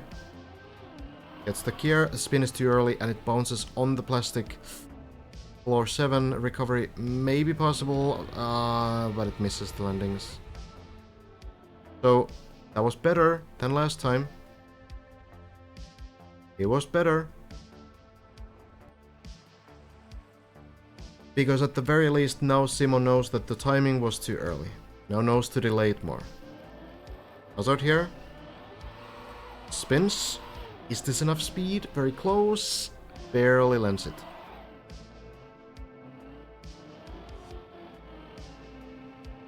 So Hazard is getting the timing right.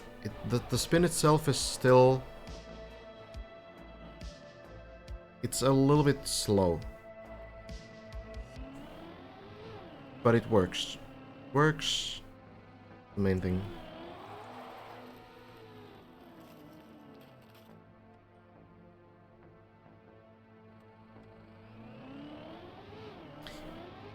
Bren and Hazard still tied for the wildcard.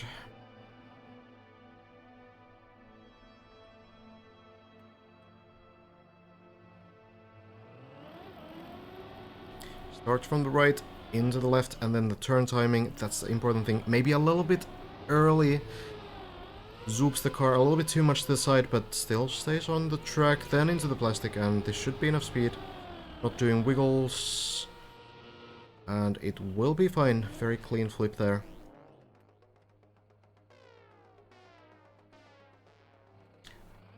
Haven't seen anyone to floor 13 today. Bren has been playing the monthly cup. Oh. Low jump there, but works out still.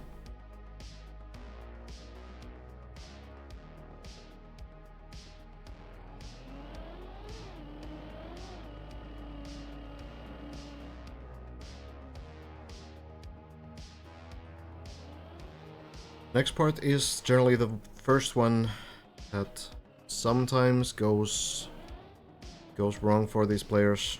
They're lining up for a specific speed next to this light here, and then needs to avoid clipping this landing. Works great.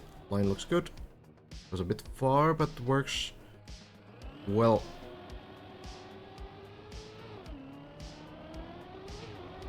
Then landing in, jumping through into the pool. There we are. We keep going. Hazard has looked really good on floor 11 in the last few days, but I will say that this high jump is still... for every single player, it looks so scary.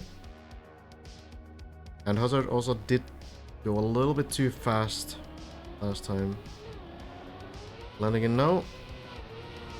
Back wheel, back left wheel. Oh, it doesn't hit, but still lands. Good speed control, even though that wheel clip is not there. Works just fine. And into the plastic. Oh, that's not gonna work. And this is rough. I don't even know if Hazard has a plan here. I think you jump back here to the left. And then... it's probably possible to go here, but then you don't have wet ice wheels. I don't know. Maybe you go here and then you restart the floor essentially by dropping down here. Floor 10. We've seen Virtual do that save, though not from here. I think that the issue with this one is that lining up this kind of a jump looks very scary. Plastic does have pretty high acceleration, so you might be gaining like a surprising amount of speed after all, but yeah, I don't really know. Well, trying something. Gonna be that jump, yeah.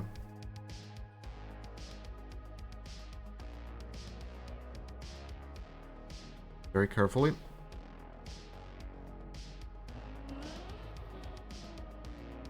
Lands it. Well done. So then... suppose if you're very brave, you can go here and try to clear this jump. This looks doable, honestly. I feel like you can get this. But, you know, you've never done it, so are you gonna go for it, really? Or are you gonna go for the middle of the floor?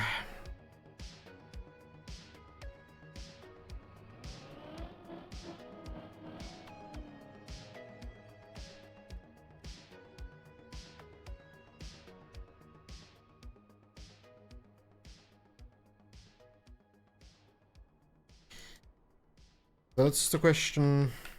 Dropping straight down from here I've seen Virtual do it, and it looks fairly safe. The only problem is if you get some weird plastic bounce, but generally speaking, you should be fine. Is Hazard going to try this? Or...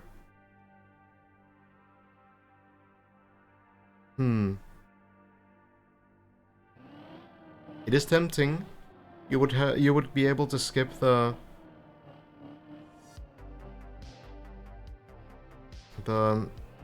ice spin. Tempting, and it looks possible. It's definitely harder.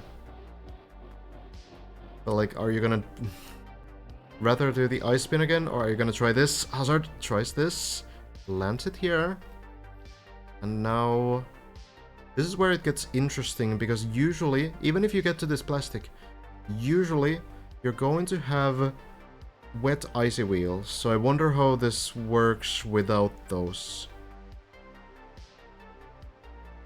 The wet icy wheels sort of allow you to slide on the ice, on the plastic, same as ice.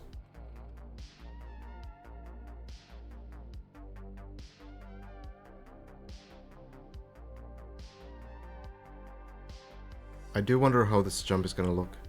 It looks possible to me. Looks like it will land. Probably an early air brake. Works fine.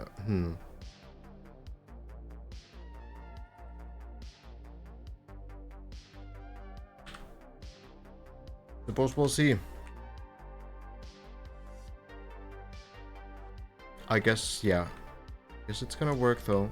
I think you take speed a little bit from here, and then you just try to find the full speed line here. Instant air brake, and you hope. Hope that doesn't bounce. Well, science.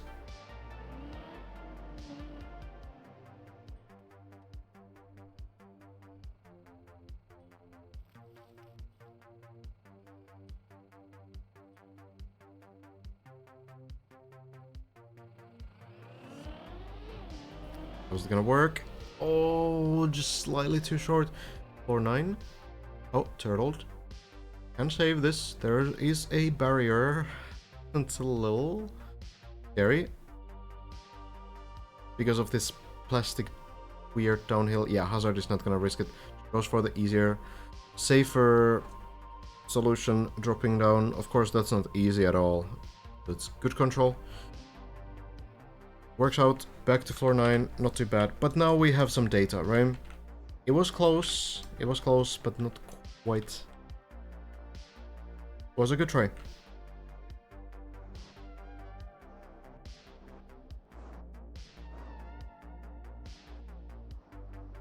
Don't think there's anything else you can do.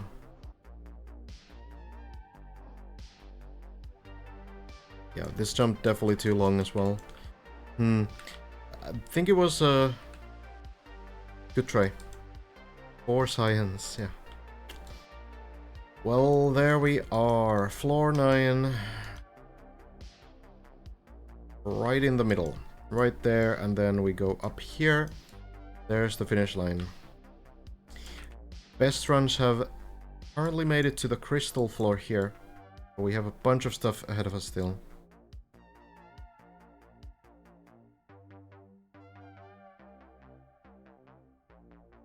Map is big. Hazard, probably the plastic bounce. Oh, that's very close to the edge. Well, lands in floor 8 pool, and you can get to the final part from here as well. Basically, the end result is the same as if you bounced on the other pool. Because from here, you can go into the tunnel and back to the final jumps.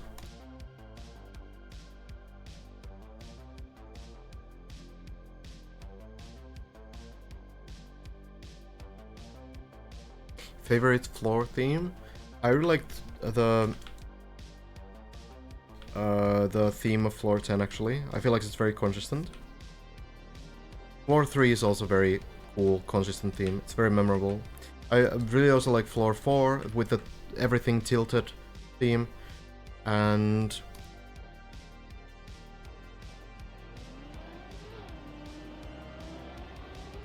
I mean, there's so many cool ones, honestly. I feel like every floor is pretty great, pretty memorable.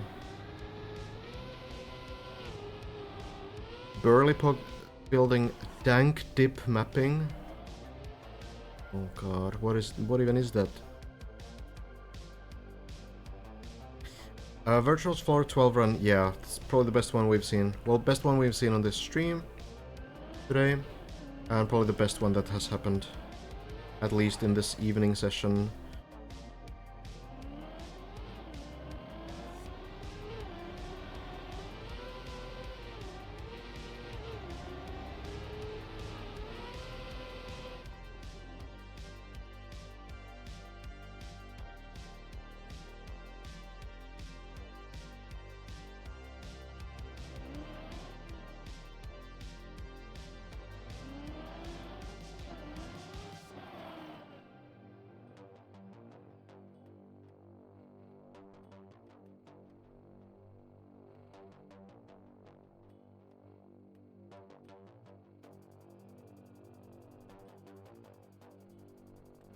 Floor 13 is definitely like a little bit of a mess on purpose.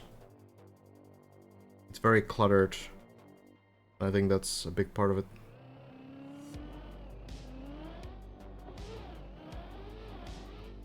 Floor 11 is really cool because when you first look at it, it doesn't look like there's even a route there. It's very cool in a sense.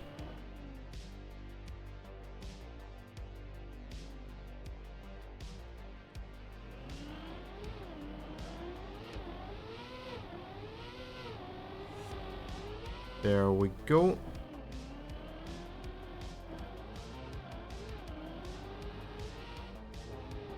And back to these final few sections.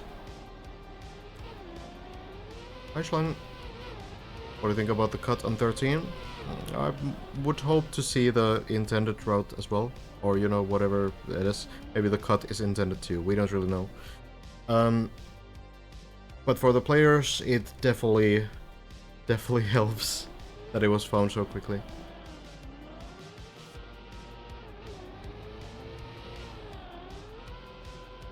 There we go, Hazard. Back on top. 1000 meters once again, and we go back into final few parts.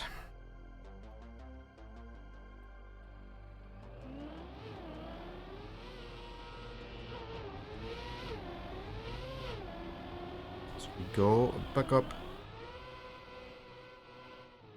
Very good landing. Players were turtling this landing so many times when we were first getting into floor 9. And I feel like the first 10 jumps that made it to this point, like about half of those, or maybe 6-7 of those actually landed upside down. So it's kind of great how they found this more consistent strat. Now it's like, you know, at least 9 times out of 10 these jumps work. No problem.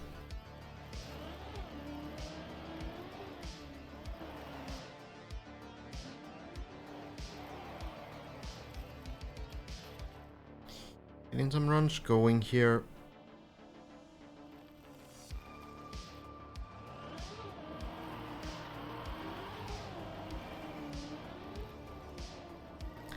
Back to floor 10.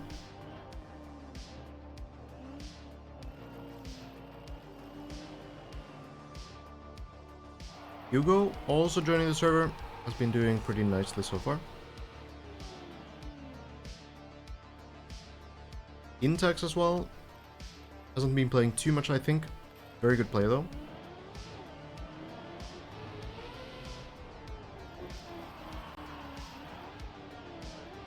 Hazard not going for the ice slide strategy here. Doing the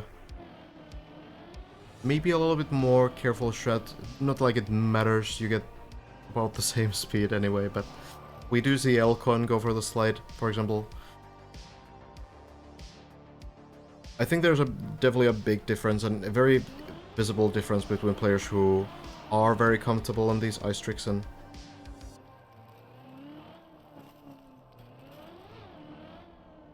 some who are maybe a bit more new to it. Pipe section for Hazard looks good. Into pool then. There we go. Elcon has still been playing, yes.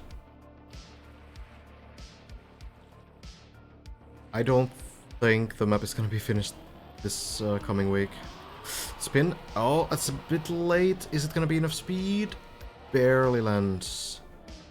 Oof, close to the right side edge and to the left side edge and a little bit low on speed as well, so close call in 3 different ways, but Hazard makes it work. And that's really all that matters.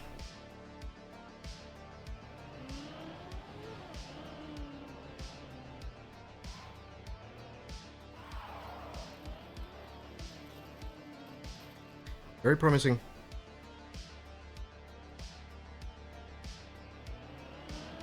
Plastic landing, again, landing sideways to make the car slow down. If you land forward and you try to brake or something, that's usually not gonna work. The prize pool is crowdfunded. You can still donate to it as well. Hazard. Landing in, jumping through.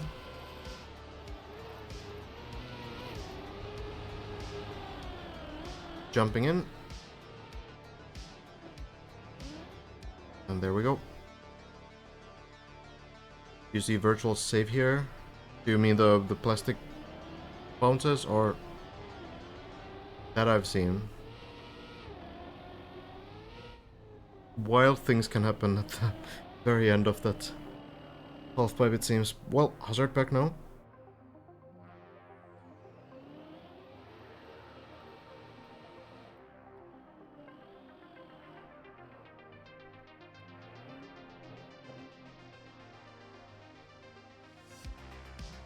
The server occasionally needs to be restarted because everyone who joins the server... Oh, Hazard. Oh, savable. Lands clean still. That's fortunate. Is Hazard gonna go for the dangerous jump here? Well, maybe. Yeah, looks like he's gonna go for it. It's possible to get a slowdown here. Taking absolute max speed works out. Good. So you can get a slowdown from the light beam there. This happened to Elcon, for example, but Hazard, fortunately, makes it work and gets to retry this and lands it. Well done. So, servers need to be restarted occasionally because every person who joins a server will leave some, like, the server will store information of the players. So, that's not gonna reset until you restart the server.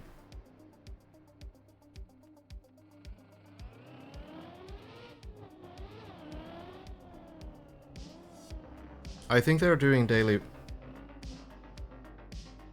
resets. Probably every morning. Well, Hazard back into the big jump. Knows what to do. Back wheel next to the light.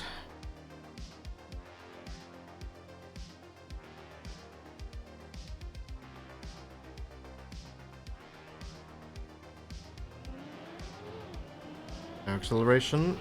First landing. Looks good. And then the wheel clip. Not clipping, but that's fine. The speed is just fine, otherwise too. And then you go into the wall ride, into the plastic. This looks great for Hazard. Right into the pool, and maybe another attempt on floor 12. A couple more sections to clear. There's 4 to be exact. First, these quarter pipes need to be sure that you don't jump too far to the right. Otherwise, you will be able to retry this. Hazard only needs 1 try though. That works just fine. And now lining up for the Hazard spin. A strategy that was found after Bren and Elcon struggled with this next section, trying to clip the wheels onto the wall there, but Hazard found out that you can spin around like this. Lands it perfectly, and it's such a good strategy here. Otherwise, if you don't do the spin, you risk landing upside down. So that helps a ton for consistency. Clean landing here. Should be no problem landing here.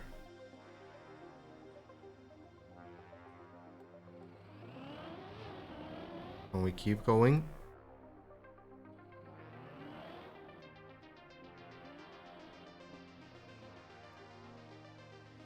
Again, want to keep the second gear here. Don't want to get 160 speed. Hazard does so just fine. Very good.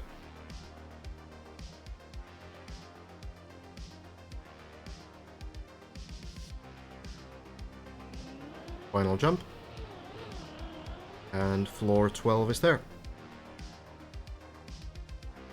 Whiskey's floor. Here we go. Hazard has done this a couple times by now. Cleared the entire floor. One of the two players to do so. Bren being the other one. Very wide line here. Looks good. 200 speed. No issue. Very, very good wide line there to build enough speed for this final part. Then the back wheel next to the Trackmania sign. No airtime. Wide line again. Commits to it. Down to the ramp. Quarter pipe jump. And now aiming for the moving block in the distance on this final jump. Jumping in. And it looks good. Very hard to get anything better on that jump, honestly. Usually it looks like this. This next one, Hazard has struggled a little bit. Failed earlier today on this very jump. Meaning essentially that when you get into this point, you jump over to the ramp and then you land here. You need to get instant grip.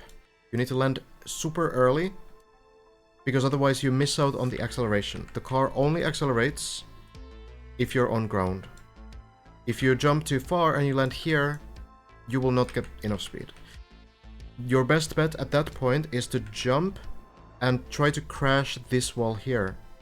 And you might be asking, like, well, that seems a bit silly, but if we look below, there's the beginning part of floor 12. So you will be able to retry the floor if you do this.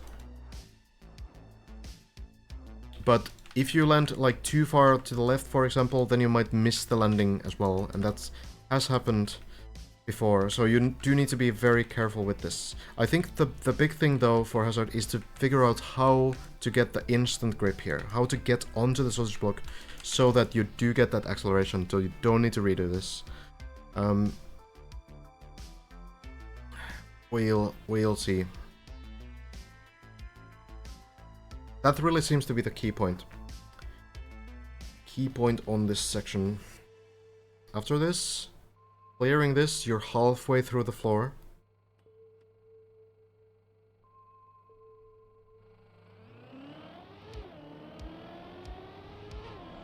Into the ramp. Very good grip. This should work. Yeah, that's all it is. Just don't jump too far on this final thing. You're completely fine with that.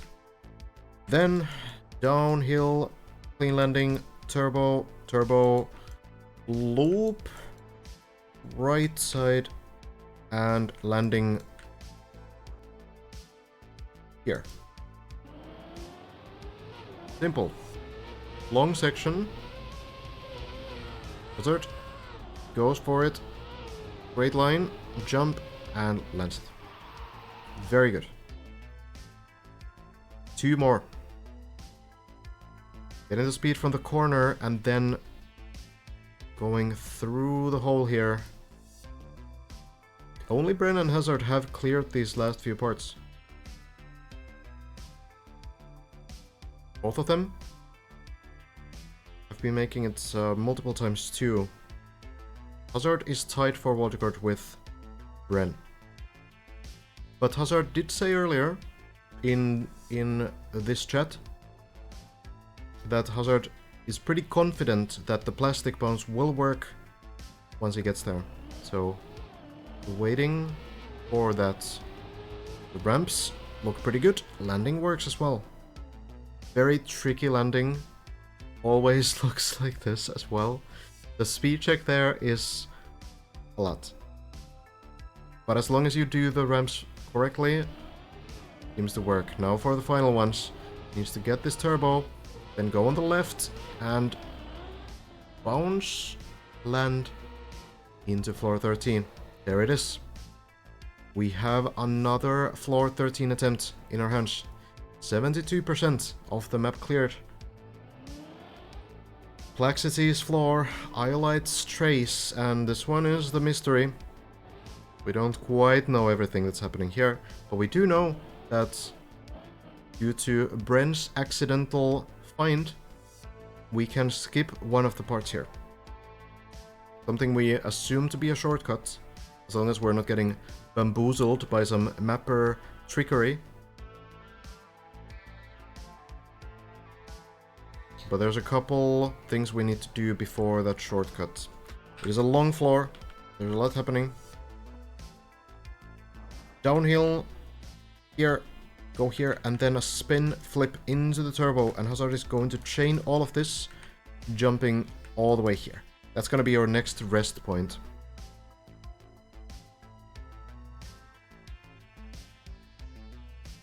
I've done this multiple times because even though you get to this floor pretty rarely, you do get a lot of practice by recovering later on in this floor and getting to the beginning again, and these jumps are working very nicely for Hazard. I feel like Hazard has done these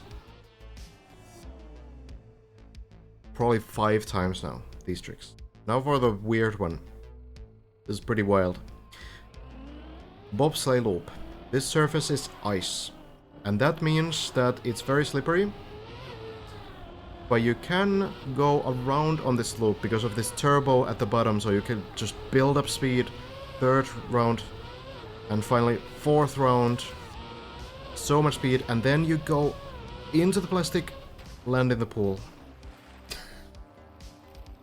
One of the craziest parts of this map so far, for sure. It seems to be fairly consistent for Hazard though. Now, into the dirt. Keep moving on into the window. Now, sideways landing. Great. Now, the wooden part here. This surface has very high grip and very high turn rate, so you need to be very careful. It's very new and very odd in a way, so you just need to be very focused with how much the car is turning. Perfect from Hazard. Gets up to the shortcut and now finds the line and just needs to drop down. We're skipping a part. You drop down here. Not a personal best in terms of progression. These parts have been done before. Waltergard in terms of height, not in terms of progression. Hazard lands in, and now onto the dirt.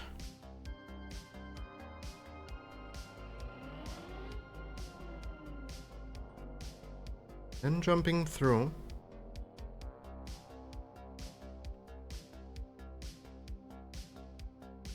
I can show the intended route later, yes. What we think is the intended route.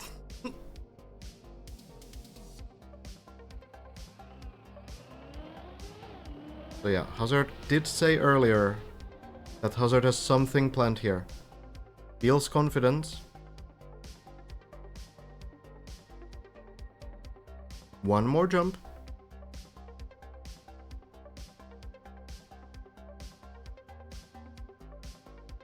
Getting speed, and then the high jump.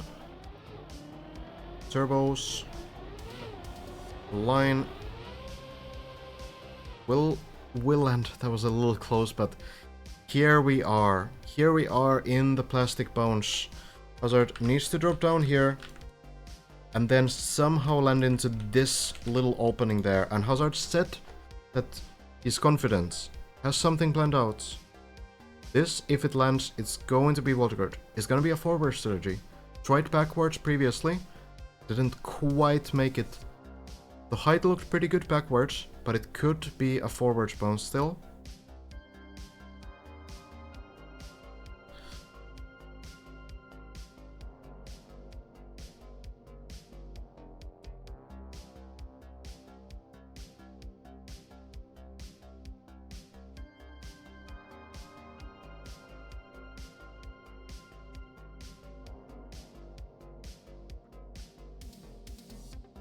The problem with this whole bounce is the wall. The wall is the same high grip surface that we had before on the map.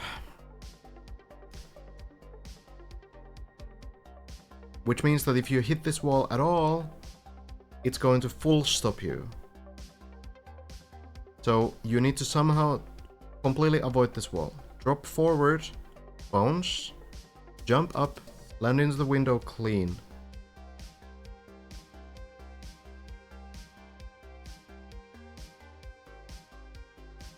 Hazard has tried this multiple times.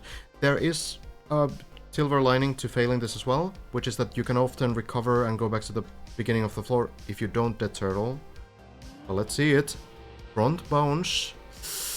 Oh, it's close. Oh.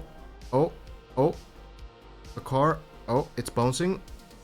I think this will be recoverable. It will bounce for a while. There we are.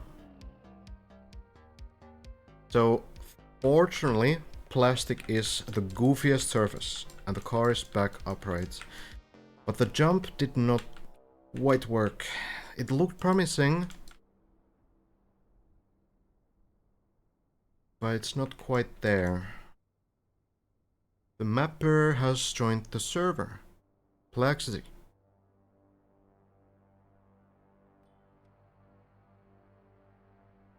Maybe we can learn something from the car skin. Maybe the car skin has the hints.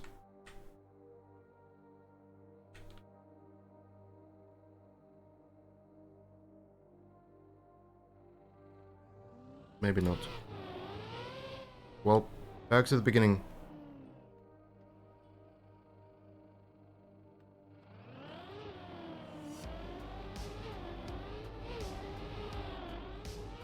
Well, Plexity essentially just joining the server to say XTD. Suppose that's the hint we get. Now leaving the server.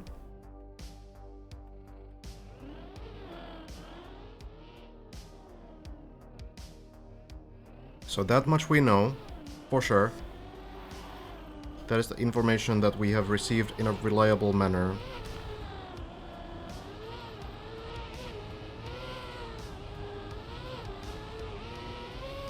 Back to the bobsleigh then. One more loop and to the plastic. There we are, to the pool, safe landing.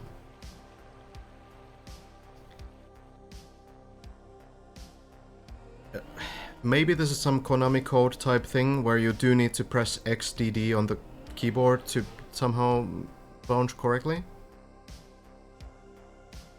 Always a chance. Hello, Plexity.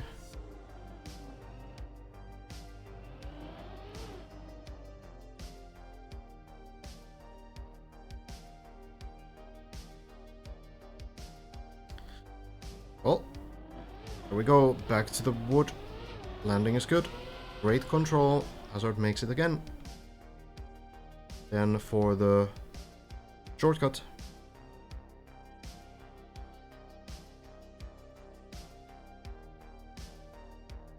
It could be that the shortcut is bait. Could be. But I haven't seen anything else that would be viable. We've thought about it. We've thought about it.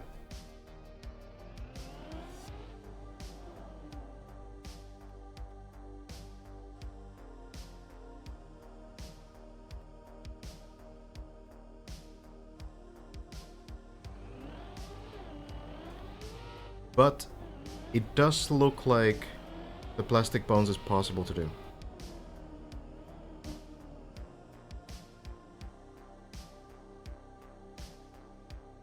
Plastic bounce is still wildcard, yes. Hazard tried to just clear it, didn't work, now we're trying again. Getting back up.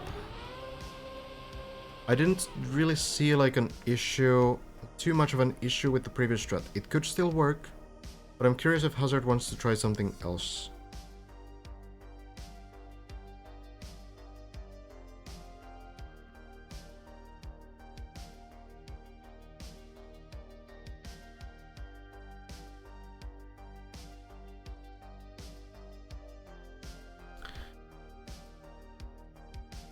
Attempt number 6, if I've counted these correctly.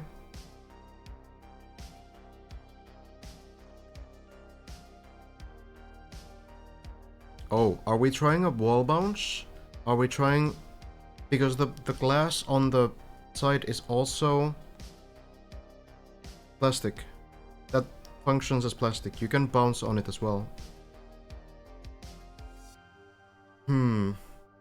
Like, we've thought about many things, right?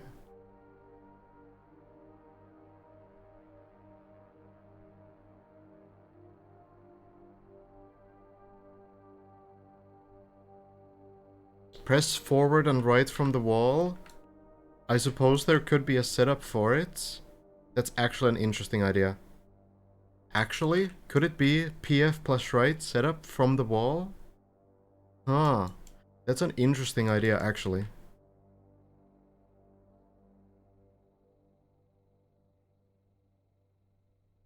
Like, is there a reason why this extends all the way to the wall? Black City comments XDD.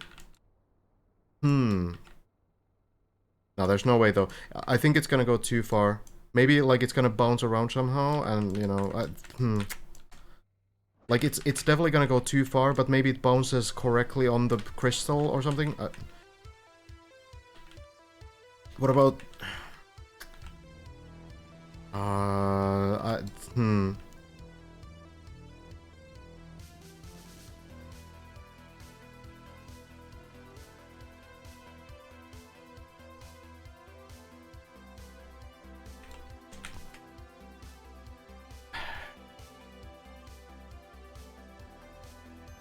What does it need to do? Bounce on this plastic, reach this gap. And it sounds so simple, but the moment you touch this wall, it's going to fail. And it's very difficult to find like a good setup for this. This is not at the end of the map, mind you. This is floor 13. There's still floor 14, 15, and 16 remaining. So it's worth to throw a couple attempts away at this just to find a consistent strategy. It's definitely better to try to find something consistent than, you know, just try to get once through it with some, like, complete nonsense strategy, right? You want to try to find out something that works so you don't get stuck on this every single run. Because as good as Hazard is not going to clear 3 undiscovered floors on this run. So you need to get past this multiple times. So you have to understand something. You have to get a strat. You can't just, like, hope for the best.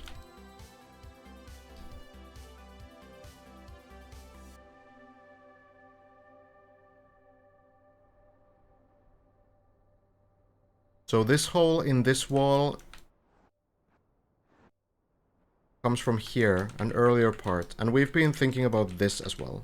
Could there be something? Is everything a bait and then this is the real way? Looks pretty wonky to me, honestly. I don't really know if this helps the setup at all. I feel like dropping from here and bouncing wouldn't give enough height. So that might be just like a bait.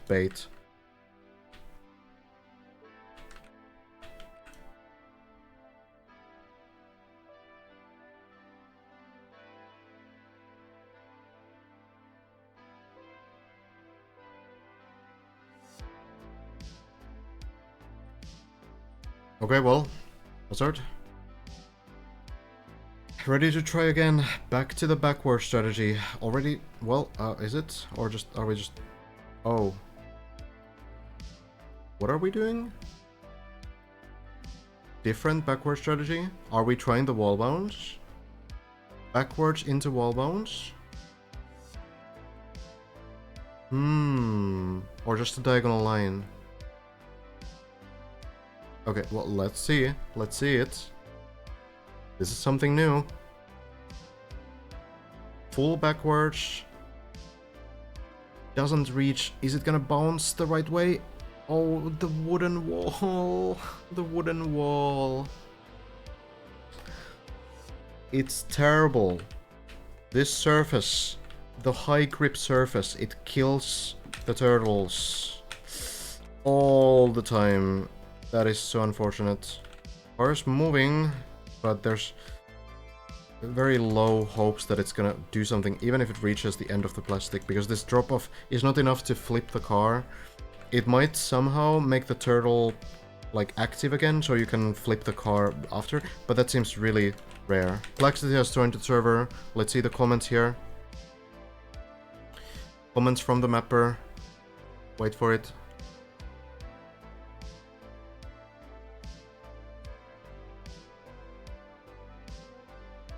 There it is. Complexity has left the server.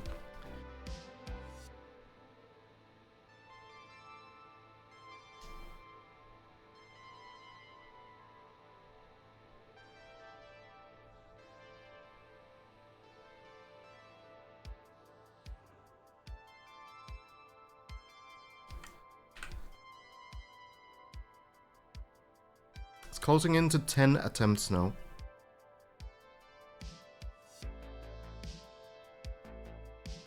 Why is wood such an evil surface? It's really the fact that the car just doesn't bounce from it. It stabilizes the car too much. So when you want the car to keep like bouncing around on the plastic, the wood has a high grip, which means that even if just the front wheels are touching the wooden wall, the car loses all of the speed and it stabilizes, which means that it doesn't have the motion that it needs to bounce back up on plastic. On plastic, you can often just like do these goofy like 15 bounces and then you bounce upright. Not if the car stabilizes like this. It has to keep like the motion, and the wood just kills the motion. So supposedly, if we get to this point, then you go down here, there's a turbo, and you jump here, upside down plastic, and then you bounce over here. Then I guess we continue here, and into the hole we go here. That seems to be the next few parts. It's so cluttered that who really knows? Who really knows what's going on? The part that we're skipping with the shortcut, whether it's intentional shortcut or not, who knows at this point really, is this. This bowl is skipped. So you hug the wall, then you transition into a wall right, you bounce on the bottom, this is plastic as well, and then you slide on the ice wall, landing here. And this is this gets you to the same place here, where you do the turbos and jump up and get to the hole.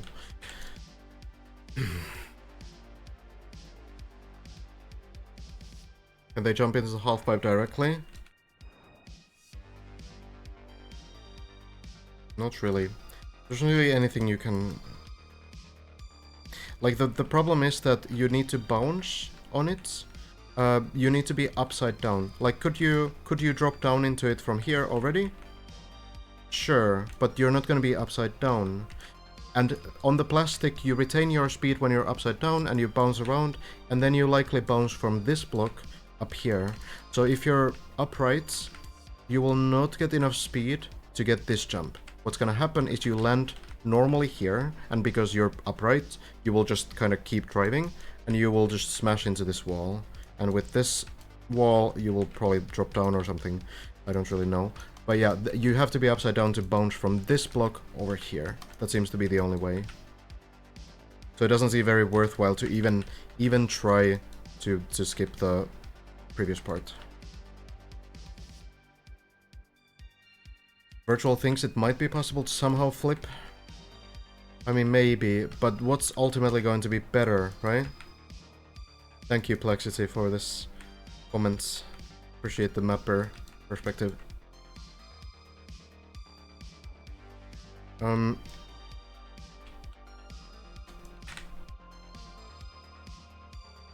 think the car's not even moving anymore.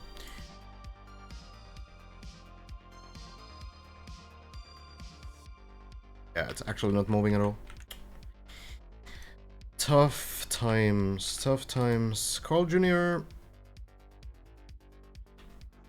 has actually made it past the first turtle. Carl Jr. pretty new to turtling, but manages to get here. Some other players also grinding. Can you check if there are other ways besides the floor bones? We've checked so much. The players have checked so much.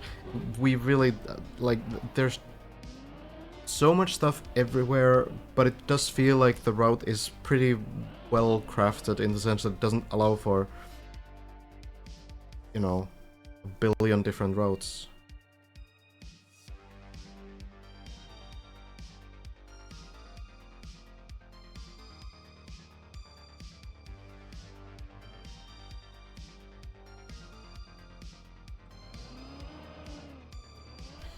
Carl makes the beam landing. Personal best run. Nicely done. Oh, does need to do a small drift input, I think, to get back onto the beam. Oh, but slightly fails it. This might land on floor 7. Unfortunately, upside down. Problem with floor 7 is that it's so much about plastic that almost always when you fail something on floor 8 and you drop below, you are going to bounce.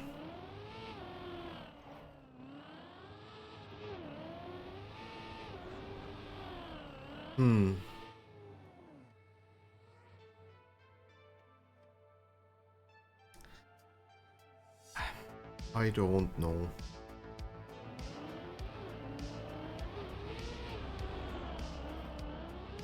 Wood has very weird physics, yes. It's very goofy. The turn rate is very goofy. The grip is very goofy.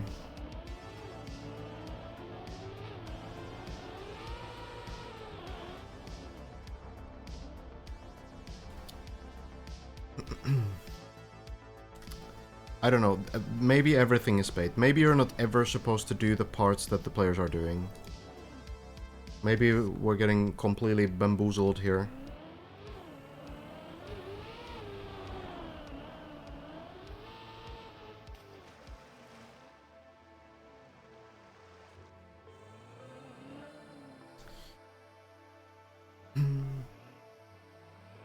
Yeah, I think Sammy has been practicing floor 7, and that's one of the big things that has happened today.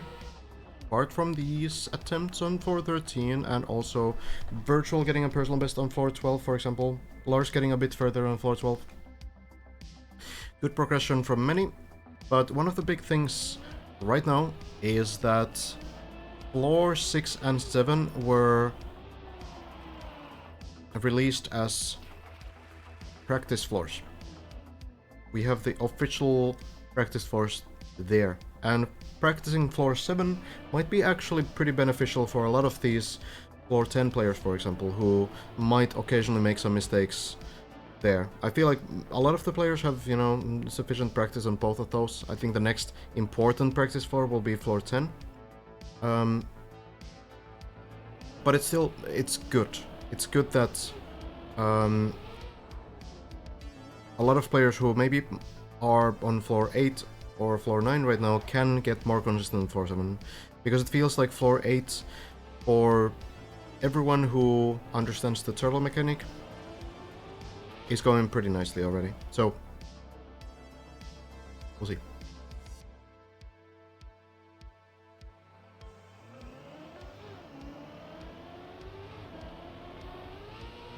You can practice the official floors. So, once they are officially released in the club campaign, you can play them. So, there is this campaign in the club, and here we have from floor 0 to floor 7. On floor 7 we even have the mapper's own run. Oh, Juliana actually beat it. So yeah, Juliana, for example, practicing this one, trying to get some consistency. Some speedrun strat.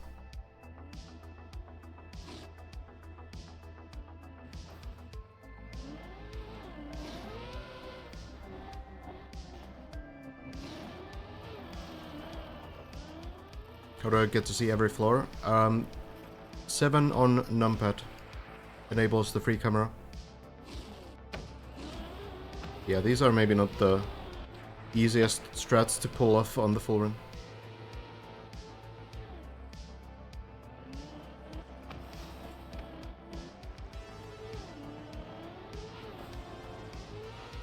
No, yeah, the techie run is not like super hunted or anything, but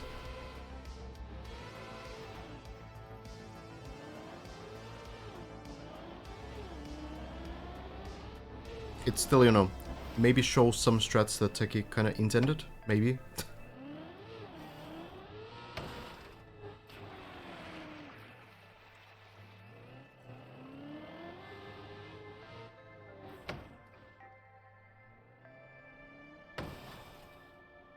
I really don't know about the floor 13 stuff, like I haven't seen any promising strats there just yet.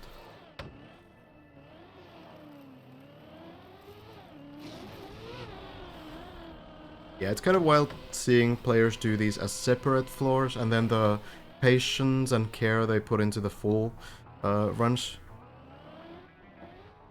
Pretty big difference. Chaining this jump probably too.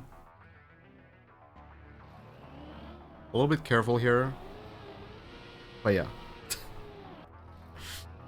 It's a big difference still in comfort on this. There's also floor 6 released.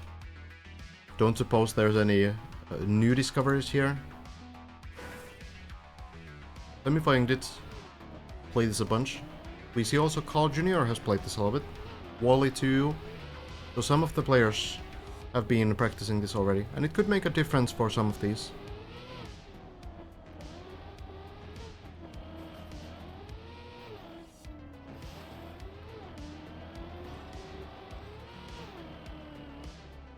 Yeah, the final 3 floors will not be released as practice floors.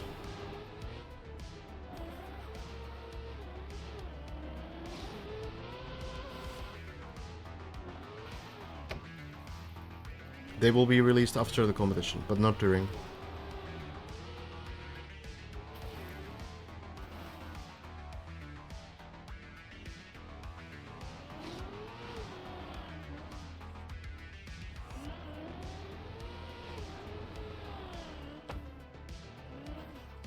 It is really good practice for like specific tricky sections like the plastic bones, where it's easy to turtle the landing.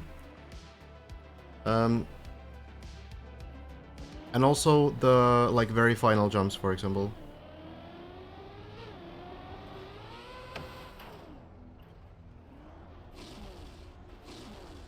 Clean lines.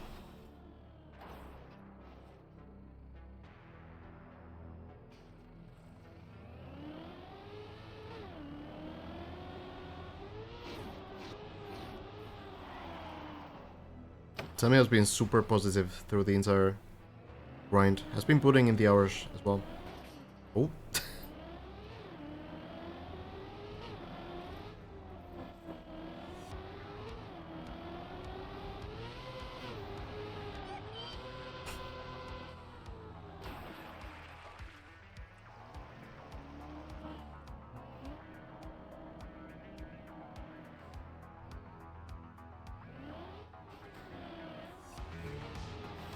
There it is. I think especially floor 7 being released is a pretty big deal though. I feel like that's like going to help a lot.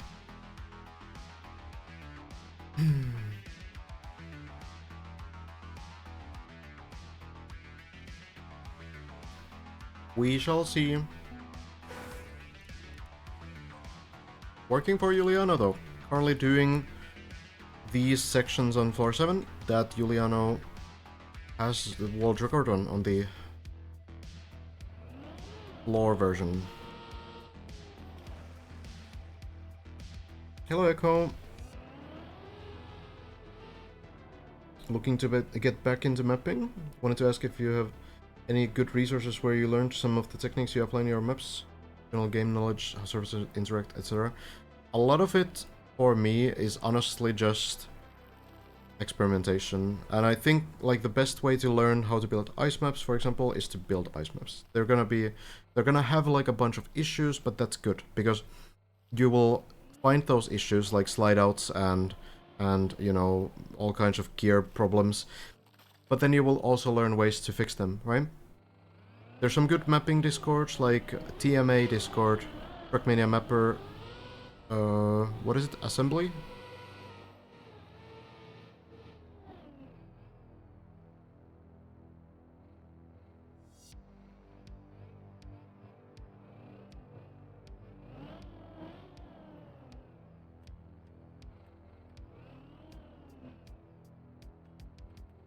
I really don't think it like devalues the grind and discovery. For the reason that they are only releasing the practice floors once the floors are basically like figured out already fully, right? People got consistent on floor 7 already. I don't think like the top guys really need practice on floor 7. So I would see it more as like a way for more casual players, the ones that, you know, might be joining a bit late to this, to participate in this event, so that it's not so exclusive. Of course, it's a competition first and foremost, but I think it's not a bad thing that more people can participate through experiencing these floors as well. But this will help players who are probably trying to get to like floor 10, for example. For sure. That's not to say that those players are contending for the win necessarily, but they might try to finish the map eventually, right? And some of them, you know, some players who might not have played too much in the last few weeks might actually still be contending for the win as well if the competition goes on for long enough, right?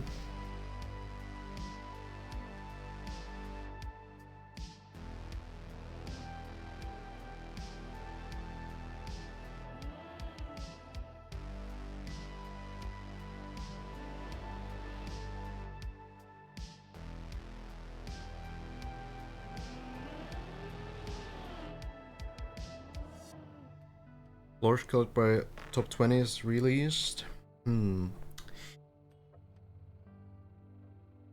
Yeah.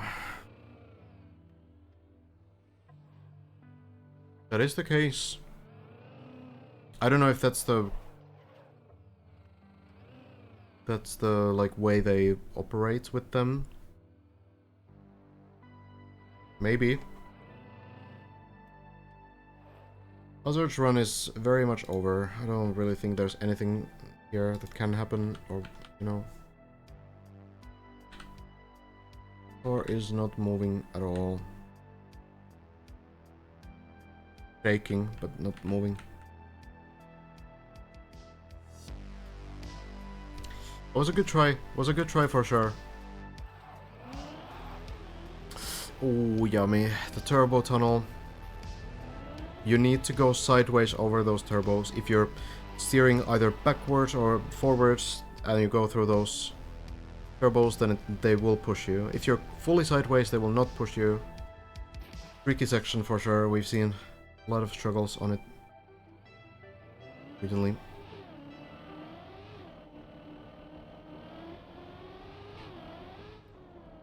Looking for possible roads? Yeah. There could be something else. Could be something else. Use the wall right on the inside wall of the hole in the middle of map on floor 13. Wall right on the inside wall of the hole? I don't know.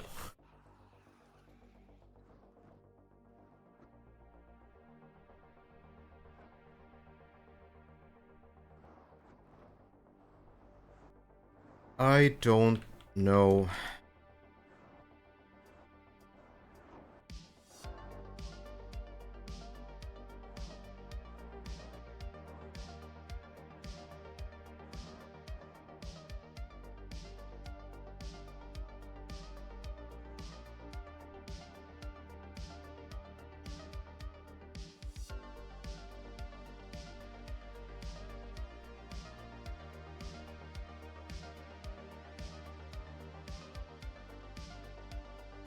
Doesn't seem to be anything worthwhile on the crystals. Yeah, everything's so complicated on this floor.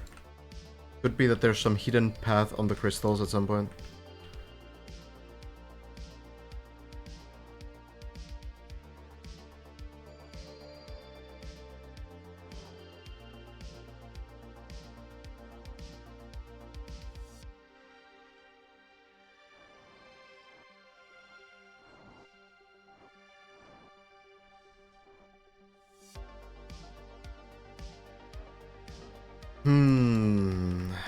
It's complicated.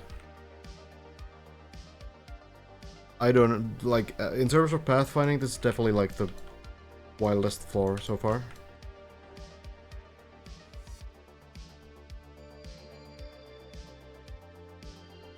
I suppose, like, here's a question. Could you somehow build speed from here and somehow drop down into this quarter pipe? Like, accelerate from here, jump to the left, air brake, land here, and then go up. The turbo is not gonna slow you down that much. And then go here, skipping the plastic bones. And then do this, you know, upward, upside down, bouncing here.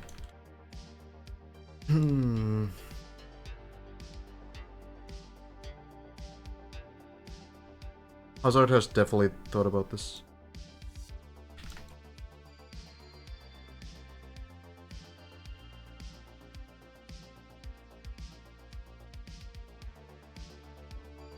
Don't make jokes about this, Chepsky. I know you're joking, but, you know,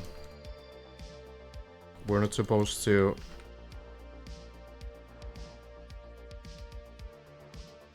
We're not supposed to have that kind of experience, so I'll just keep it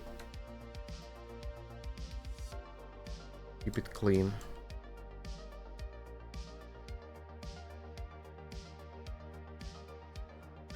The thing is that a jump like this, probably harder, honestly, than the plastic bones. Hazard says, probably gonna try something similar to the last attempt, just forward, yeah. This jump, like, this looks so hard to aim as well, right? Getting speed, and then you need to jump over this thing, which probably not too hard. And then turn around and land...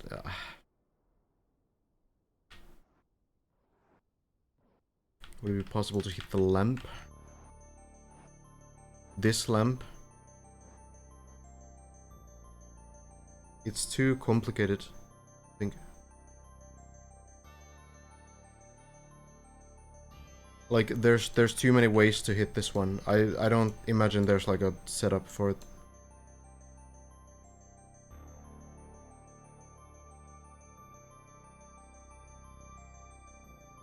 It's kind of a question mark, yeah.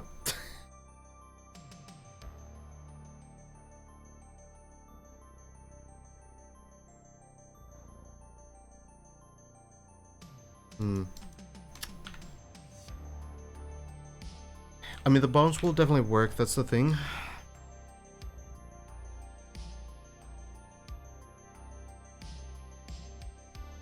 Like, it will work, but, like, is it a good strat?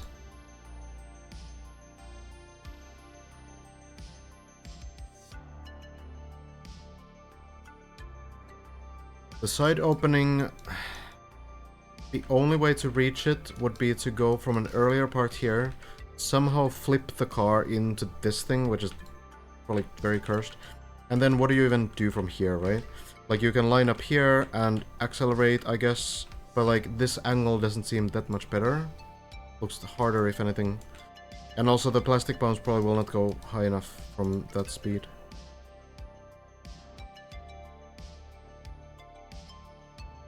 So... when you go through here, then you do these plastic bounces here, bounce up, go here, then you're gonna go in here, presumably, go here, jump from this to the wall, and then land in here, I suppose.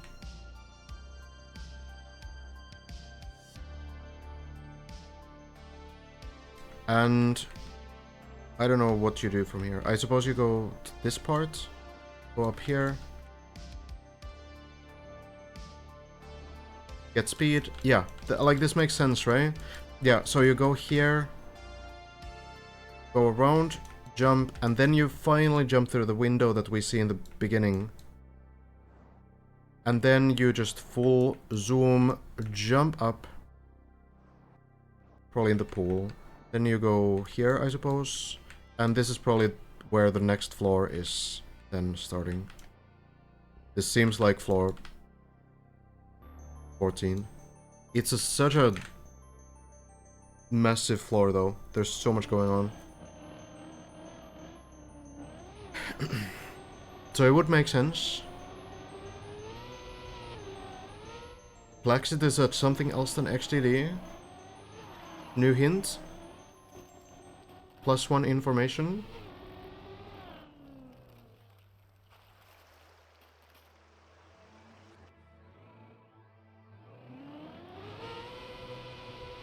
Everything makes sense with this route though, on paper.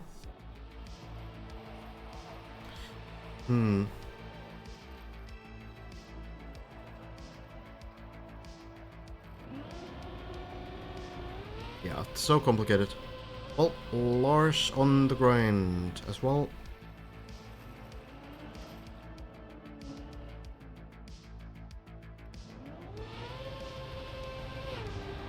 It is very cool though, Plexiting. I like that we have this kind of a floor where we're not sure where to even go for sure. Fits this map really nicely.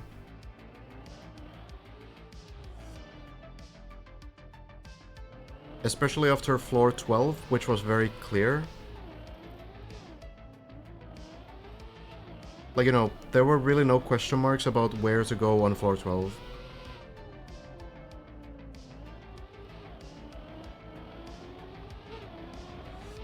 So then, having like a full path find challenge right after, I think it creates like a full contrast.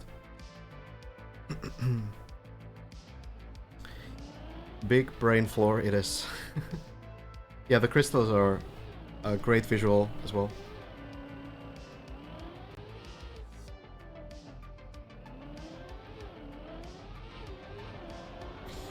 Lars has gotten to floor 12 too.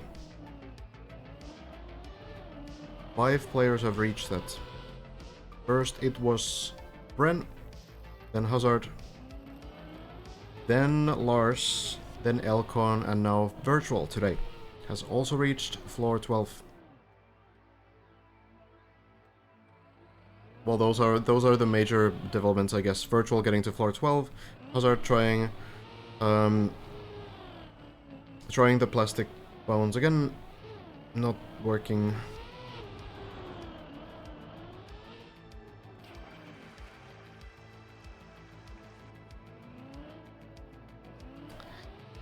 Yeah.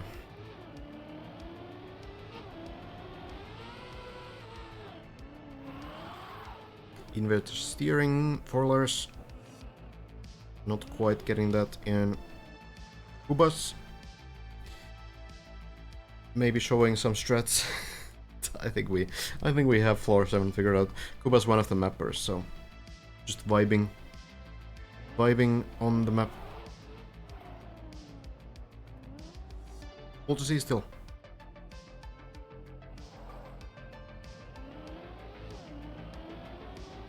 Yeah, the bottlenecks are great, for sure.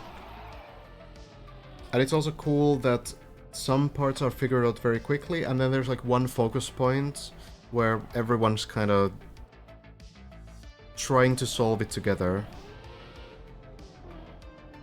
There's like solo performances, and then there's like these community sort of puzzles that people try to figure out. Yeah, the -1 meter is Prigos. Kubas is a mapper, so we don't have Kubas on the leaderboard this way because Kubas would be somewhere in the top 10. So, you know, it is a little bit clearer that we don't have anyone ineligible for the prize pool in the top 10 of the leaderboard. This is an interesting save. Is it gonna work on the left side? I guess it will.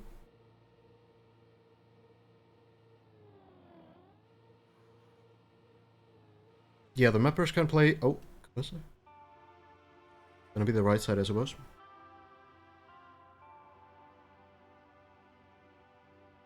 Usually the right side is the one that works.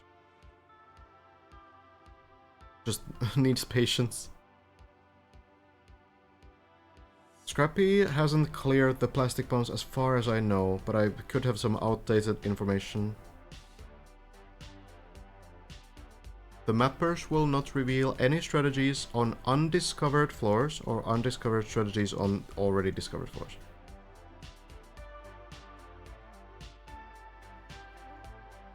So Kubas will not randomly do like a floor 16 run here. That's not going to happen. At least I would find it extremely surprising. And confusing.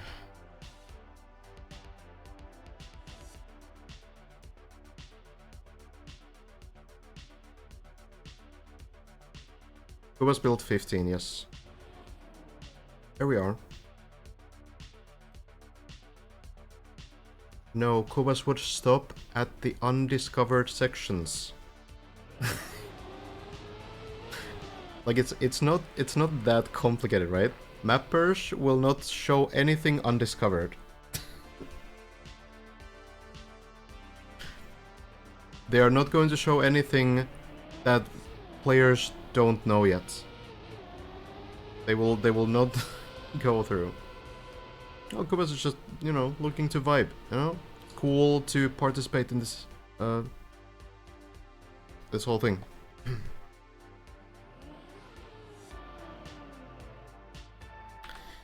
I do kind of feel that as time goes on, this art piece here on floor 13 does become more and more relevant.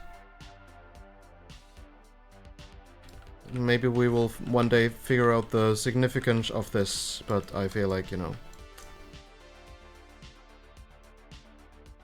there seems to be something in here. Well, we'll see. I guess we're gonna keep trying the plastic punch, though. Some of you might have noticed this kind of thing here. This is not anything. This actually is one of the moving block scenery things on floor 12. So it's not like a, you know, some secret position. Just something from Whiskey, most likely.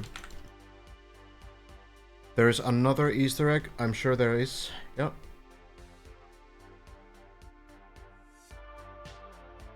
What? Am I supposed to like just look around for 2 hours? Or what?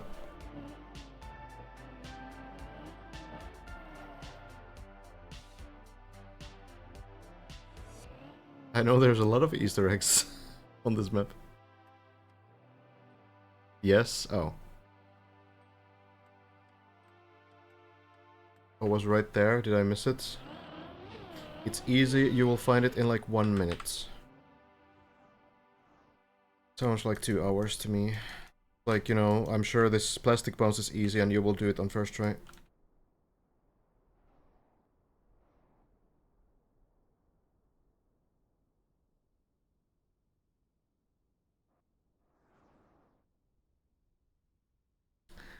I wouldn't even know where to look at all. What could it be?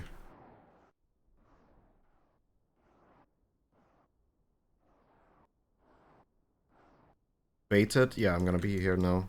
For no reason at all. This is really the only one that I can see.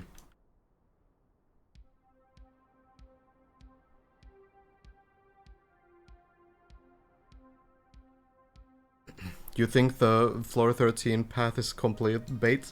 I mean, we've scouted through the rest of the floor though, and it makes sense on paper.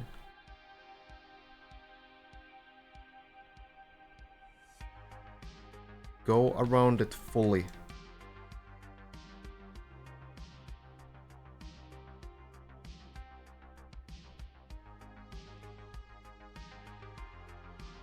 What is this path? Is this some recovery? Another snake? Where does this lead?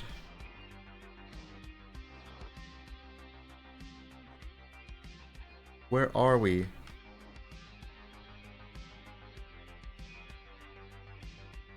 So this is the wood section, right? And then you can definitely land here, but I think this is a recovery. I think this is if you fail the plastic, if you're too slow for this, you kind of fall down here, and then you go here, and this is a recovery path. So you jump up here, and then there's this small snake thing, and you go here, and then you're on the bobsleigh. That's definitely yeah, okay, that's a recovery. I don't know about the Easter egg though, but at least we learned something new.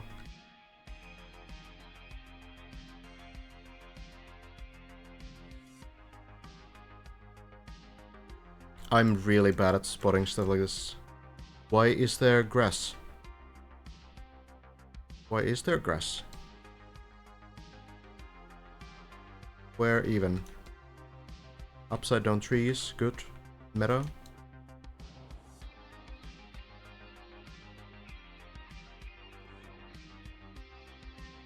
Where even was the grass?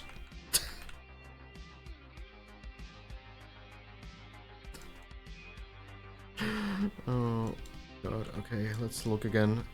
There's some grass there, but I think that's the next floor. Oh.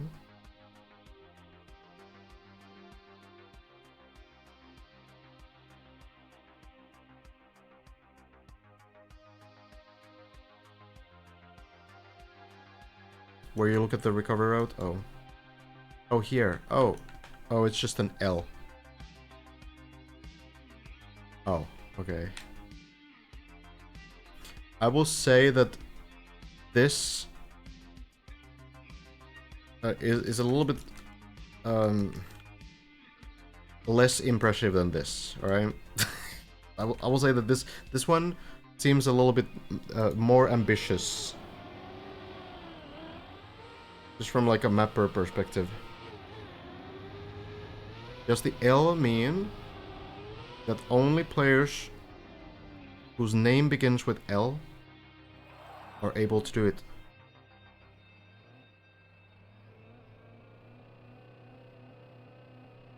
Elcon? Lars? We need to wait for them.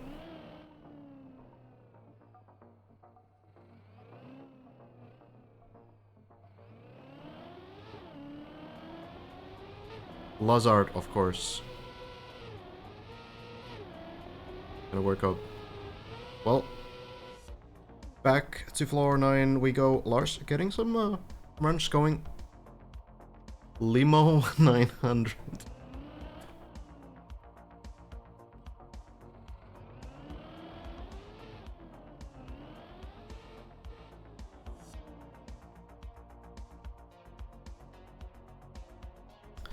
We'll see. Well, Hazard already getting a run together. Floor 7 back in there. Bunch of players getting some runs going. Can I quickly show and explain what Hazard and Brennan tried to do on that drop? They're trying different things. The main goal is that you drop down, you land on the plastic so that you don't land with wheels, because if you land with wheels the car is not gonna bounce. So it needs to land upside down or with the back of the car, for example. And then you bounce. Then you bounce, jump a little bit higher, and into the gap that we have in the wall. That's really all there is to it. You don't want to hit the wooden wall because that will destroy your speed entirely. It will just like stop the car. Yeah. Hazard said he was just going to brute force the plastic bounce. Yeah, and I think that's reasonable at this point, because we kind of see everything else after that working on paper. So I feel like at least understanding how the rest of the map works can give some more information as well.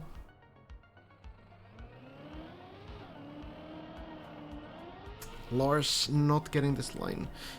Lars has there's like one risk to this line, which is that when you go for this like high variant of the low jump. So for example, Simo is jumping off here from the quarter pipe, right? Landing here, getting the speed. What Lars is trying to do is Lars is doing the low jump line, but Lars is trying to jump high still. Just like barely get the wood here, get the line right, and then land very clean into here. And it seems to work when it works. The issue is that if you don't go high enough, which seems to be very tricky, you need to kind of like get just barely on the like vertical part so that you land, you don't lose too much speed, you land here. If you go too high too early, then you lack the speed and you fall down here.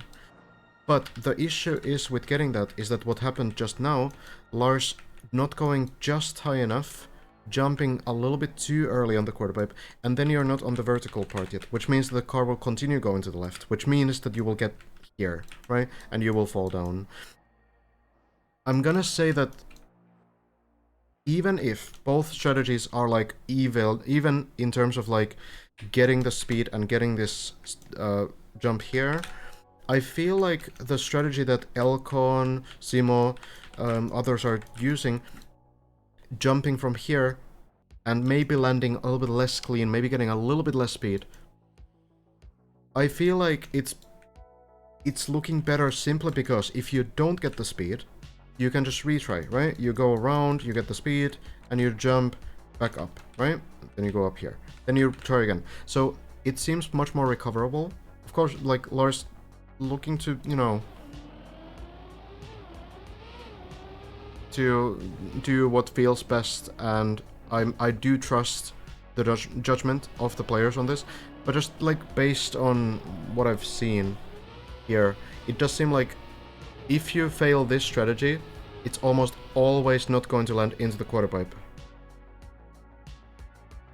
Whereas if you fail with the other strat, with the low jump line, that seems to end up in the quarter pipe, and then the recovery is faster. Here it's like floor 8 recovery every time. So, yeah.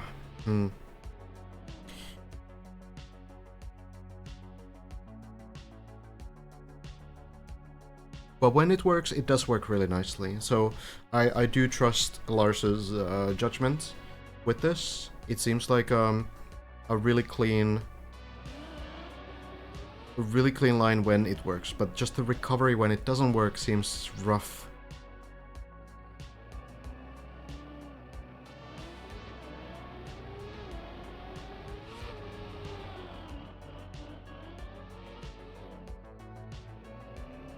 We kind of thought about the press forward plus right strategy on the most reasons plastic launch, but there doesn't seem to be a line, unless it's like a very weird line where you kind of like bounce around a lot. Somehow end up making it. I don't really know.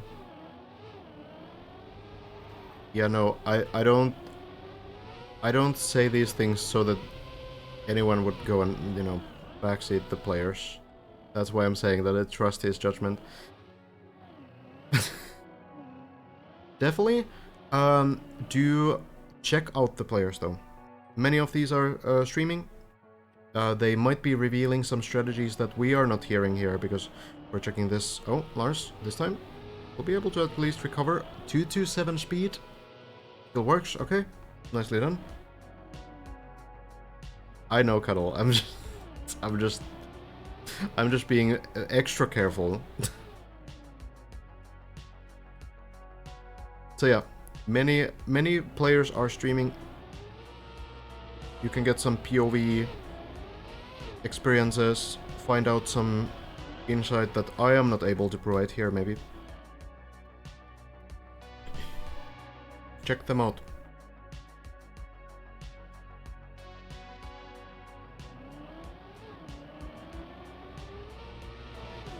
Clean landing.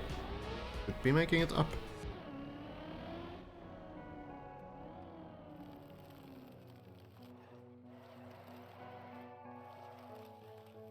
Hello, Amiro.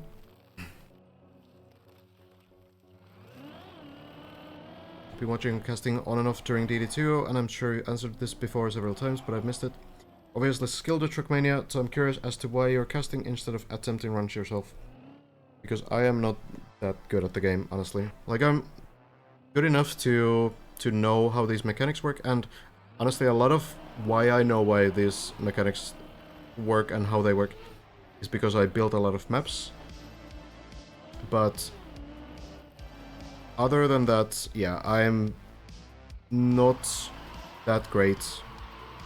Not on the level of these players. So I took a different approach, trying to do something more educational, introduce more players into the game, and kind of like try to highlight why the things these players are doing are difficult, and you know,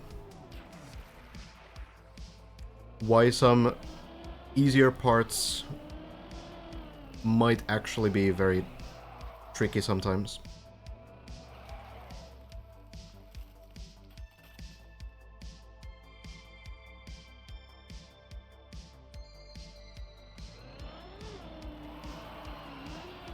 Appreciate you guys. Glad to be doing this. There's a lot of players still grinding, yeah. Really great.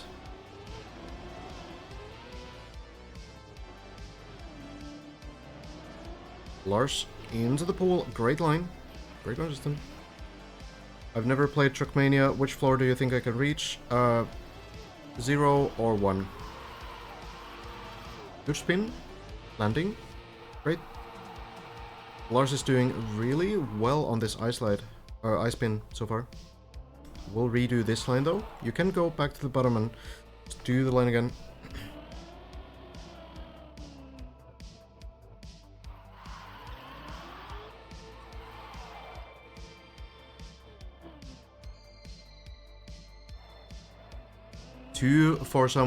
Floor 2 for someone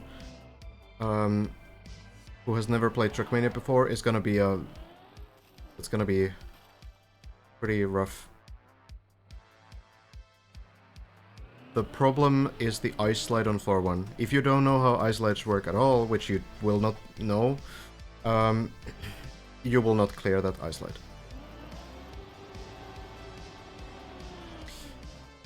Well, back we go. Line looks good for Lars. Stays on the ice a little bit to the side, but the icy wheels again will push the car a little bit further anyway. So Lars will be fine here. Getting another floor 11 attempt going. Hazard not far behind. Getting some floor 9 runs in there. It seems. Yeah, the ice slide will be the first choke point.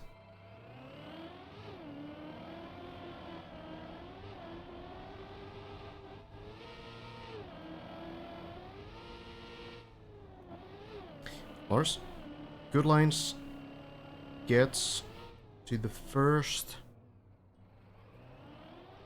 speed check of the floor, we could say.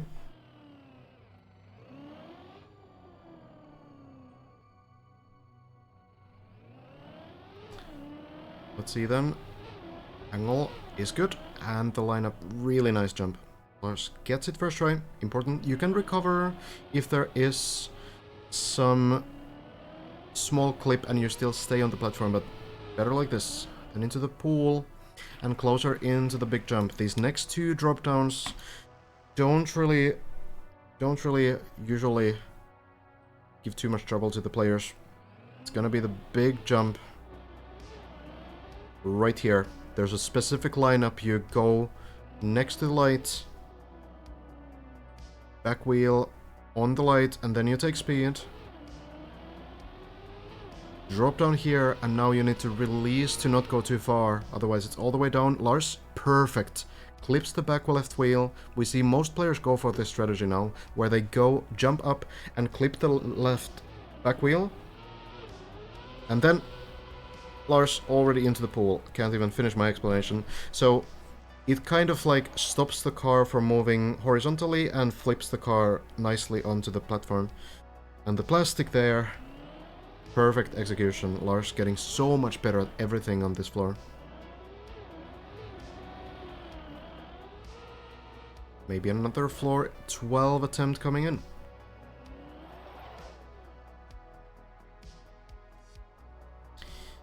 Flip strategy here on the half loop found by Hazard.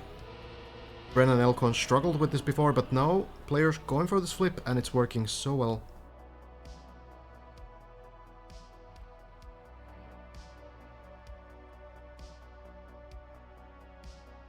Back we go. Need a clean landing here. That should be good enough. Lars does land it, and then into the ring again. And as always, you want to get a specific amount of speed here. Highest possible speed here is actually not the best one, even though it's a speed check. The reason for that is that if you get the third gear at 160 speed, you will drop that gear when you get into the quarter pipe. So Lars avoids it here. Oh, might be able to get to the pool. No, this looks like it's gonna go down. Where is it going to go though? Like, it will definitely slide down. Oh! Okay, well, I mean...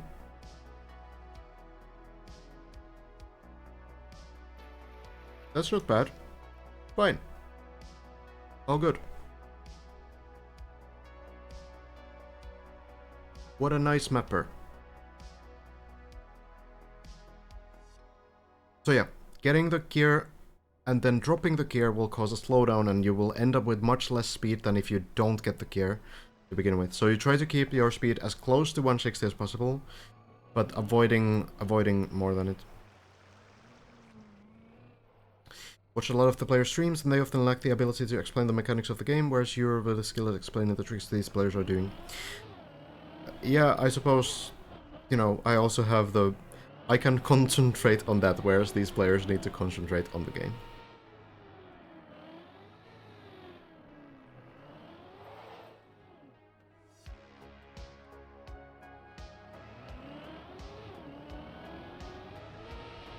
Landing. Flip. Works again.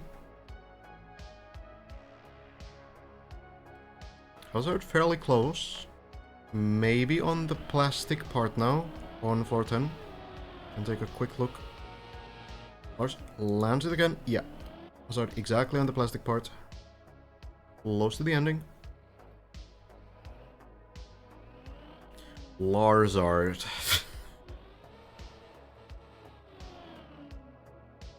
Let's see it then. Again, you want the 150 plus speed. This is 153, a little low maybe, but works fine. Looks just fine. I guess it's not that precise after all.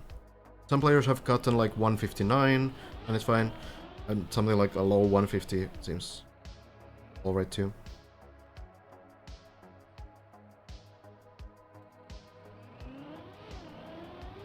Well, back we go. Floor 12. These jumps here are very retryable, but Lars only needs one. Perfect. Perfect. Perfect. So, from what I hear, Lars has cleared this section. Hasn't cleared the next one. We saw Lars fail a recovery path here a couple times. Is this enough speed? Barely will be. That landing into the quarter pipe looked a little bit tricky, but... well, here we go. And I think Lars is ready for this. Again, the key thing about this is getting instant grip on this landing. You need, on that sausage block, as it's called, you need instant grip, because you don't accelerate during airtime. You need to be on ground. So after the ramp landing, you have to get ground contact immediately. And if Lars clears this jump, that's going to be a personal best. Going in, the ramp, and then good landing. This should work. Lars makes it. Personal best achieved. Solidifying a top 3 position here. Virtual has made it earlier today to this second part as well.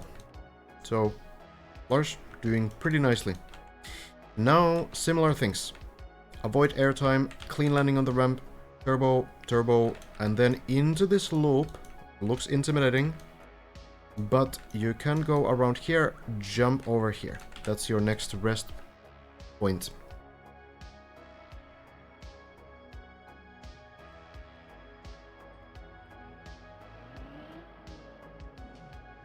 Yeah, Virtual has only done the first section.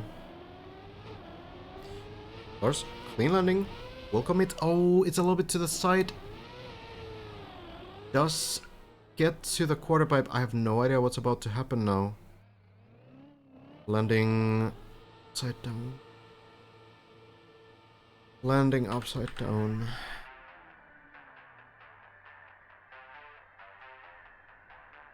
There's a little bit of a downhill here.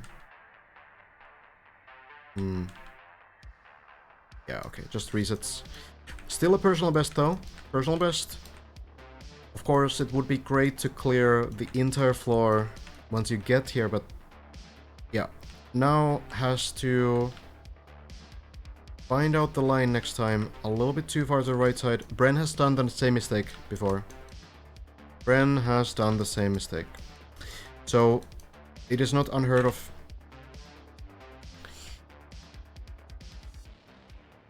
Tricky.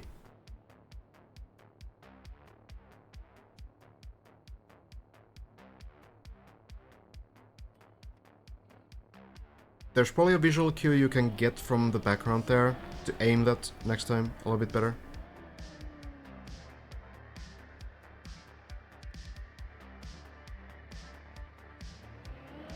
No one's on 14. Still on 13. See the big jump.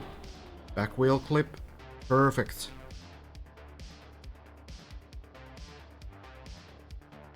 Incredible. Into the plastic we go. Once more.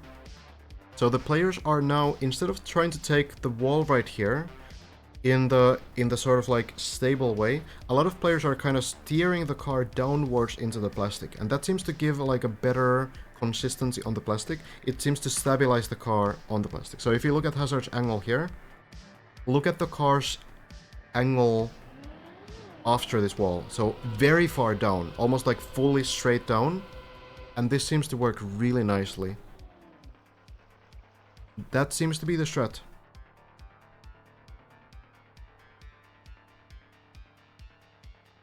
Yeah, it's often just one section of a floor that goes higher than every other part, and it's usually somewhere in the middle. Well, Hazard. Back to these parts. Very good session for Hazard today, overall. Yeah, the plastic half loop, half pipe thing, whatever you want to call it. Getting so much better now.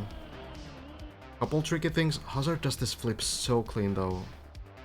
It's such a snappy flip. It rotates so quickly somehow. I'm actually not sure how he is able to do that so clean. That's a clean landing as well.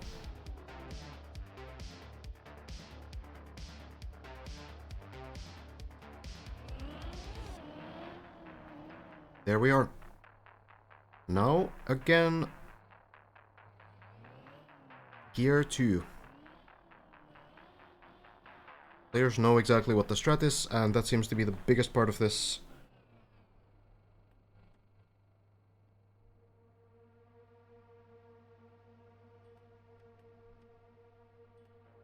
Here we go.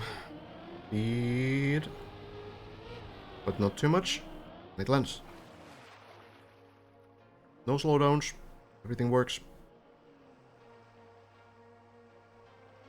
Yeah, Bren played the Trackmania World Tour monthly Ubisoft Cup today. That's already quite a bit of Trackmania for one day.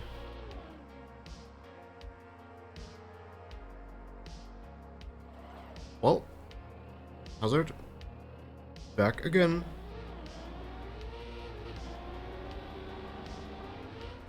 A little bit of an early jump. We'll redo this one. There's no reason to commit to this line until you know it's gonna work. Go back to the pool.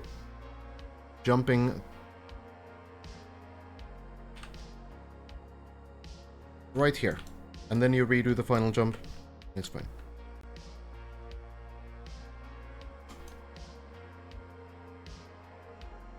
Oh, that's far. Oh, that's far. Oh. Oh god, thank you, that... thank you, Side Lord, for this second pool.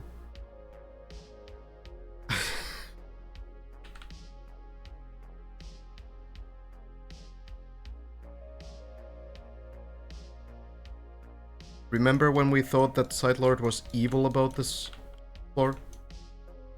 Made things as hard as possible? It's actually the most forgiving floor. Well, need to do the rest of this floor again, but... going back in. It is a completely blind jump, even though, you know, Virtual, for example, earlier did that like 7 times in a row, trying to get this floor 12 started. It's still always possible.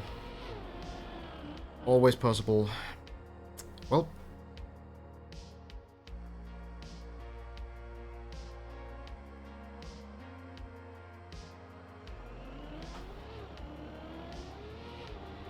Jumping in.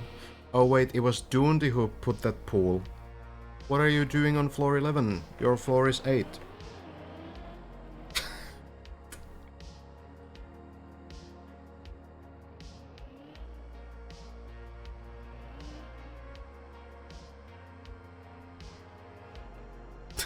Oh well.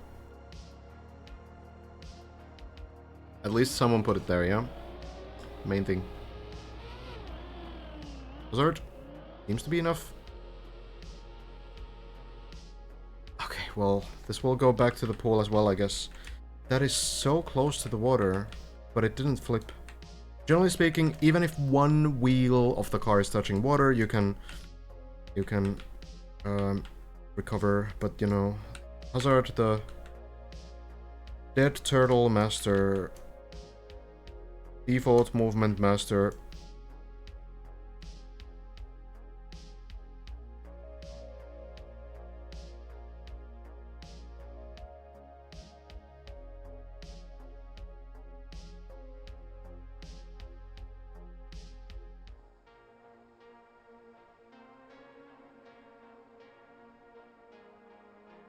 Yeah, no, this happened to someone else earlier as well.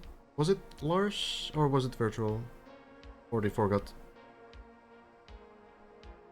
I guess it was Lars just before. Was it? I feel like we have so many floor 11 attempts right now. I would keep mixing them up. Lars like 5 minutes ago. Yeah, that's what I figured. Yeah.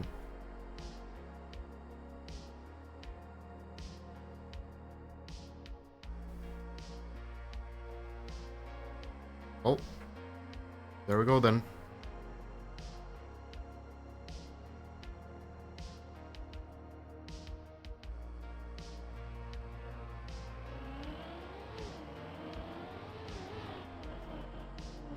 One more time.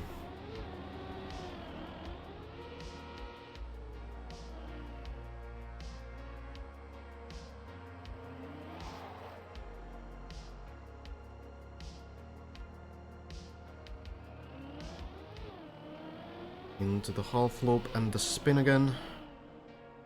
There it is.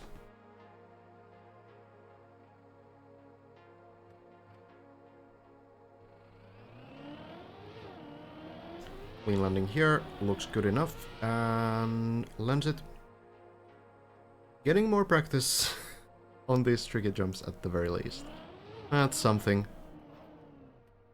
You know, I'm sure Hazard would just want to try that floor 13 bounce already, but this time speed is better. Lands it. Hazard has equaled Waterguard today. Twice, right? Pretty sure twice.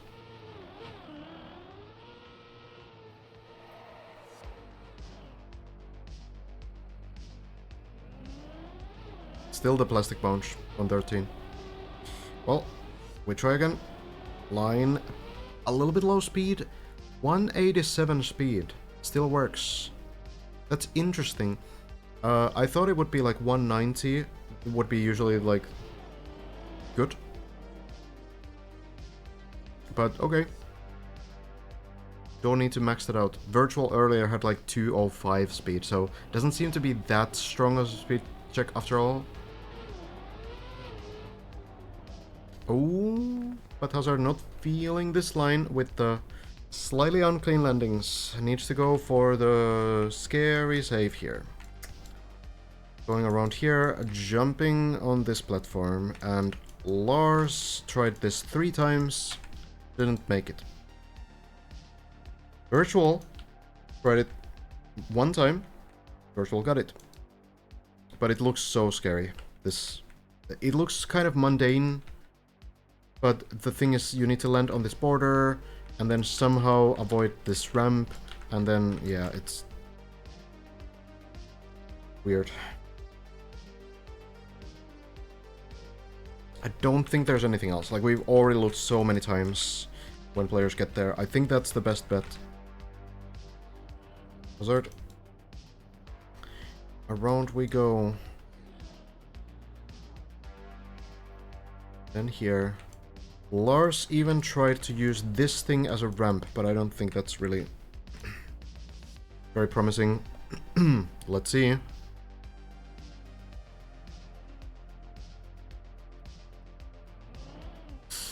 Makes it. And makes it look easy as well. That was so controlled. Very clean. Back we go. And notice this, that Hazard is doing here, like, not committing until the line is good.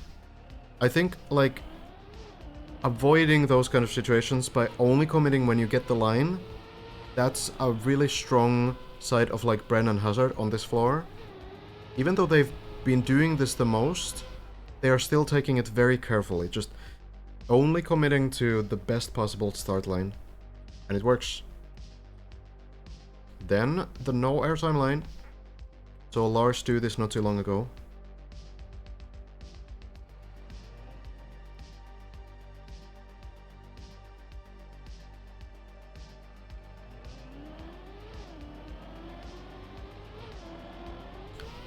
Immediate grip works out, should land.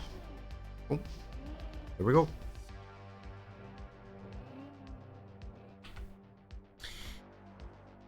Back to the turbos. Lars just crashed the red turbo here. Hazard has done this a few times already. Lines it up correctly into the loop, around. Then the final jump works just fine. They do probably have better visual cues, and they also have like a better feel for when the speed is right and everything. That's true. That's true for sure. Second last section here. Lands it as well. Clean landing. This is live indeed. Hazard is also streaming if you want to check Hazard's stream. POV. Final turbo. Jumping through and landing is clean. Back to 413.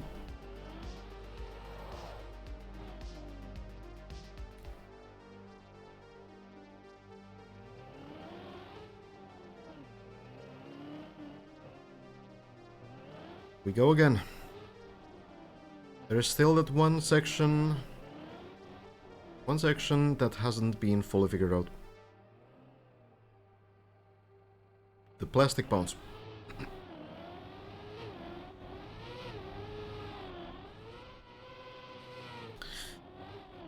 Flip is good onto the turbo, then good enough speed, more than enough speed, releases halfway through the jump and it works just fine.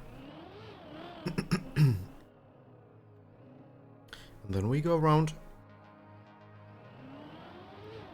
into this bobsleigh loop. Now, this is ice surface. Ice turbos, pretty strong, usually. And essentially, you just build speed with this turbo at the bottom. You just go around a couple times. And then, after this fourth loop, you go onto the plastic, into the pool. Works. crazy, crazy section. Players are using different camera angles, by the way, so they can potentially have a little bit more vision during that loop.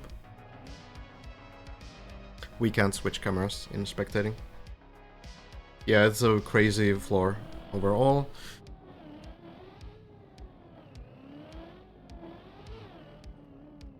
Now to the wood part. Need to be careful with the ridiculous turn rate you have on this. Hazard does it nicely. Lands. Oh! Gets enough acceleration, fortunately. Plastic has pretty high acceleration, which I suppose helps there. And now we go for the shortcuts.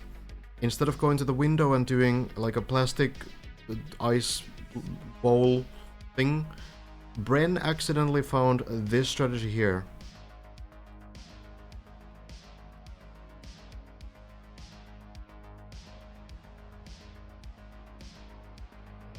You drop down, land here. You go here.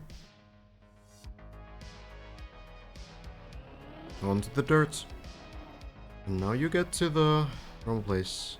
No one has tried the what we think is the intended way.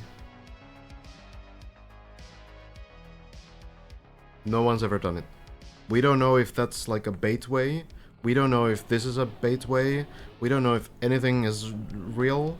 We don't know if anything is correct at all on this floor. We're just vibing. And Hazard gets to the jump now. Big jump. And then it's the plastic bounce.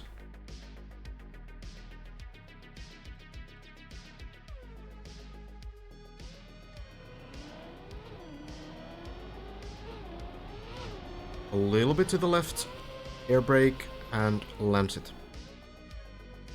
So now it's the plastic bounce, and again, we are here. Drop down to the plastic, bounce from here, land here. Seems so simple. Well, I don't know if it seems so simple. 7 attempts so far on Hazard, I think. Hasn't made it. Has made it close, but hasn't found a strategy. Has tried it forwards, has tried it backwards, sorry I hit my mic. Has tried it in so many different lines and ways, and with different speeds and different setups, and it doesn't seem like we have like gotten close to a good setup for this.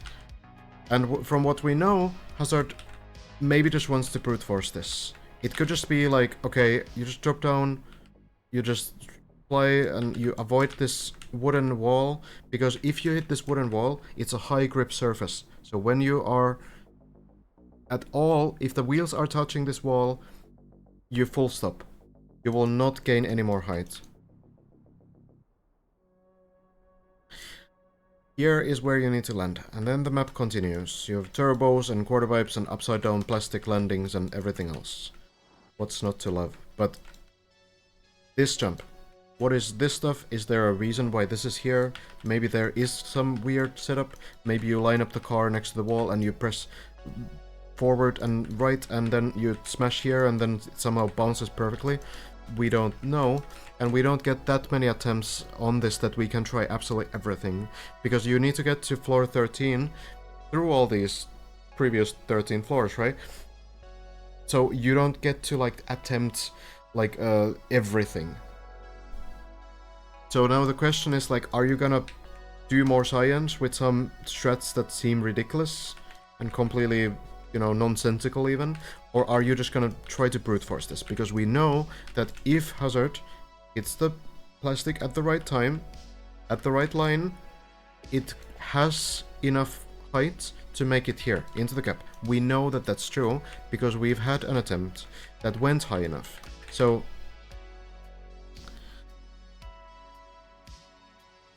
we'll see, we'll see. Hazard thinking about it. If the car lands upright, you can retry this entire floor again. So you don't necessarily have to wait another 13 floors to get this again.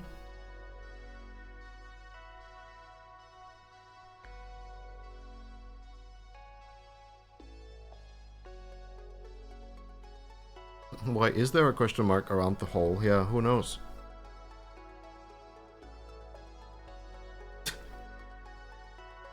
What about the bonk on the plastic window? Yeah, we've thought about it as well. Landing into the floor, and then this glass on the side is also plastic. So maybe it's a double bounce. Bounce here, and then you're here. But like, who's to say? It's really difficult because you would still need probably a setup for it. So, yeah, it's two options. You either do something completely ridiculous and it might look very weird and embarrassing, but you at least understand that, okay, that's not the strat. Or you try to brute force it. Hazard said that the brute force might be the strat.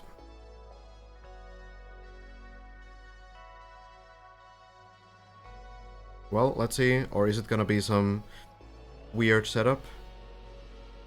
No, really? I mean, it's worth a try.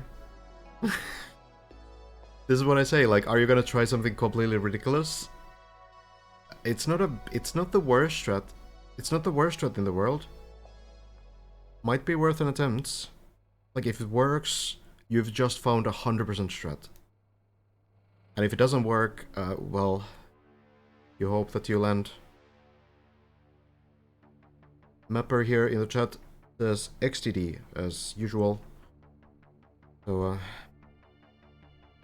not much to gain from that one.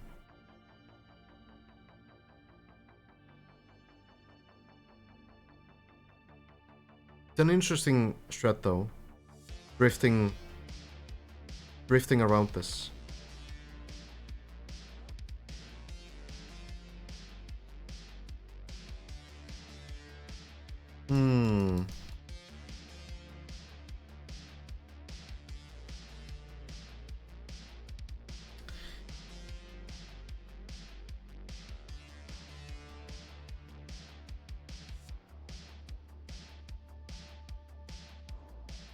This is the landing. There's also a beam here preventing you from doing just about anything. So you can't do like anything super crazy. That's the gap. Right there.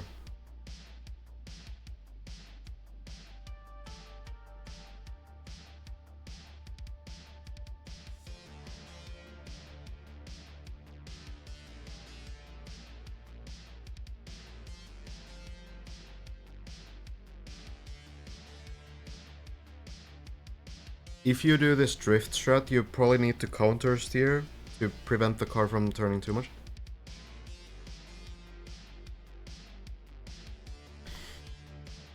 Let's see.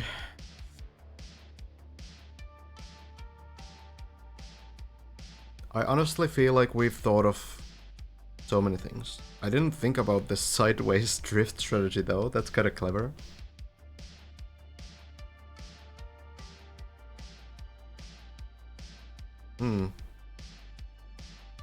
There is the gap here in the wall, but that might be just bait, honestly. It doesn't really look so promising.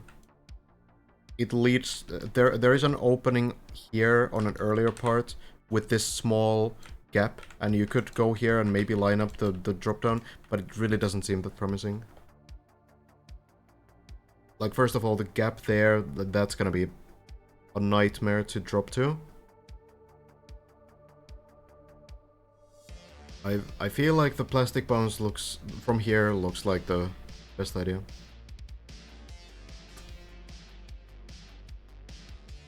Bren hasn't cleared this jump either. Has got to this jump, hasn't cleared it. Hazard could be the first one. This is a world record attempt. I think this is Hazard's 7th or 8th attempt at this. Well, what's it gonna be? Are we doing the drift? Are we just brute forcing? Diagonal line, frontward bounce. Could be just brute force.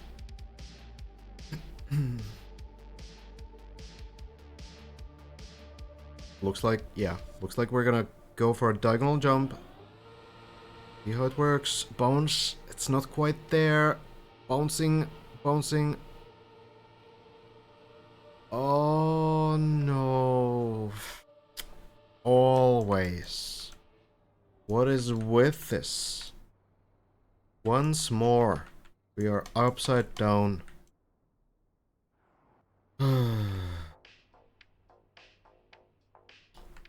And Complexity with the XTD. Well,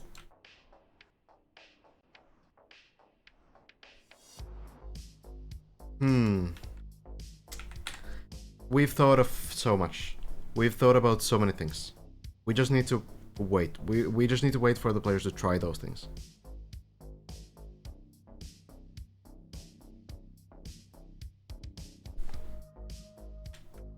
Could this be complete bait? I don't know. I was also... We also thought about, like, going from here, jumping, and then somehow landing to this quarter pipe, and then going over here to take speed. So this is the same place, right? That jump doesn't look very great either. Honestly, looks way worse in some way.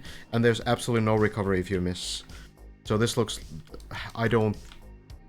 Like, maybe it's technically possible, but this looks horrifying.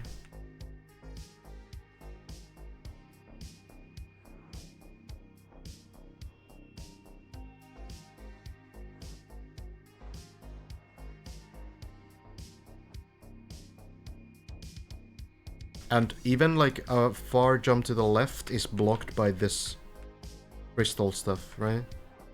So you wouldn't even be able to somehow try to find a setup for this jump here. Yeah. So after you get here, you can take speed, then you jump up.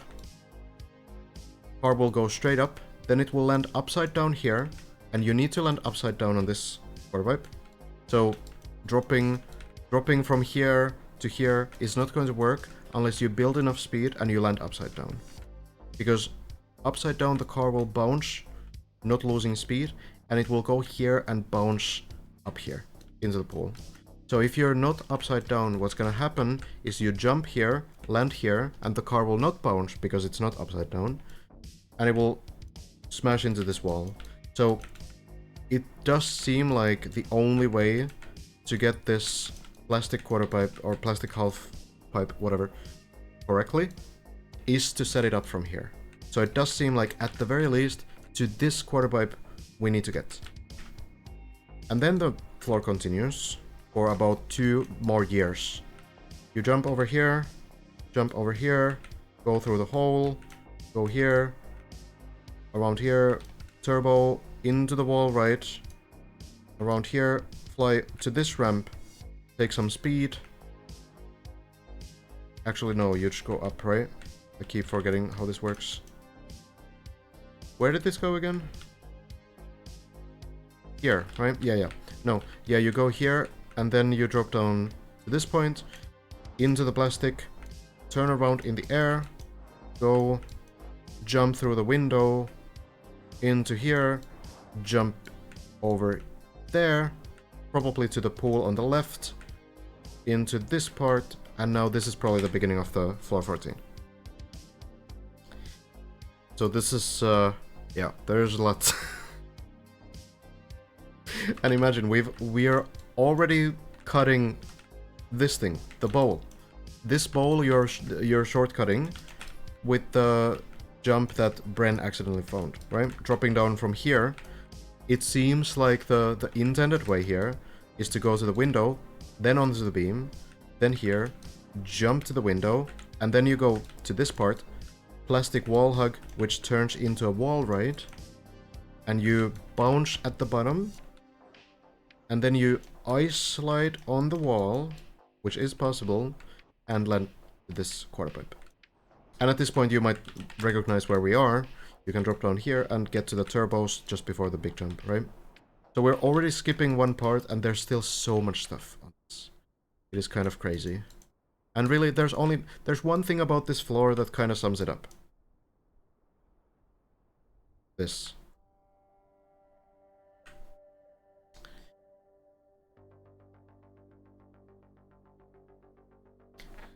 This sort of answers all of our questions. That seems to be it. Well, we keep going.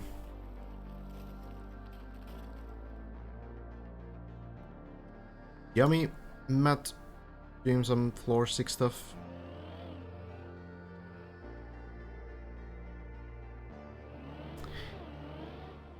Great attempt from Hazard though. Really good attempts. No default movement. Hazard run it over. There's a binary code message that says don't look down. Haven't seen that, but... Discombobulation.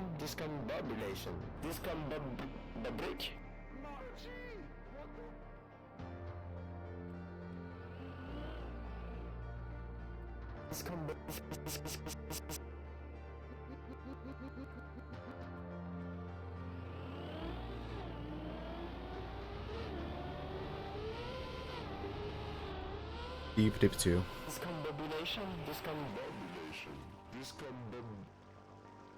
I like how the water pitches the sound down. Great. Strat exchanges, yeah. That's the thing. Lars here as well, still trying to get those floor 12 attempts going. Virtual floor 11, okay. We can check in with virtual if there's floor 12 run.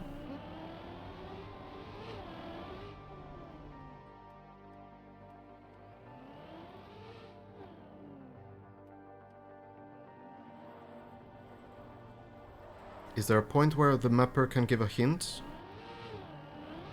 I feel like the hint from Black City would just be XTD anyway, so I don't know if we really need it. Probably fine.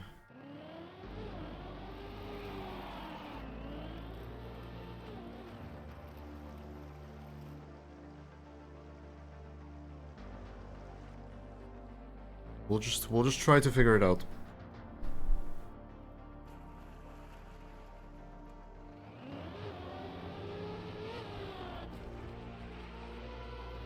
It is kind of mappers versus players. Like, of course, the mappers also want the map to be beaten. But it is kind of like... maybe more like players versus the map, right? I feel like at the point where the players can't figure it out on their own, at that point, you know, it's kind of like... I don't think they would really want, like, a hint. I think they want to try to figure this out on their own. We have pretty ambitious players.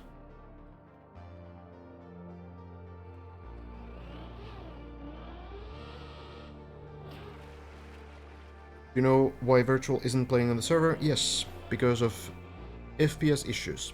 Sometimes in Trackmania, players aren't really getting good FPS on server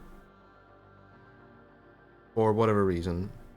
This is very situational and very individual, usually not hardware related too much. The game is sometimes just spaghetti. Oh, Lars's run. Lars's run again ends on the turbo tunnel. This has happened a lot for Lars. I do wonder if, like, practicing or testing strats on the individual floor that has now been released would be worthwhile. Of course, not every player wants to play those, even if they're, you know, they're officially released, so there's really no issue with that, but...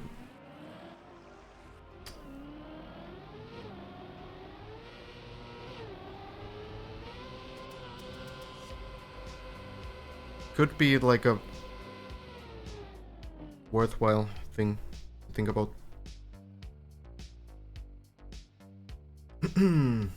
There's an upside down quarter pipe next to the hole. Okay. Take a look. I feel like we've taken many looks now, but we can take another, sure. Here, right?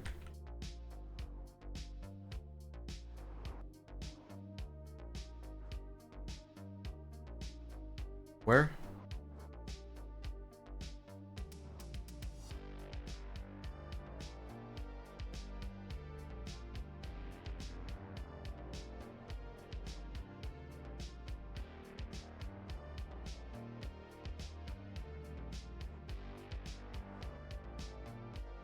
Here? Oh, do you mean this one? No, I don't think there's anything... there's anything here at all. We will check in with Virtual if there's a PB attempt. I don't know, dude. It's, I don't think you will... like, you need to drop down from somewhere, because I'm not seeing there to be, like, any strats.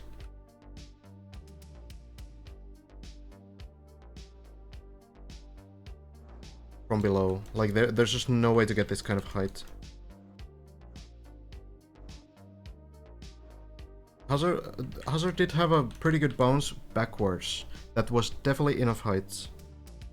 I'm fairly sure. Like, if it's not enough, then it's gonna be about, like, centimeters. Not every bounce gives you the right amount of height, of course. Some might give more, some might less.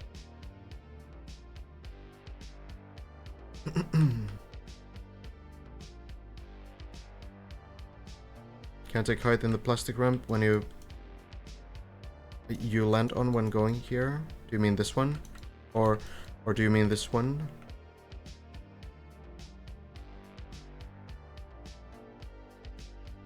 Not 100% sure what you mean. Like jumping up here or something? That's probably not doable. Jumping from here, like hitting the ceiling and then bouncing down here, that feels pretty uncontrolled.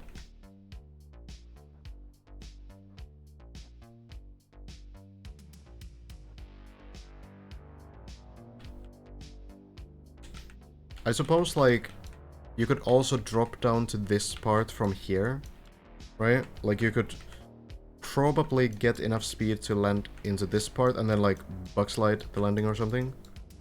But I don't know if there's anything useful here. Like, this line just doesn't make sense to me. It doesn't seem like you would be able to get this kind of a landing. The beam is too close.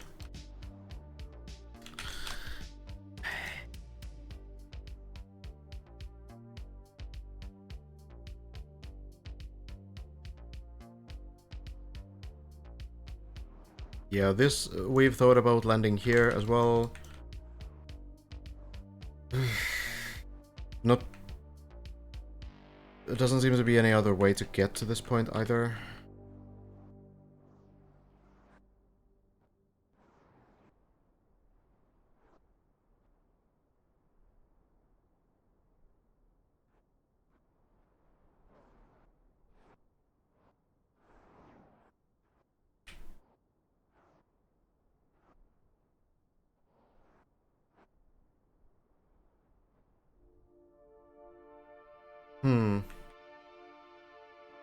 No, I don't think so. Oh, it's so hard to tell. Maybe... to the window?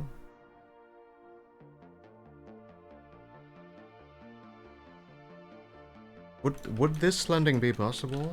If you speed up from the window onto this platform, that seems maybe too far. That's probably too far. Because from here, I guess you could maybe get here. I don't know. I don't know. It's such a mess. We'll just let the players cook. I'm sure they're looking around a lot. Sure, they're looking around a lot. Okay, we can take a look at Virtual.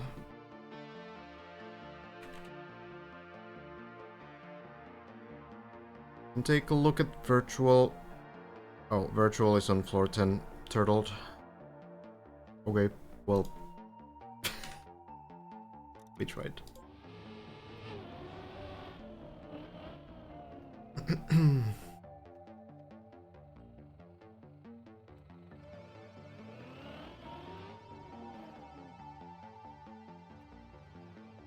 Is the personal best in terms of progress or just height? One more jump into 12. Okay, so the quarter pipe jump on the second section.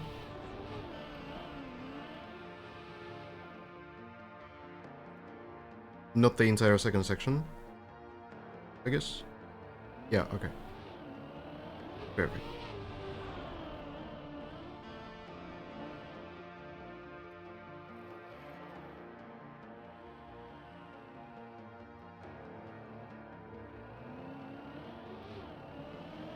Oh well. Virtual doing really well today though. Multiple times on floor 12. Looking very good right now.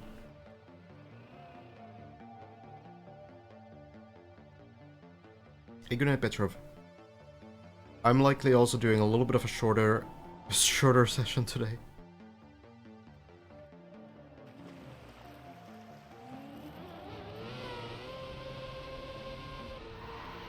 But the grind seems to go on.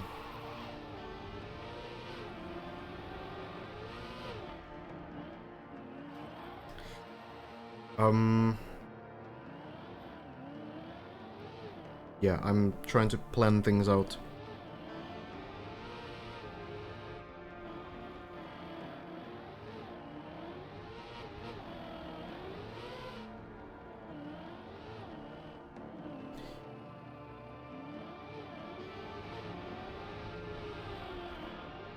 They played some good players grinding still. Hazard on another run too. And Lars getting some runs going. Matt turtling. Might be on a personal list actually as well. Oh no! Oh, keeps the turtle alive. Doesn't flip. Oh god. Was a close save. Was a close save. Good try from Matt. Didn't quite get the... It was the back wheel hitting the fence. And then not getting the flip timing anymore.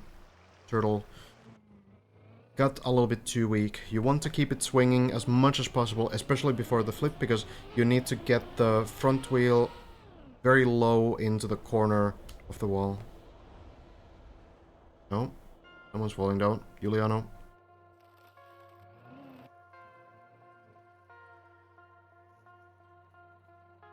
Wasn't your fault.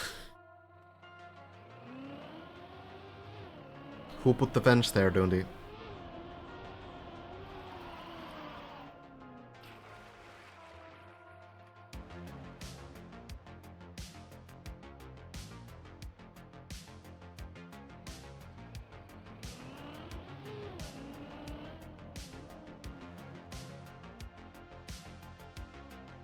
Yummy also doing really nicely. Oh, it's Techie's fault, okay.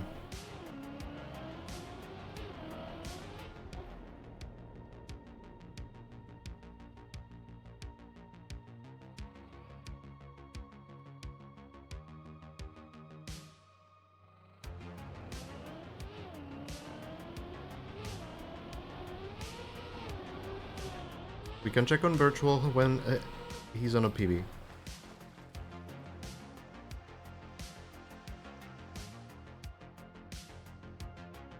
Virtual is not on the server, which is in the pinned comments. Also, so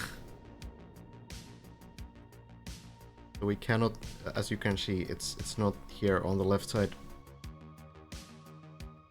But there is good news for everyone who wants to watch virtual, because virtual also streams, and you can see the whole run. A lot of these players actually are streaming, and you can see their full runs as well. You can get some good insight on how the players are approaching these maps, and I definitely do recommend POV streams as well. On this kind of a grind, the players need need the support as well. So definitely go check them out. We can see the full run in chat too, that's true.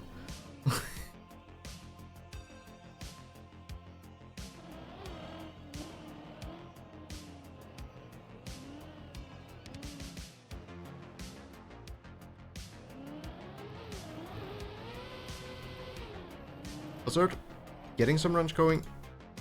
I think Yummy might be on a PB attempt here. It's hard to always say what the personal best is. The issue is that you reach the highest point on this plastic jump. Yummy also streams, yep.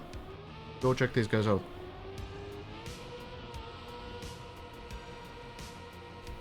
Jumping in Yeah, and that is personal best height. But the next parts are lower, so we don't fully know if it's going to be a personal best just yet. Need to line up really carefully here. That's very good from Yummy. Probably has done this before. Kind of looked like it.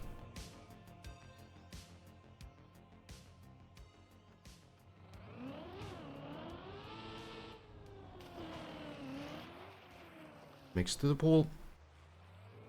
The turbo tunnel. The one dangerous part in here.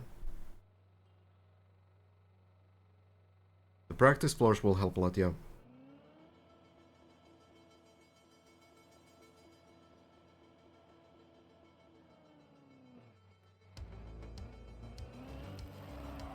Sideways. Oh, goes very far. Still saves it.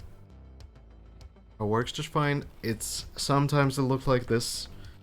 Oftentimes, even for the top players, you kind of bounce around through the tunnel, but it still ends up working. It seems really difficult to find a consistent strat. Flip works as well. And this is actually a personal best height now. Yeah, I think... Yeah, I actually think the confidence comes from the practice floor, because floor 7 was officially released for practice earlier today. So these players are able to now to play from floor 0 to floor 7 as like a separate floor and get these strats down. Oh, Yummy. Very close to falling down. Looking really good now. One more jump.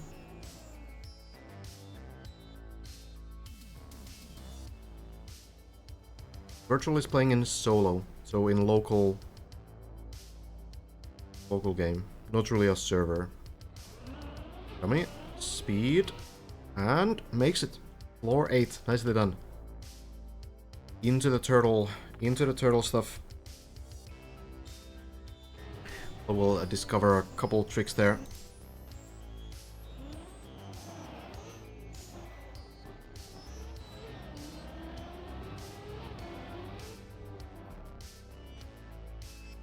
Fourth personal best today.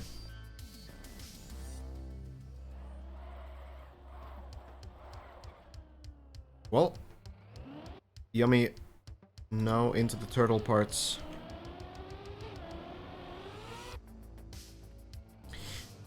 We can probably watch this this Lazard run that's going on right now. And then I think at that point I'll call it a day as well. A little bit of a shorter session.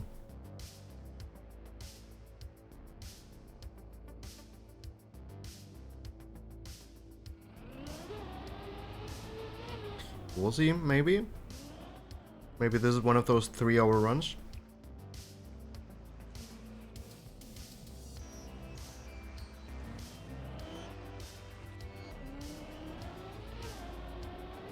We shall see. Elastic line looks to work, I think so. Yeah. Just fine. Lars getting to the wet plastic.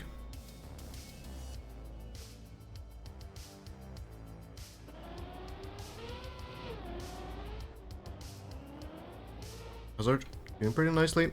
Yummy getting through the first turtle here. Oh, the flip a little bit too early, but gets the back wheel on the quarter pipe and makes it through. Nicely done. It's gonna be the 860 height, and that one is a little bit hard to beat until a couple sections in. Dubsmeister, thanks so much for the tier 1. Also SMB, thank you for the gift to Chekhov. That was a while ago, during the Hazard run, I think. Much appreciated. Hazard still going for the slide strategy. Gets a little bit of a boost, but seems pretty controlled.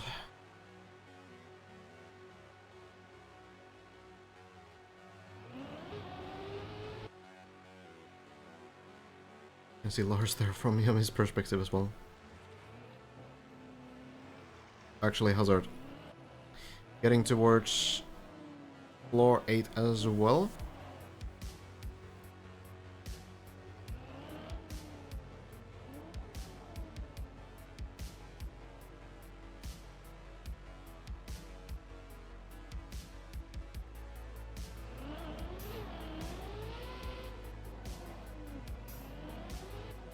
Okay. Lars into these tricky sections again. Yummy. Ready to try this now? Oh yeah, Red, if you're here, you can unpin the message since Virtual not playing, I guess.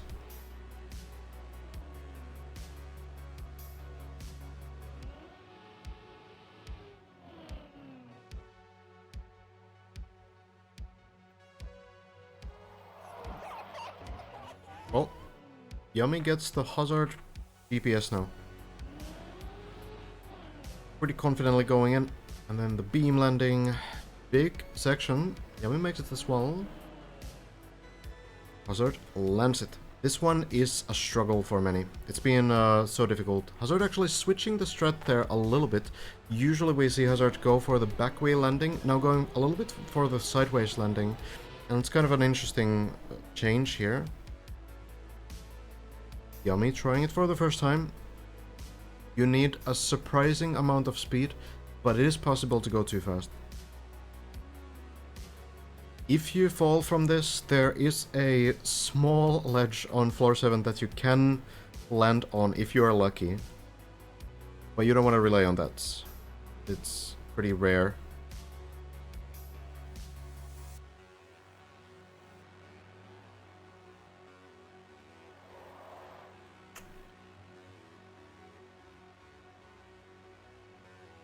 Still kind of testing it out. Commits. Turns the car maybe a bit too much and not quite enough height. Oh, and the landing on the plastic doesn't work. Oof, good reaction there, trying to backslide, stay on the plastic afterwards, but that's where the personal best ends. And even the plastic bones. Throwing the car around still. Great run from Yummy still. Lars in the same jump. Nails it.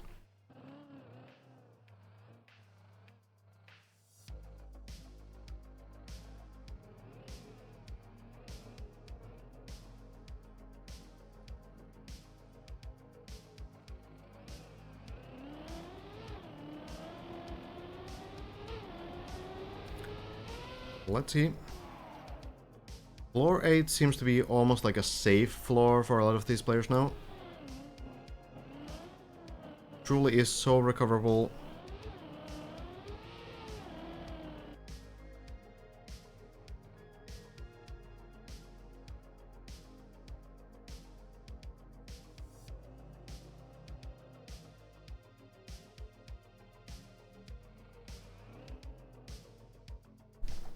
Lars is on the third section of floor 12.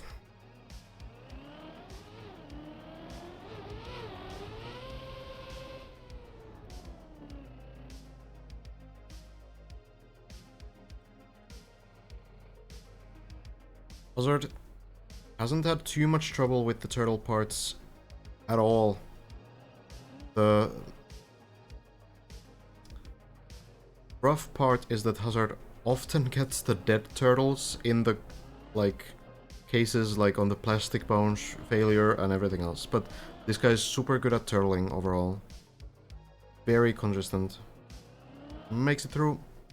No issue whatsoever. Flip. No problem. Such a fast climb as well. Lars getting to the turtles as well. Alpha floor behind.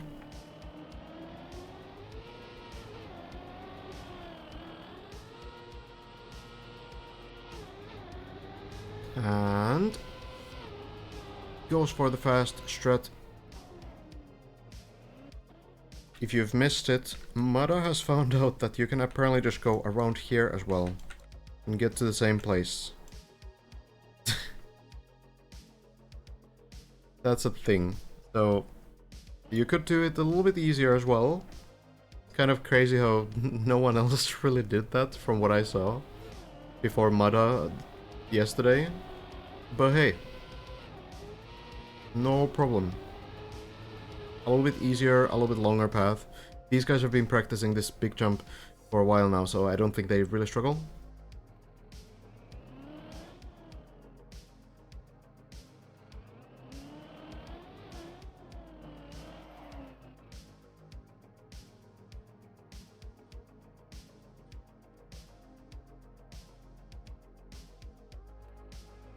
Lars on the final turtle.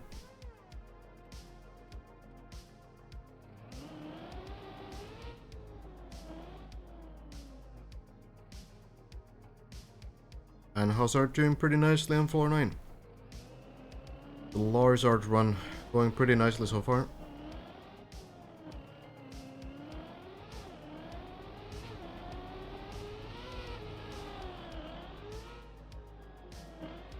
Clean landings.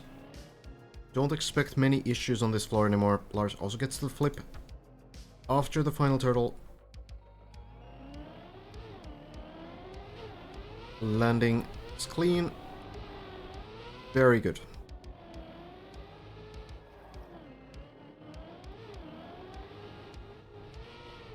Comfortable with the Neo slides. No issue there.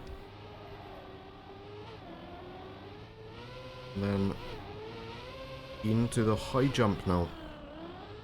It's interesting, we have two players with very unique strategies on this quarterback jump. Hazard, to my knowledge, the only player going still for this high jump strategy, lining up on the left side of the hole and then taking the high speed approach here.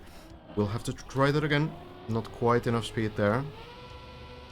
Lars getting the tricky turbo landing. So Hazard back to the recovery. So most players right now are lining up here on the left side of the hole, go around, and then take a very low jump here from the quarter pipe itself, going here. Hazard lines it up but a little bit differently, yeah. Lines it up on the other side, goes around, and then does a high jump and lands here. Seems to be pretty much the same speed that you gain from it. Doesn't seem to be a speed difference. There could be a consistency difference, but Hazard feels most comfortable with this one, I guess. Lars is doing the low jump route, but a little bit differently. We're gonna see that soon as well. Hazard should be just enough speed. 227 is enough and makes it very clean. Lars close to the point as well.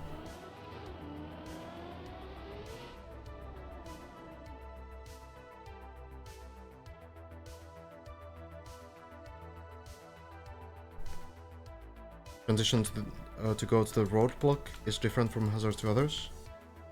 The roadblock? Which one? This one?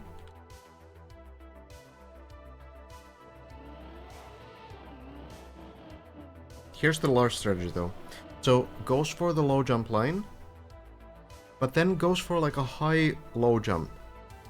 So not jumping from the quarter pipe, but pushing this up on the wall and gets a super clean landing. And it seems to give really good speed as well.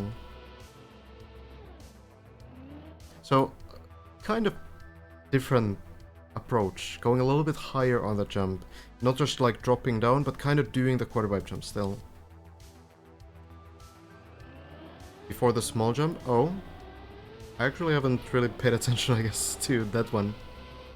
For instance, I need to look at that more. Hazard on floor 10 and Lars just the 2 ramps away as well.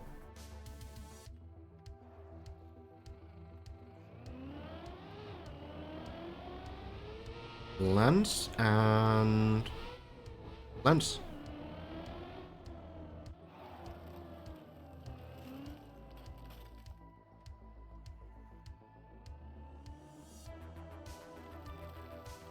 Both on a pretty good run. Lars getting here. Hazard with the dirt zoop. Gets it done. Goes into the ice slide.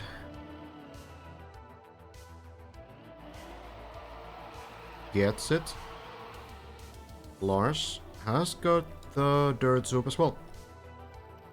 Players very close. Hello, Ghostenix. It's going great. Good runs today. What about you? Why did you choose not to collect this prize money? Giving everyone else a chance, you know. Hazard going pretty fast. Lars needs to go a little faster to catch up. Speedrun strats. Well, the two see each other now.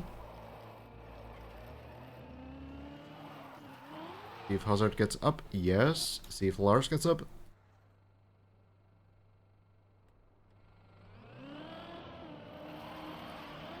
Zooming in. And there we go. What about the pipe jumps? Hazard into the pool. And Lars pretty close to that as well. Double spin? Perhaps? We've seen it before. Let's see then. Both are going... Hazard lands it. Lars lands it as well.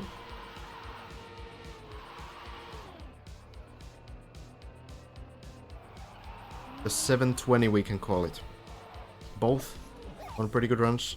And finally meet each other on this plastic.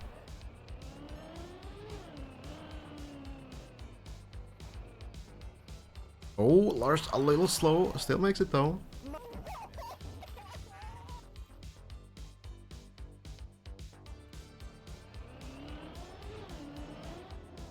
Lands the plastic too.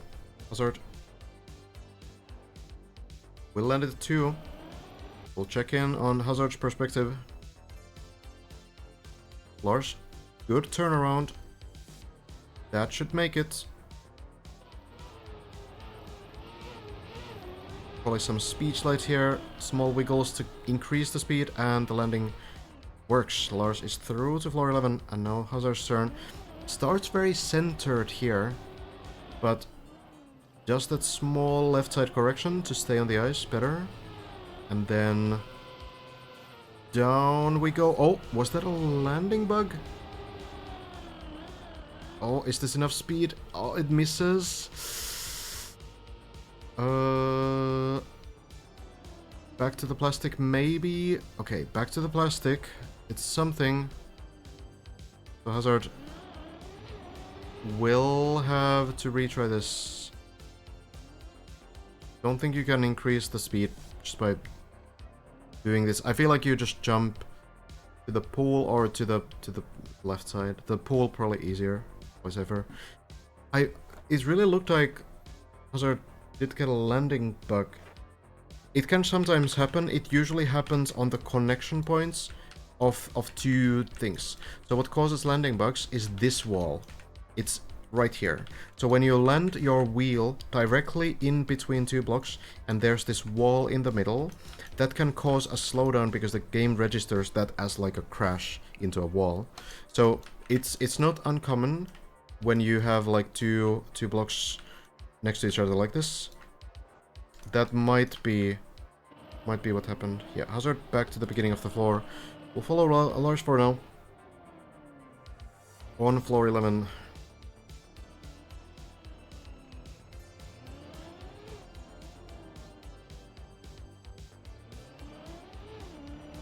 Get in the speed, the line, the jump, and it works.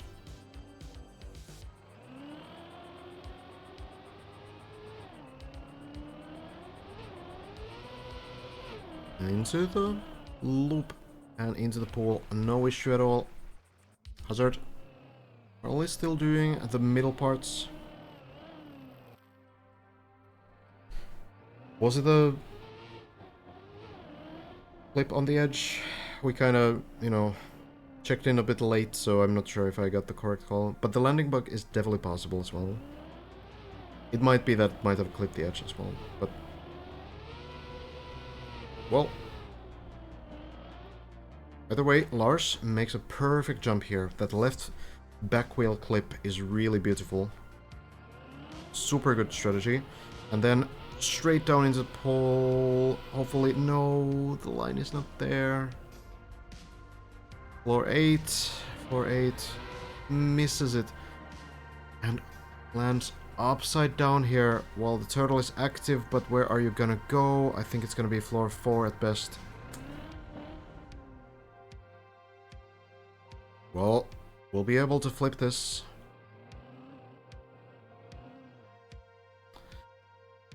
It was unfortunate. Unfortunate from Lars. It was a good try. I guess the car bounced around a little bit too much. Is this gonna end up on the dirt? Oh, the plastic with icy wheels. Oh, it's not a good combination. And we're going into the snake. No hesitation even, just goes for it straight away. Well, it's whatever it is. 20% success rate on this, maybe. Getting rid of the wet wheels first.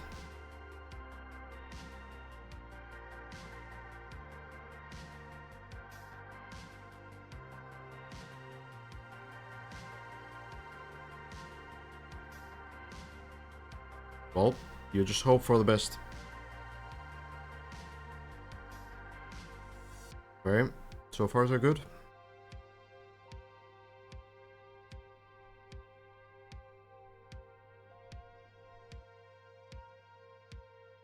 Just keep going. Pretty close now. And makes it. There we go.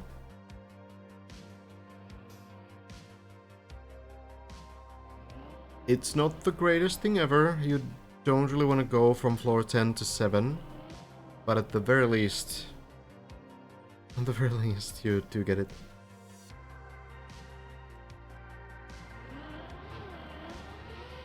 Yeah, I'm not saying 20% chance doesn't mean that it's impossible to do, you know? But from what I've seen, maybe with these 2 successful attempts, maybe that's gonna be like 30% now. 1/3 sounds pretty good. Well, we go back. Hello, big dude.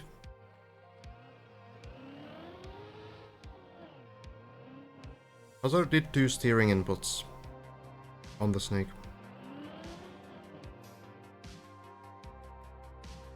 How soon till someone wins?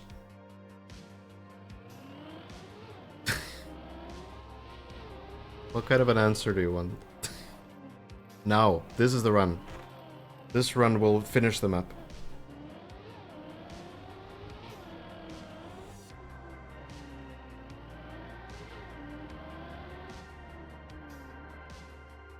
It's good, Epic Dude. Good.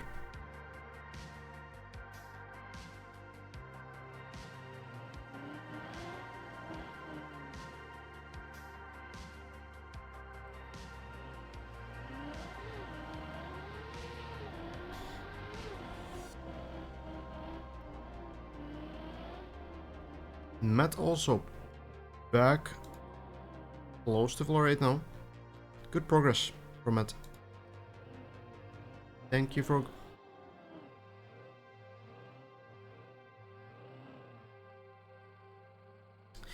So once again, floor 8. I feel like we've seen this many times, but in case you haven't, there's a reason why we need to do this weird upside down stuff.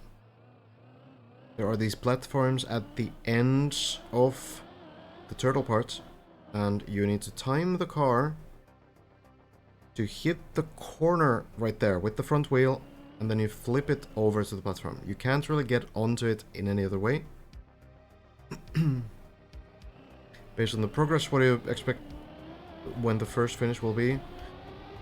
It's too early to say, because floor 12 took 2 days to clear, and now we're at least 2 days in on trying to figure out one single plastic bounce. So it's not really possible to say.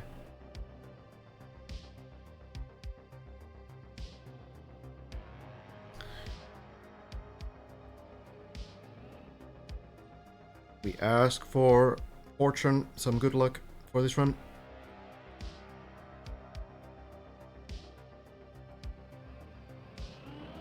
See how it goes.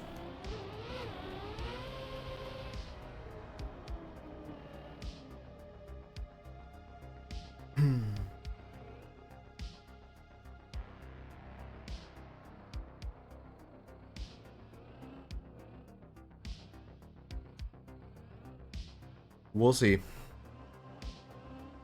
It seems clear that, at the very least, these final 3 floors look intimidating to the players. They've checked them out with the free camera. We haven't checked them out. We'll keep it a bit of a surprise I don't know what's to come.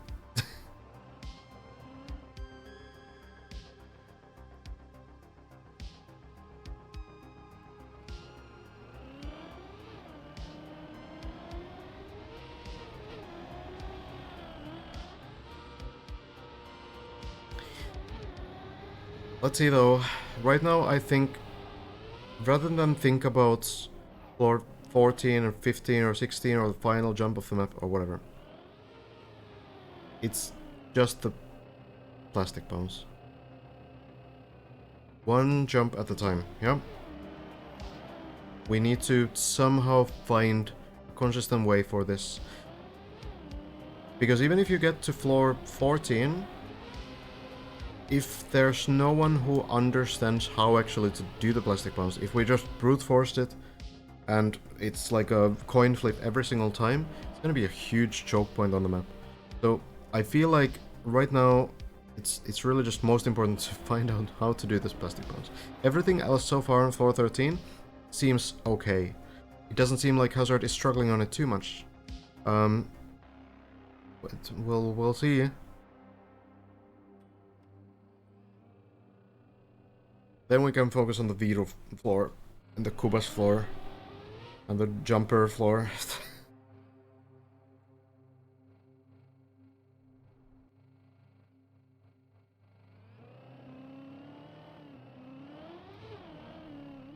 The Waltgard clip comment, by the way, now is no longer the most recent attempt from Hazard, but it is an attempt from yesterday.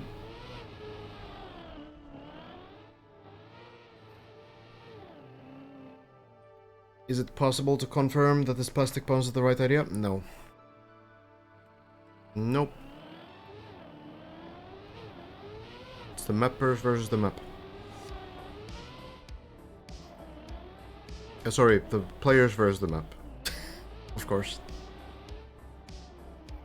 During the building process, it's often mappers versus the map as well, I know.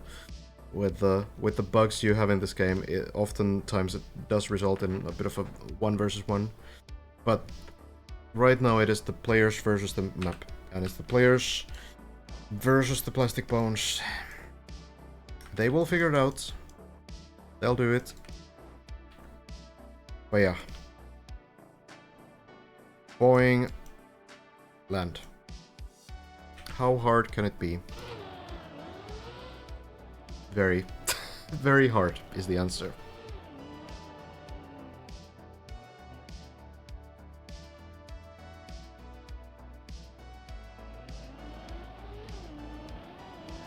Again, the high jump line here works pretty well for Hazard. Everyone else who used this initially has kind of moved on. Ooh, barely lands.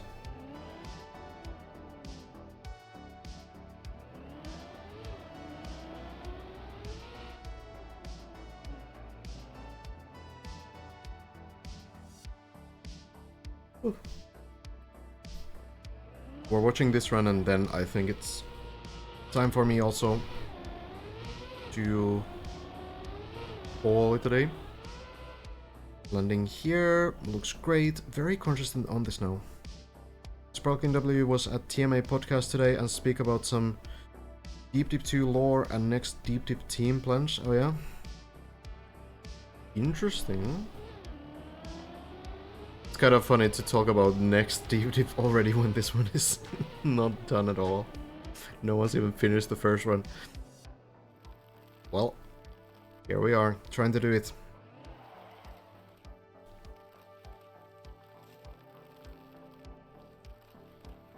I don't think I would have been able to recognize the mapping style from these players. I think Whiskey is the only one that I might have been able to recognize. If I knew the list of mappers, probably would have been able to guess that one. Everything else, probably not.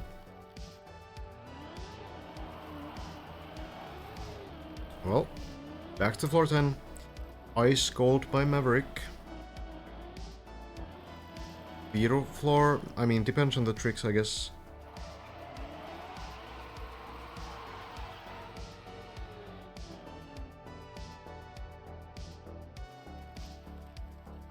Techie is recognizable.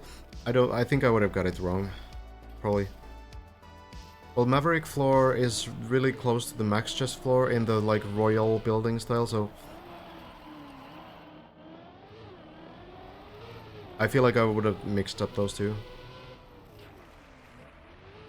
Would have probably guessed that floor 3 was from Maverick and not floor 10. Oh, Hazard. Be able to avoid the barrier.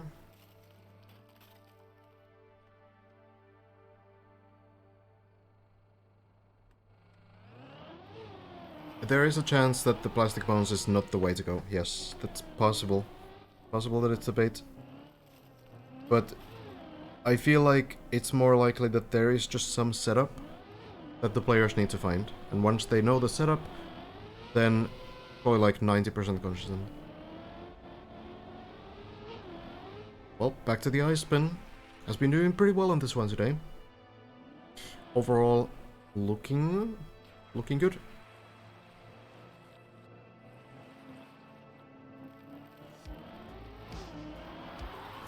Very much on the side, but I think this is enough speed. Yeah, will land. Very close to clipping, but manages to do it still. Getting so much better on this ice spin. So much more confident it feels.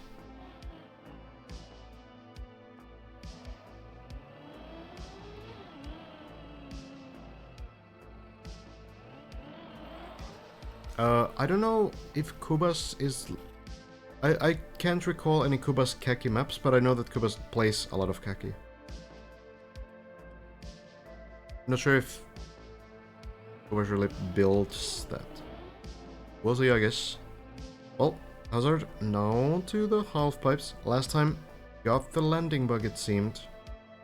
Maybe this time, works a bit better.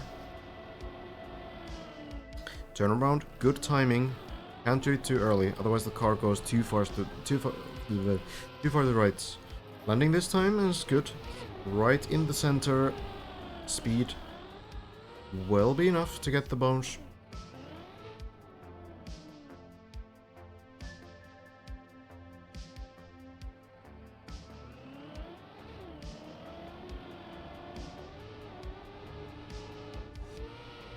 Here we go. Floor 11. Once more. Getting these first jumps down pretty nicely. Has been looking very good.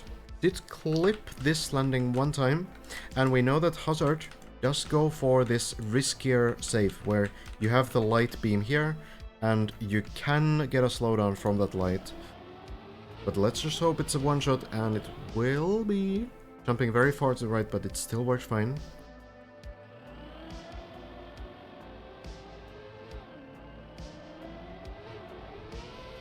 Landing looks good. Jumping through. Wow. Almost missing the pool, actually. That's looking a little scary, but we are safely here. Car just... half of the car still. Barely touching the pool.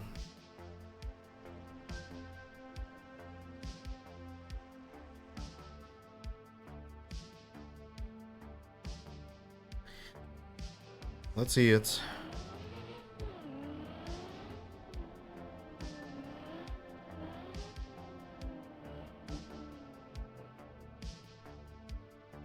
Line up.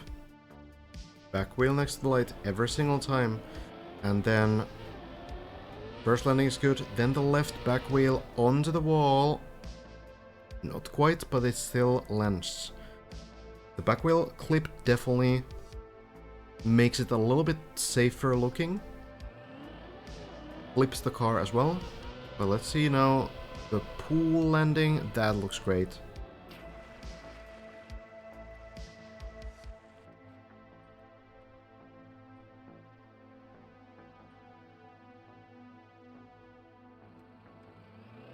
We go to the quarter pipes again. Playing it up. All you need to watch for here is to not jump too far on the first jump there. Hazard does it. Very good. If you fail this last jump, you can usually land into the pool below, so it's recoverable. But first jump there, really important to get right. No problem then for the Hazard spin. clean landing and the spin strategy, no issues. That looks so clean every time.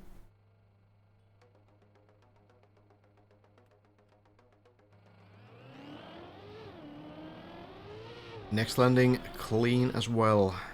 So consistent. Final ring, always so tricky, always a little bit unintuitive to get speed from.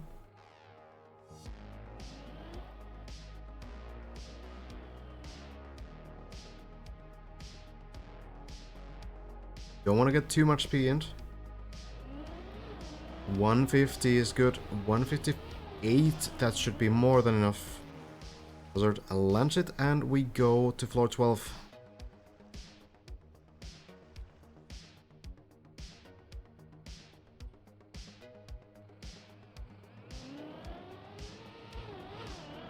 Jumping in. Here we go.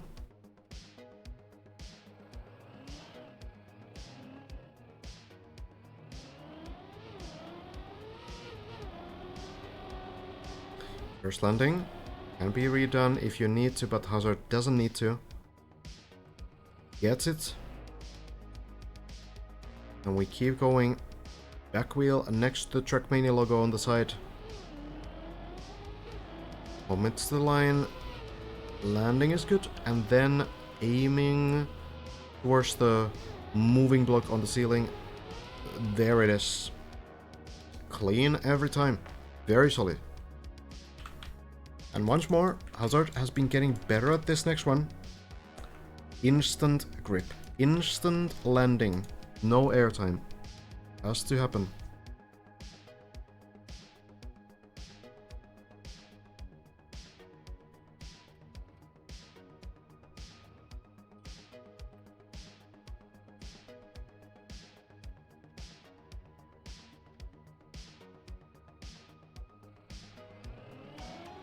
Number 3 of the 6 sections we have here.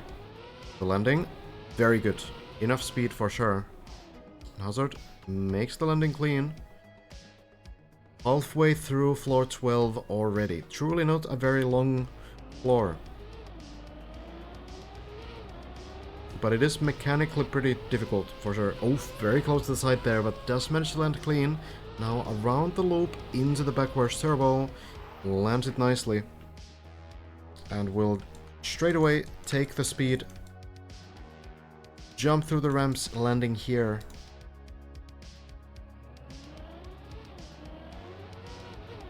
First one works, jump, close one, but it will land. Very tough jump. And then the final one. Get this right. We get to floor 13. Good landing onto the turbo. And the landing to the next floor works great. And once more we have reached Plaxity's floor number 13. Highlights Trace is called. We keep going. Once more. An attempt at what hasn't been done yet. The plastic bounce. But a couple things we need to do before that. Landing onto the ring, around, jump here, then you take speed, jump here, spin, 360, go over here, chain these jumps, land here, and, you know, at this point we're starting to already be fairly close, honestly. The bobsleigh loop, landing here, we'll get to that. All these dirt parts, the window, and then the wood part over here. Then the shortcut. Then the big jump. And then the hole.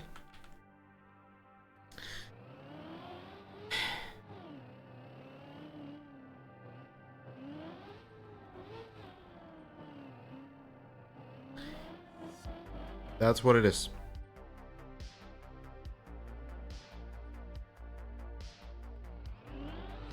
Getting the speed. And now the 360 into the turbo, chaining this next section. Keeps the speed and gets the landing. No problem.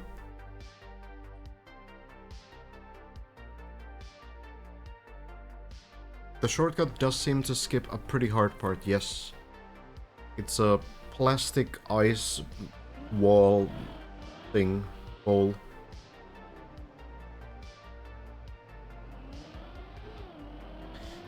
This bobsleigh loop is pretty interesting. You line up for this, and then you spin around 4 times. 1, 2, 3, and 1 more. And then you move on to the right, into the plastic, fly into this pool. Such a ridiculous section on the map, but it is pretty great.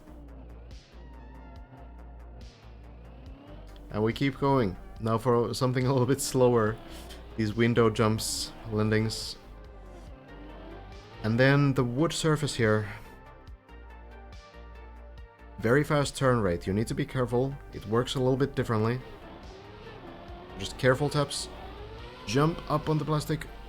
Works great. And here's the shortcut then. So Hazard will line up a drop down over here. It seems that normally the route would continue onto the window and then you go do the bowl things, but Bren found this by accident. No one has tried the intended way. We don't really know how hard that would really be.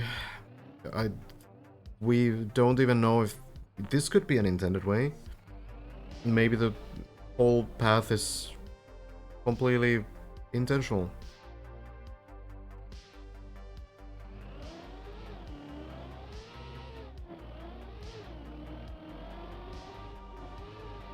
Here we go. Then 1 more jump and we're back.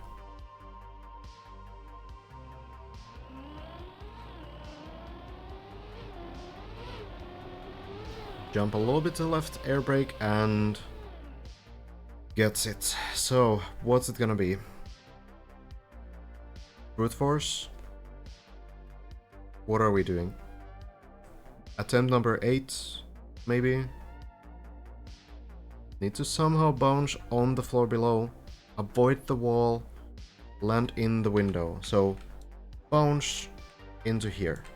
It looks so simple in a way, you know, there's not a whole lot happening there. You drop down, you bounce, and you get to the window. But it seems like it's so difficult to find a strategy. Always goes too close to the wall, or doesn't bounce high enough. Well, Hazard, try again.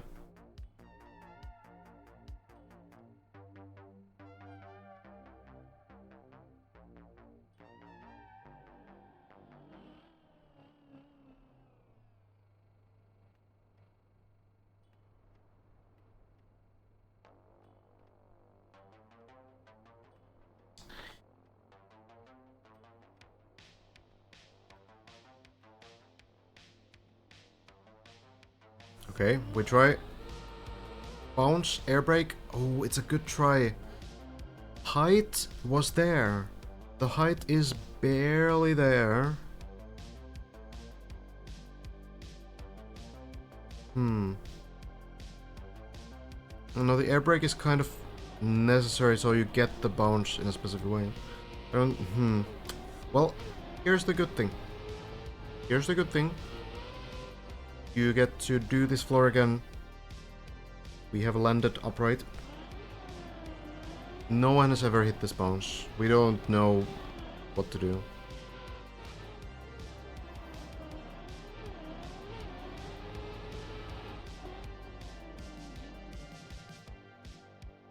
So generally speaking, how plastic bounces work is if you land on your wheels, you will not bounce.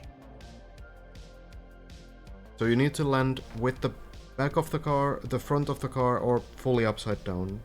And what it's gonna be, that's hard to say. And there's different angles as well that can result in different bounces. So there's, you know, multiple ways.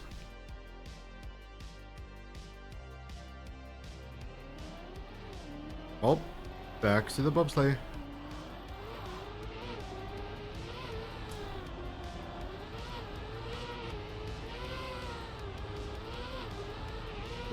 around again. One more, and then into the plastic.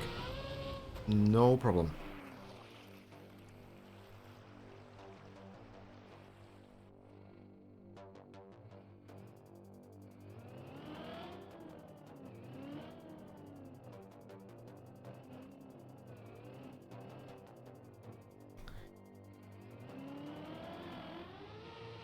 Oh. A little short on the jump. That was close. For a jump that usually works just fine. Need to be a little bit careful. I feel like it's easy to get to a point where you as a player are also just thinking about that one bounce, right? And then you kind of notice, oh wait, hold on, I'm actually playing the game right now. Oh, back to wound. Speed. Looks good. Then the drop down.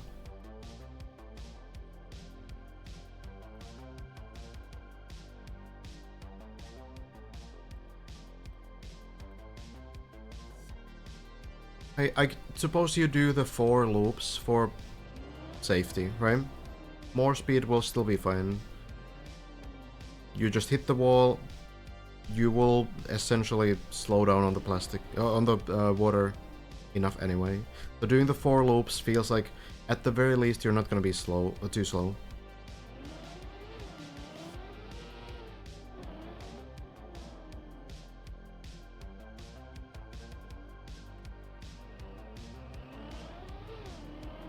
Oh, here we go again. Big jump.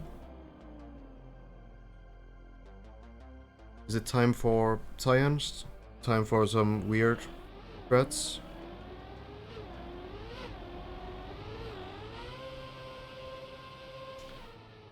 Landing works. Hazard had the interesting idea of kind of drifting along this plastic before. I have no idea what that would do. Seems like we're trying to drop down. Still trying to drop down.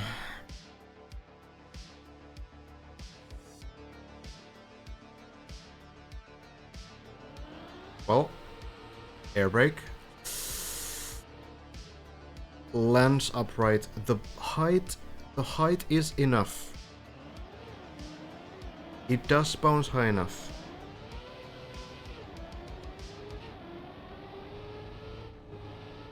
It's not in the window.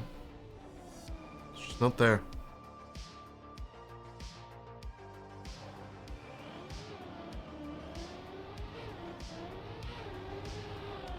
It would turtle the landing. That's fair. But at the very least, like, we know that the plastic bounce has the chance to give enough height, right?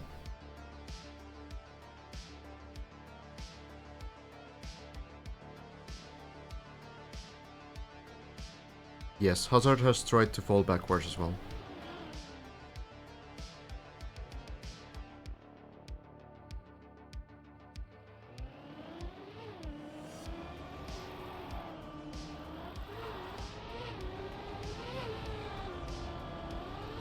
This is the big brain floor.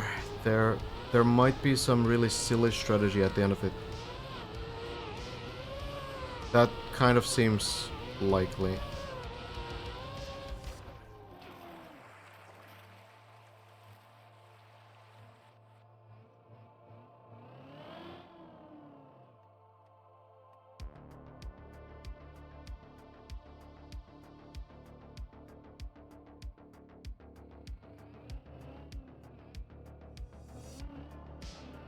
It might still be the backwards setup. It could be some completely ridiculous press forward setup from like a specific point as well.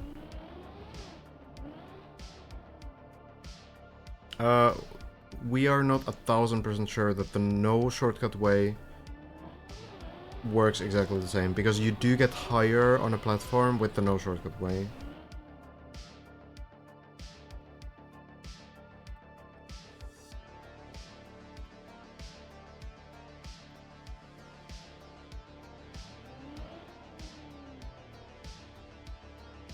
It is possible that we're getting fully baited. Because if I trust Hazard to do these jumps really quickly, the no shortcut way lands here on the upper platform, right? So you get to this point, but Hazard just shows there that with the jump way, you get to this platform, right? So it is not the same place. So could there be something weird about this platform? Something specific about the higher platform?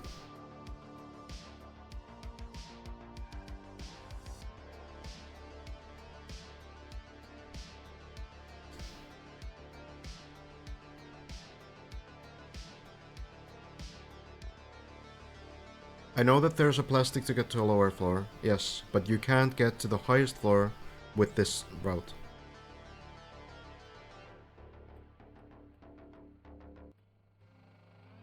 But could there be something else on the highest platform that we are not seeing? I've tried to look, but I don't know. Well, back we go.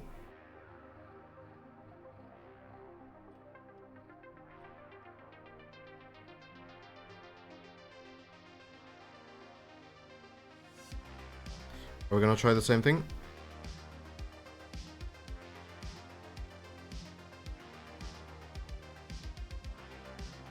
Maybe it's gonna be the same strat.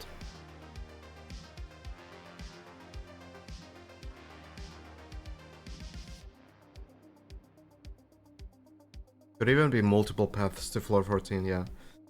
I don't think that's impossible.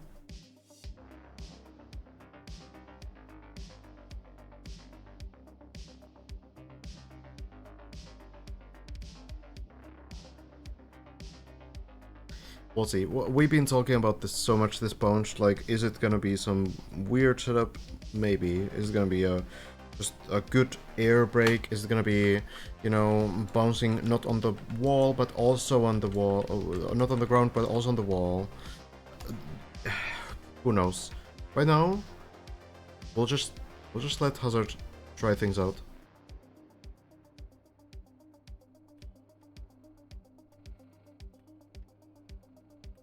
More diagonal line. Slightly more towards the left side.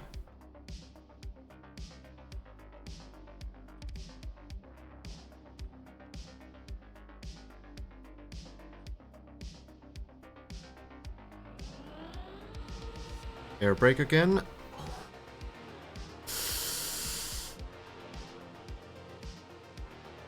This will land upright. Okay.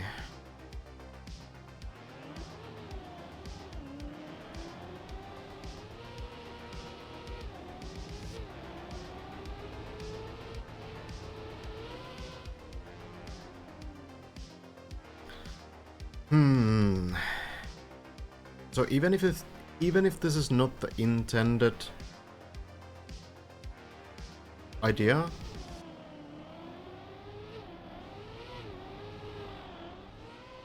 I feel like we have like some level of confirmation that you can get the heights and the landing should be possible in theory at least. So like I guess like if you don't have any other ideas and you're here, then you might as well just try this, you know? Because we can continue after this, right? It's possible that if you land this, you can get further. Backwards drop has been tested. Forwards drop has been tested both multiple times.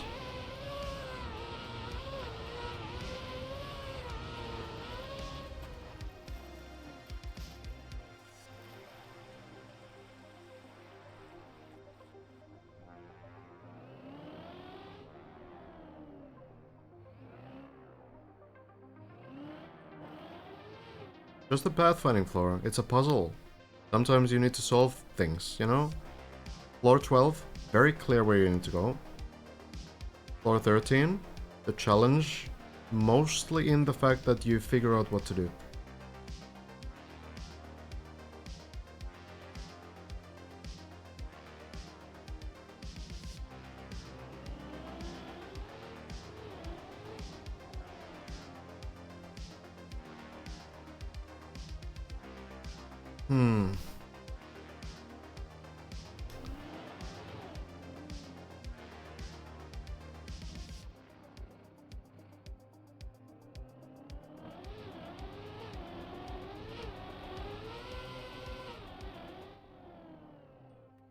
I'm sure Plaxit is having the time of his life right now.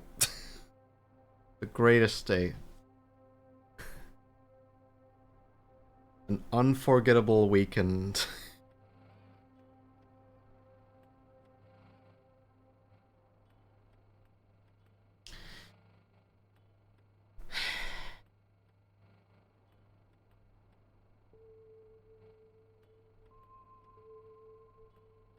I don't really think you can climb the question marks or, you know, get on the crystals or something. Look. Hazard right now has the best feel for this.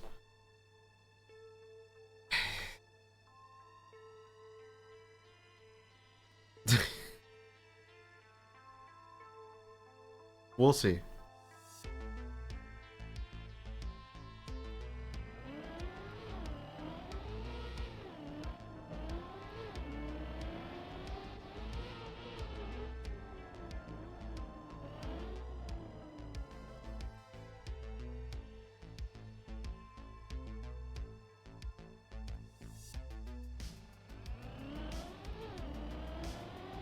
Well, back we go. We do have some ideas from the server people. Is Hazard gonna try this, this drift strategy? It was kind of interesting, like setting up next to the plastic there and then drifting sideways. Didn't commit to it, didn't try it out. Was an interesting idea. I don't know. There's everything we've talked about, you know?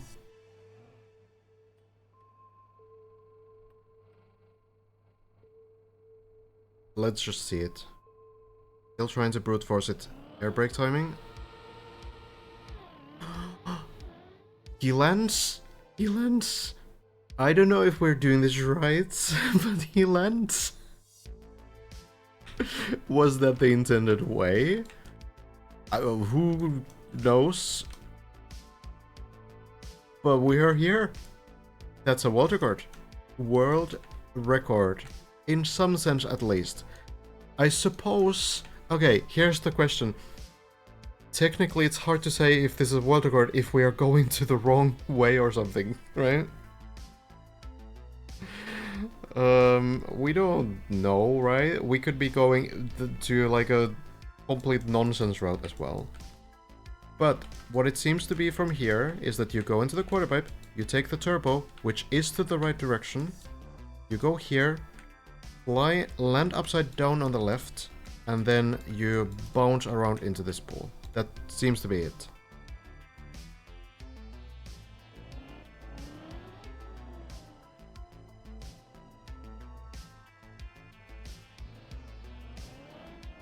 Well, let's see it.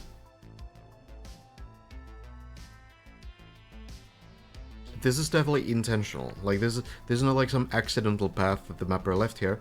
The question is like, how much of this floor is bait, how much of it is not.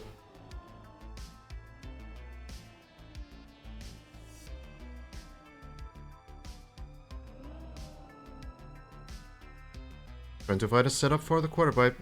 You want to get the best possible speed here. There was a text that said, "Good job." Yeah, it could actually be that there is some intended shortcut to skip this kind of a ridiculous bounce. So it could be that, it could mean that we have these ridiculous sections and the shortcuts are intentional, and there might be many of them. Might be like more than these two as well.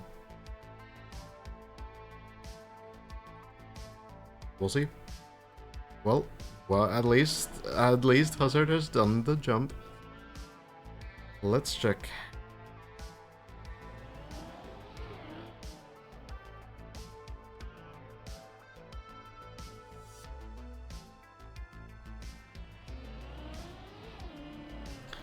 Going around, and I think we're committing to the left.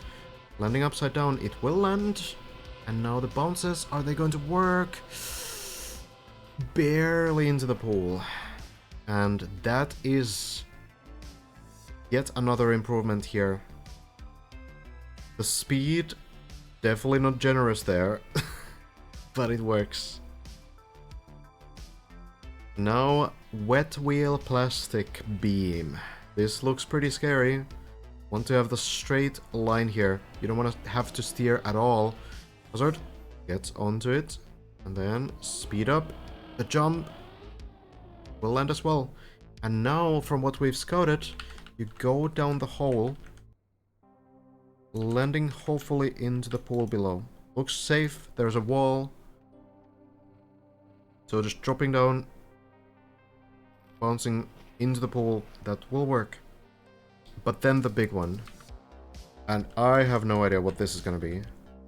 Downhill, landing, red turbo, jump into wall, right? All the way around.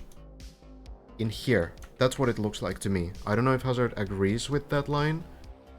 But this whole wall ride thing. That seems to be the next step.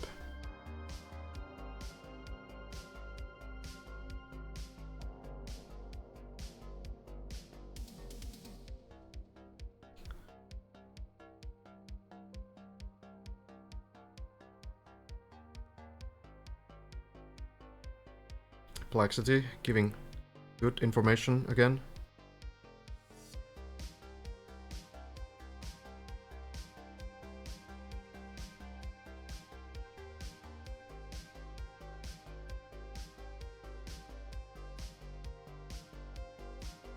Could it be that there's another shortcut here, if this is the shortcut floor? Well, Hazard just goes for it. We go onto the wall. Oh, a bit of a shaky landing. I don't think this is enough speed. What's gonna happen now?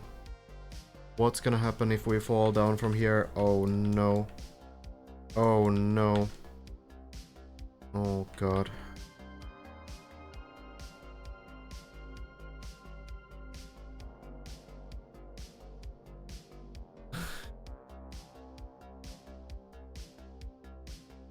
The car is moving backwards, by the way, but I don't really see much happening here, right?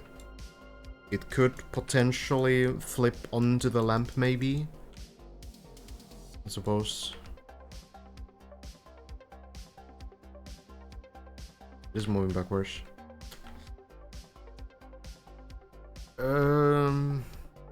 Suppose we wait. Good progress from Hazard, but I'm not sure if we have this all right. Good night, Red. Could there maybe be some other shortcut? Like, you know, landing here, maybe?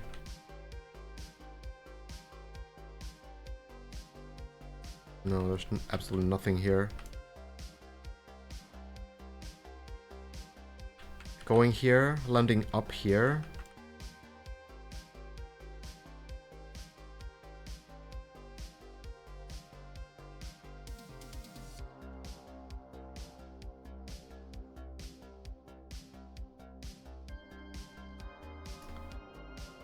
I don't know. If there are shortcuts, they are very well hidden, honestly. They are very nicely hidden. It could be that from here we need to jump somewhere completely different. Like, maybe you need to line this up and jump through here. Hope not. Hopefully not. Nah, there's no way.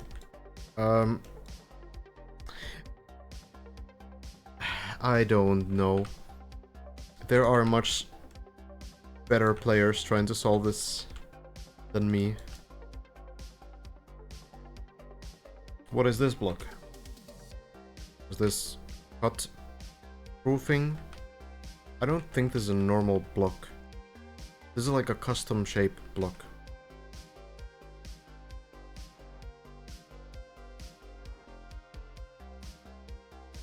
No, I don't think it's anything.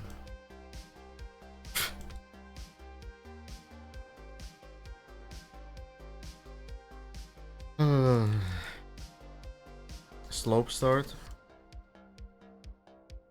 Oh, I think you're right. No, you're right. You're right. You're right. It just looks weird in this angle. True. So the idea is... this is the assumption. You go here, into the wall, around, jump here. Then you take speed from the ramp, go up the hill. I don't know if you need to take speed from the ramp, but you know, that's there, I suppose. Then you go up here, drop down into this part, onto the plastic, jump, turn around, take speed, jump through the window. Then you go down here with speed, take speed from here, and probably jump to the left side from here into this pool.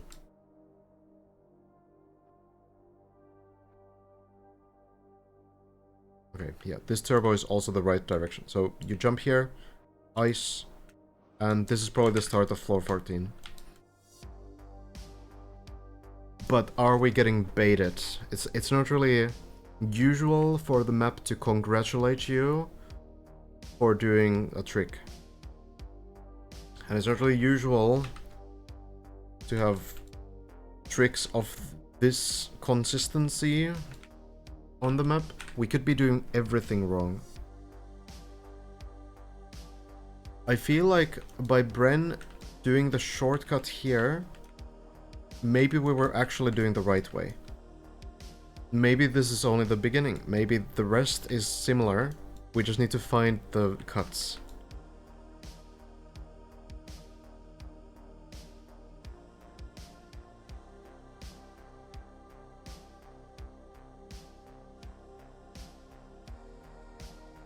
I don't think there's any turtle set up on the plastic bounce, like the hole. I really don't see one.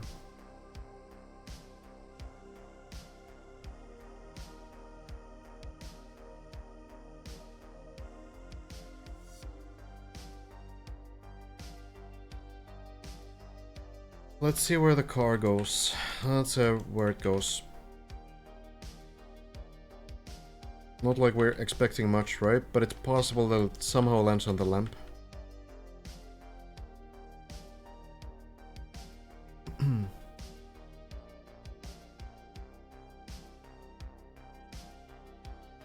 Hazard ended the stream? Okay. Well, I guess we'll see the fall.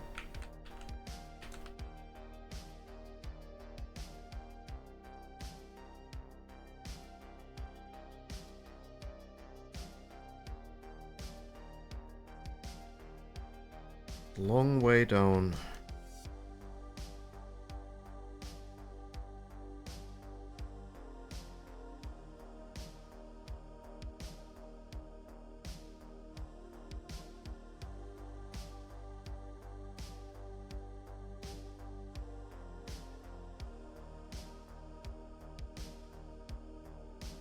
It's definitely not the case, Disaby.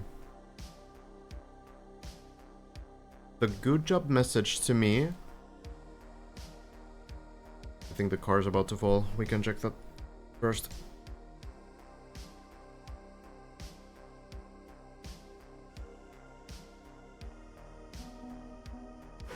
Okay. Fell too far. Fell too far. I think Hazard saw that immediately. Yeah, I think Hazard saw that already. Well... yeah, like, you know, there's the slight chance that it falls so that it will land on the lamp, but it needs to fall so slightly. I feel like it already fell too far. And then it's GG. All the way down. Understandable. So, to me, the like good job message that we didn't see but was apparently on in the game side. It tells me that there's probably a way to avoid doing that, but it's calibrated to be doable. So what I'm kind of thinking is that the floor is built to have like ridiculous jumps, ridiculous consistency, just like, you know, sort of a meme floor, yeah?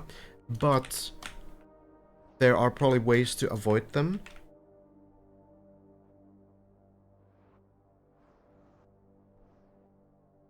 That kind of That's what I'm feeling, is that there's probably some way to avoid doing this whole jump.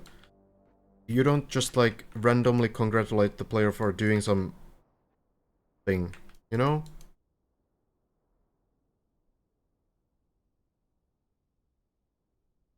Clip from Hazard POV.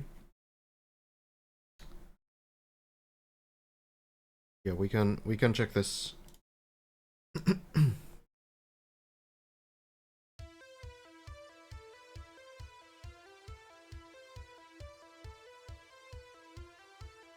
So, bouncing, landing. And there's a good job text at the top. It's not, as far as I know, it's not really like this map to do like good job messages like this for doing like a single stunt. So I feel like we're getting baited. It's like some sections built to be possible so that the players will go for them, but we're supposed to avoid them. We're supposed to skip them. And I feel like we already did it by skipping this whole thing. Maybe this one is completely ridiculous difficulty as well. Bren just fortunately avoided it. Managed to dodge it. So then it's a question of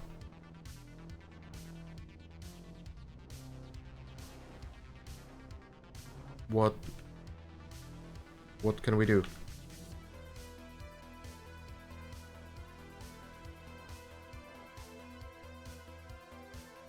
Could you somehow get to this pool from here already? Maybe the shortcut is bait. Maybe there's a way from here to the pool somehow?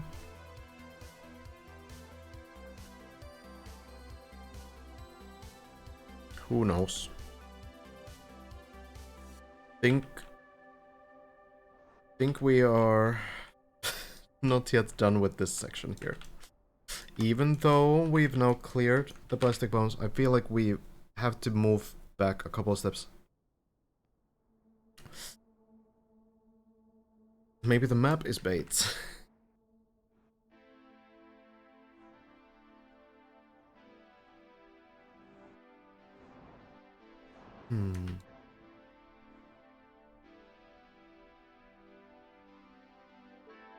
Yeah, I don't know. We've been looking at this so much now, and yeah, there's definitely something. We're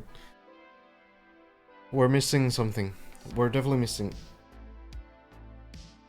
something.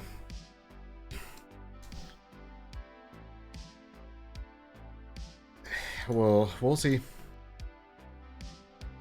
I do like this though. I do like the puzzle. It might be frustrating at this moment, but I think that once it's all figured out, hopefully we understand the cleverness behind it.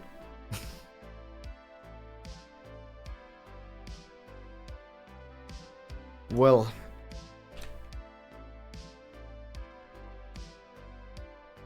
can check that place where Bren found cut. Yeah, I mean, we just checked it. It's literally the bowl. That is the... You go here, and then you either go here and go to the bowl, or you go down there and skip it. It could be possible that from here you can also do something. Maybe you can drop down here and climb this tube somewhere. I don't know.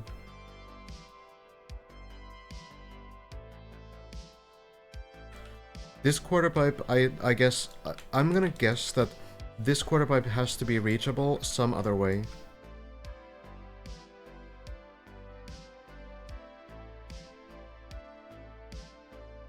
You have to get here somehow else.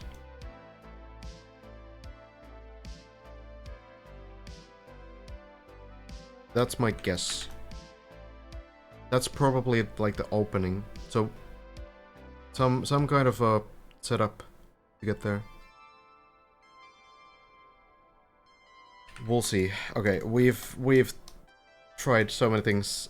Theory crafted, and Hazard has tried so much, and super good session as well from Hazard today. Yeah, we haven't found it. We haven't found it.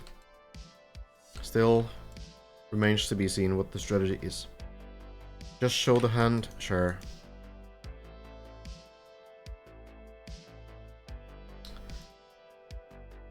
This is what we know. This is what we know.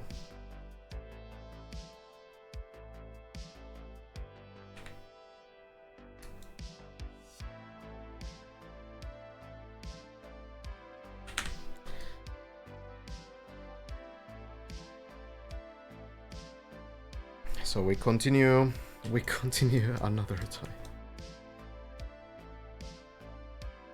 Okay. I think that my session probably ends here as well. Lars is on a pretty decent run.